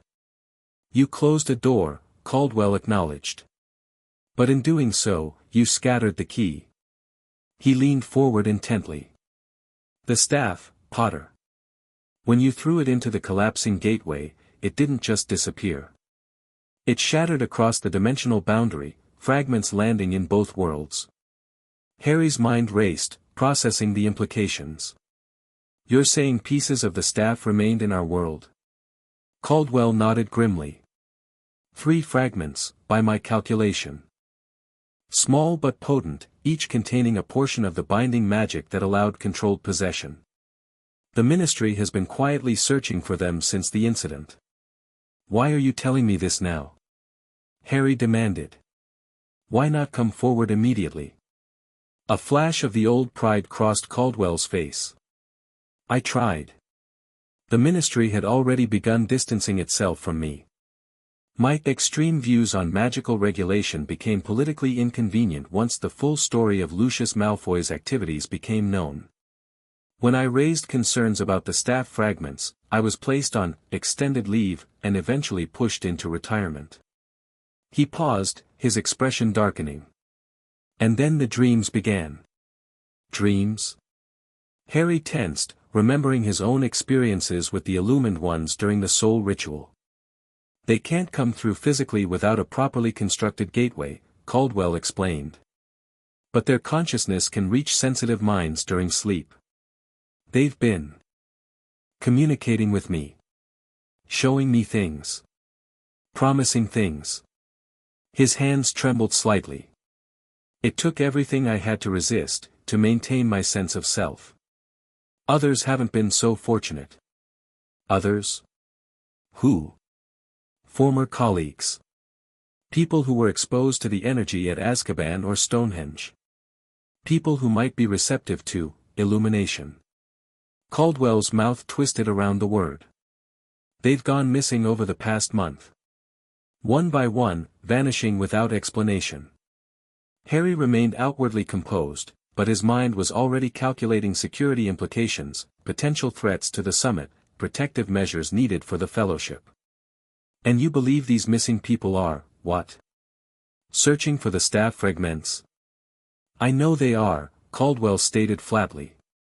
Because I've been receiving their reports in my dreams, whether I want them or not. The Illumined Ones consider me a valuable asset due to my knowledge of ministry security and magical regulation. They've kept me connected to their network, thinking I might eventually succumb. But you haven't, Harry observed. Why? Caldwell laughed bitterly. Ironic, isn't it? I spent years fighting against what I considered dark magic, only to find that the rigid boundaries I tried to enforce made me particularly vulnerable to external influence. Those who understand the gray areas, who've worked with the nuances of magical intent rather than simple classifications, they've proven more resistant. He fixed Harry with an intense stare. Like you and Narcissa Malfoy. Like your Fellowship. The very people I tried to regulate out of existence are now the best defense against what's coming. The conversation was interrupted by a gentle chime, a notification that the summit's opening ceremony was about to begin. Harry would be expected on stage soon. I need to go, he said, mind still processing Caldwell's revelations. But this isn't finished. You'll stay here under guard until I return. Caldwell nodded wearily. I expected nothing less. But Potter, he hesitated. The summit. All those influential magical leaders in one place. If I were planning to make a statement about the return of ancient power, that's exactly where I'd strike.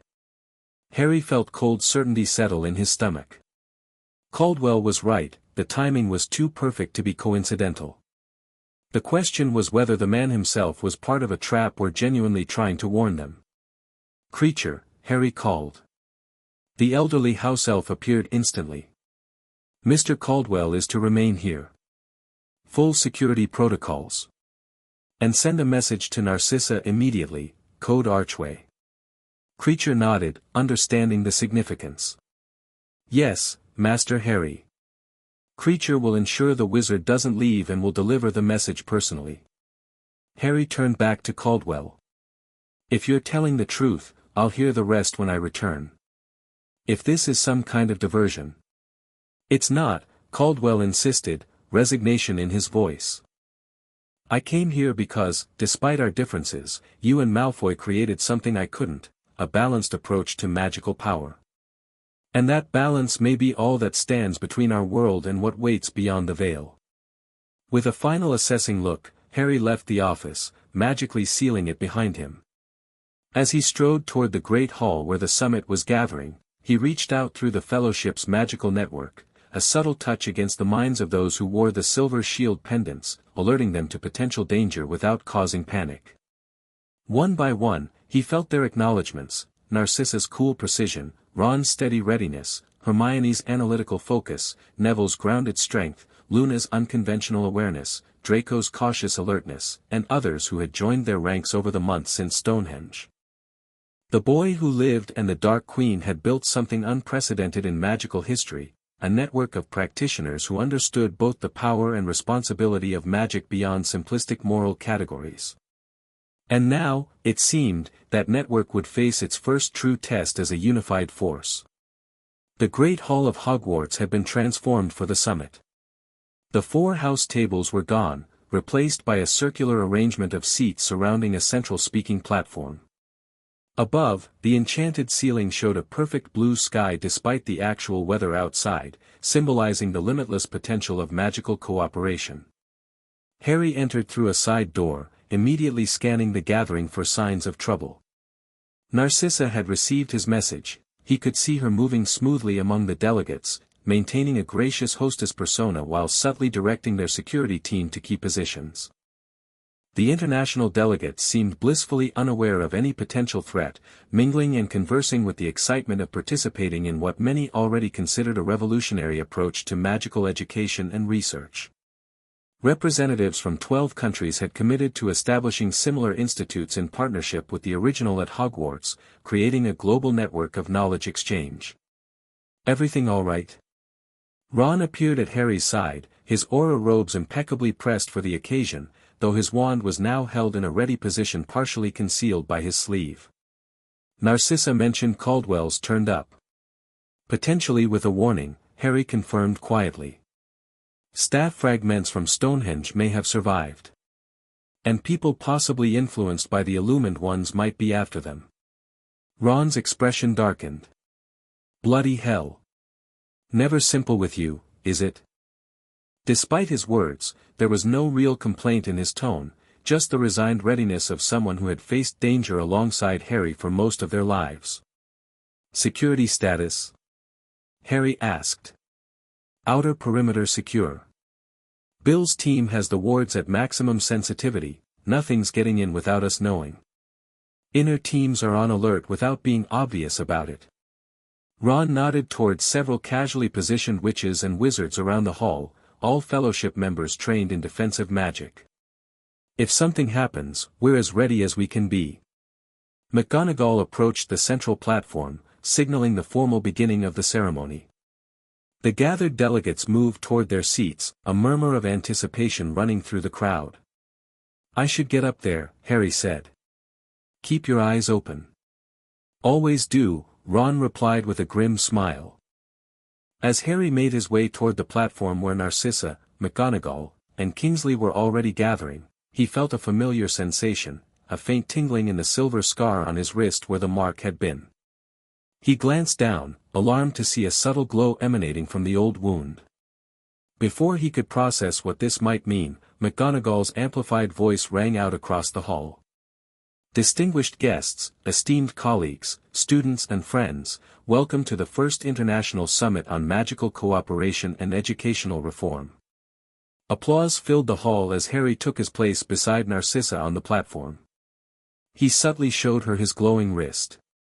Her eyes widened fractionally, the equivalent of outright alarm from someone with her self-control. It seems Caldwell may be right, he murmured under his breath. She nodded minutely.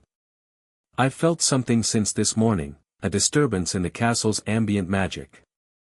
I thought it might be the increased magical presence from so many powerful practitioners in one place. McGonagall continued her welcome speech, introducing Kingsley, who stepped forward to official greetings from the British Ministry. Through the Fellowship's subtle magical link, Harry could sense increased alertness from their security team. Everyone had noticed something slightly off about the magical atmosphere in the hall. And so it is with great pride that I introduce the co-founders of the Janus Institute, whose vision has transformed our understanding of magical education and research, Kingsley was saying. Harry Potter and Narcissa Black. They stepped forward together to enthusiastic applause. As they did, Harry felt the scar on his wrist burn more intensely.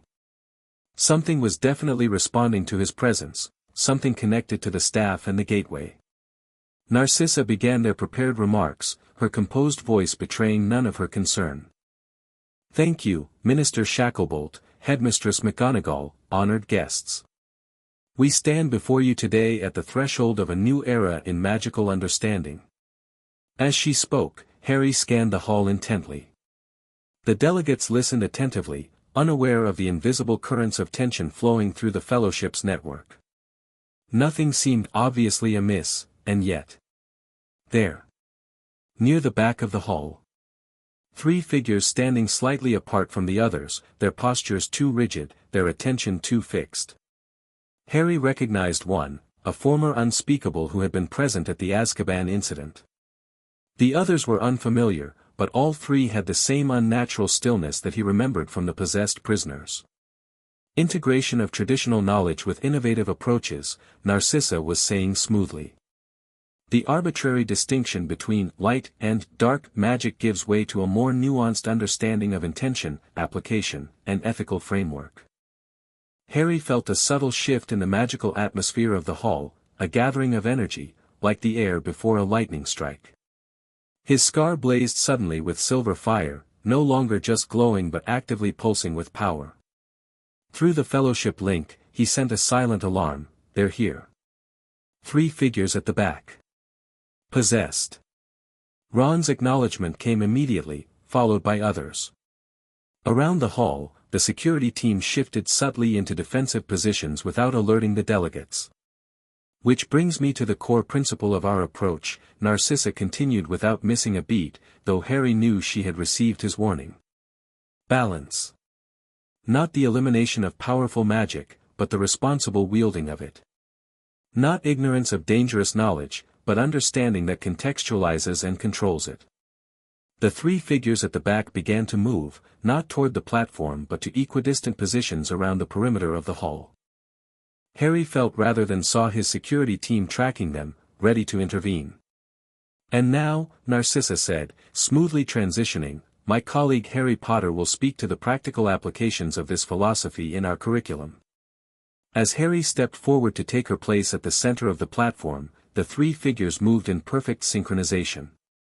Each raised their right hand, revealing small objects clutched in their palms, fragments of black material that absorbed light, exactly matching Harry's memory of Lucius's staff.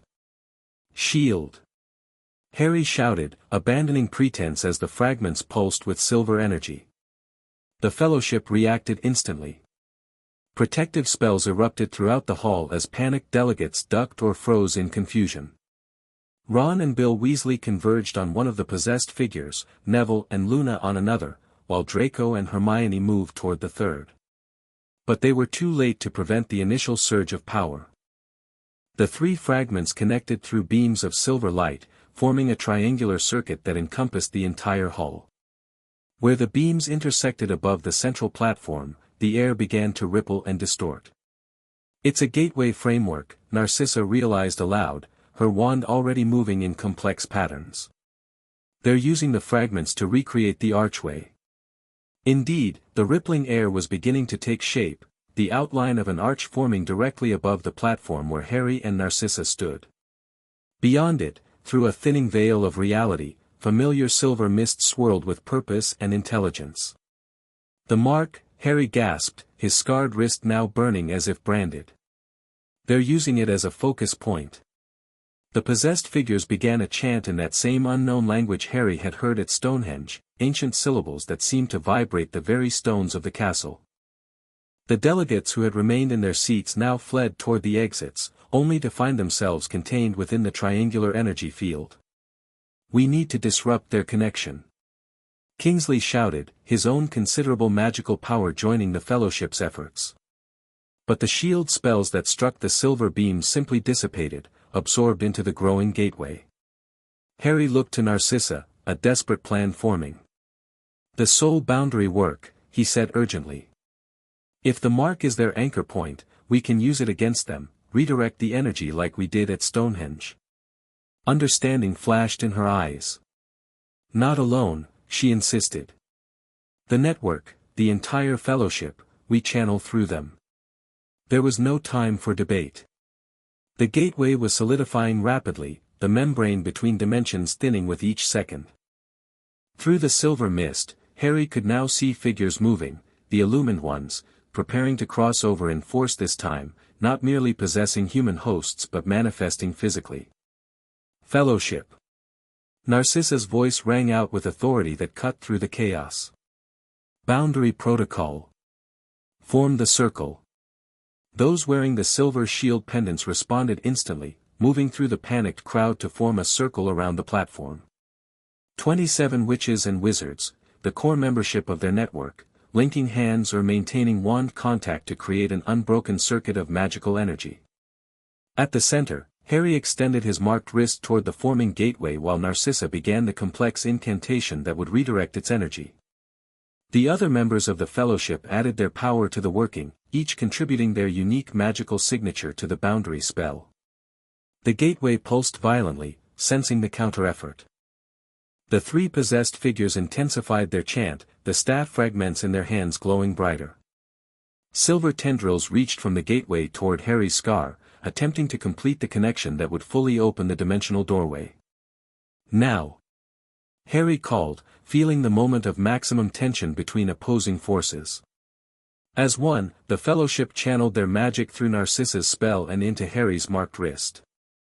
Instead of fighting the connection to the gateway, he embraced it, but on his terms, not the illumined ones. The silver tendrils touched his scar and found not a passive conduit but an active one, already flowing with the combined power of 27 unified magical cores. The energy backflowed along the tendrils, into the gateway, and through it to the entities waiting on the other side. A howl of inhuman rage echoed across dimensions as the illumined ones realized the trap too late. The Fellowship's magic, grounded in human intention, strengthened by voluntary cooperation rather than possession, poured through the connection, disrupting the careful calculations that had gone into the gateway's creation. The possessed figures collapsed like puppets with cut strings, the staff fragments falling from their nerveless fingers. The silver beams connecting them flickered and died. Above the platform, the gateway began to fold in on itself, not in catastrophic collapse but in controlled dissolution. Hold the circle. Narcissa commanded, her voice strained but powerful. Complete the closure. The Fellowship maintained their unified effort, channeling power through Harry and into the collapsing dimensional doorway.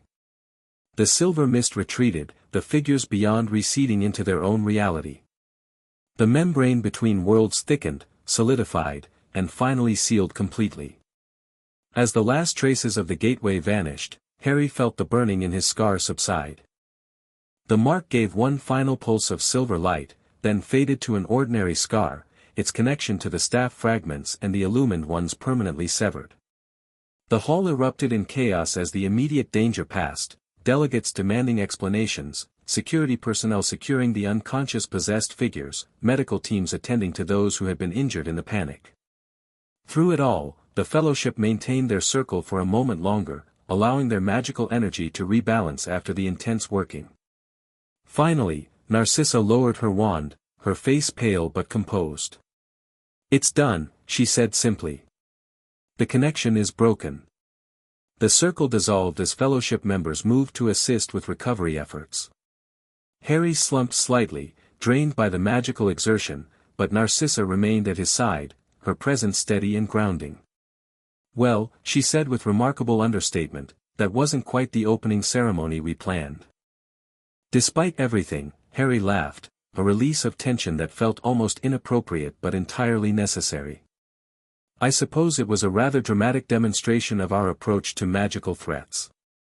Kingsley approached, his expression a mixture of concern and grim satisfaction. "The staff fragments have been secured. The possessed individuals are unconscious but alive, hopefully they can be treated now that the entities have been expelled." "And Caldwell?" Harry asked. "Still in your office, under guard," Kingsley confirmed. It seems his warning was genuine, if not quite timely enough. Harry nodded, then turned to survey the hall. Despite the chaos, he felt an unexpected sense of validation. The Fellowship had faced its first true test as a unified magical network and succeeded, not through superior firepower but through coordinated effort and balanced application of the very principles they had been advocating. "I believe," Narcissa observed, following his gaze, "we may have just provided the most compelling argument possible for our educational philosophy." Indeed, the international delegates, though shaken, were watching the fellowship members with expressions ranging from awe to calculating interest. The practical demonstration of what coordinated, ethically grounded magical power could achieve had made an impression no speech could have matched. Not how I would have chosen to make our point, Harry admitted ruefully. But effective nonetheless. As they moved to assist with recovery efforts, Harry felt a subtle shift in the atmosphere of Hogwarts itself, not a magical disturbance this time, but a settling. The castle, which had stood as a bastion of magical learning for centuries, seemed to recognize and embrace the evolution taking place within its walls. The rigid house divisions that had once defined its approach to education were giving way to something more fluid, more integrated, more balanced. The boy who lived and the Dark Queen had transformed not just themselves and their unlikely alliance, but the very foundation of magical society. What had begun in desperate collaboration had evolved into genuine partnership, creating ripples that would reshape how magic was understood, taught, and practiced for generations to come. 6 months later. The evening sun cast long shadows across the grounds of Hogwarts as Harry walked the path from the castle to the Janus Institute. The building gleamed in the golden light, its architecture a harmonious blend of traditional magical design and innovative elements that reflected its purpose. Students and researchers moved between the two facilities freely now, the initial wariness having given way to enthusiastic collaboration. The first-year class at Hogwarts proper still underwent sorting, tradition maintained, but the divisive aspects of the house system had been softened, with more emphasis placed on cooperative learning across house boundaries. At the Institute, advanced students from around the world pursued specialized studies without house affiliations at all, organized instead by research interest and aptitude. The international partnerships established at the summit had flourished despite, or perhaps because of, the dramatic events of the opening ceremony. Similar institutes had already opened in Japan, Brazil, and Egypt, with others planned for the coming year. Contemplating your handiwork? Narcissa's voice came from behind him. She had approached without sound, a skill Harry had never quite managed to master despite her attempts to teach him. Our handiwork, he corrected, turning to face her with a smile. I was just thinking about how much has changed since that day in the forest. Narcissa fell into step beside him as they continued toward the institute. Nearly everything, she agreed.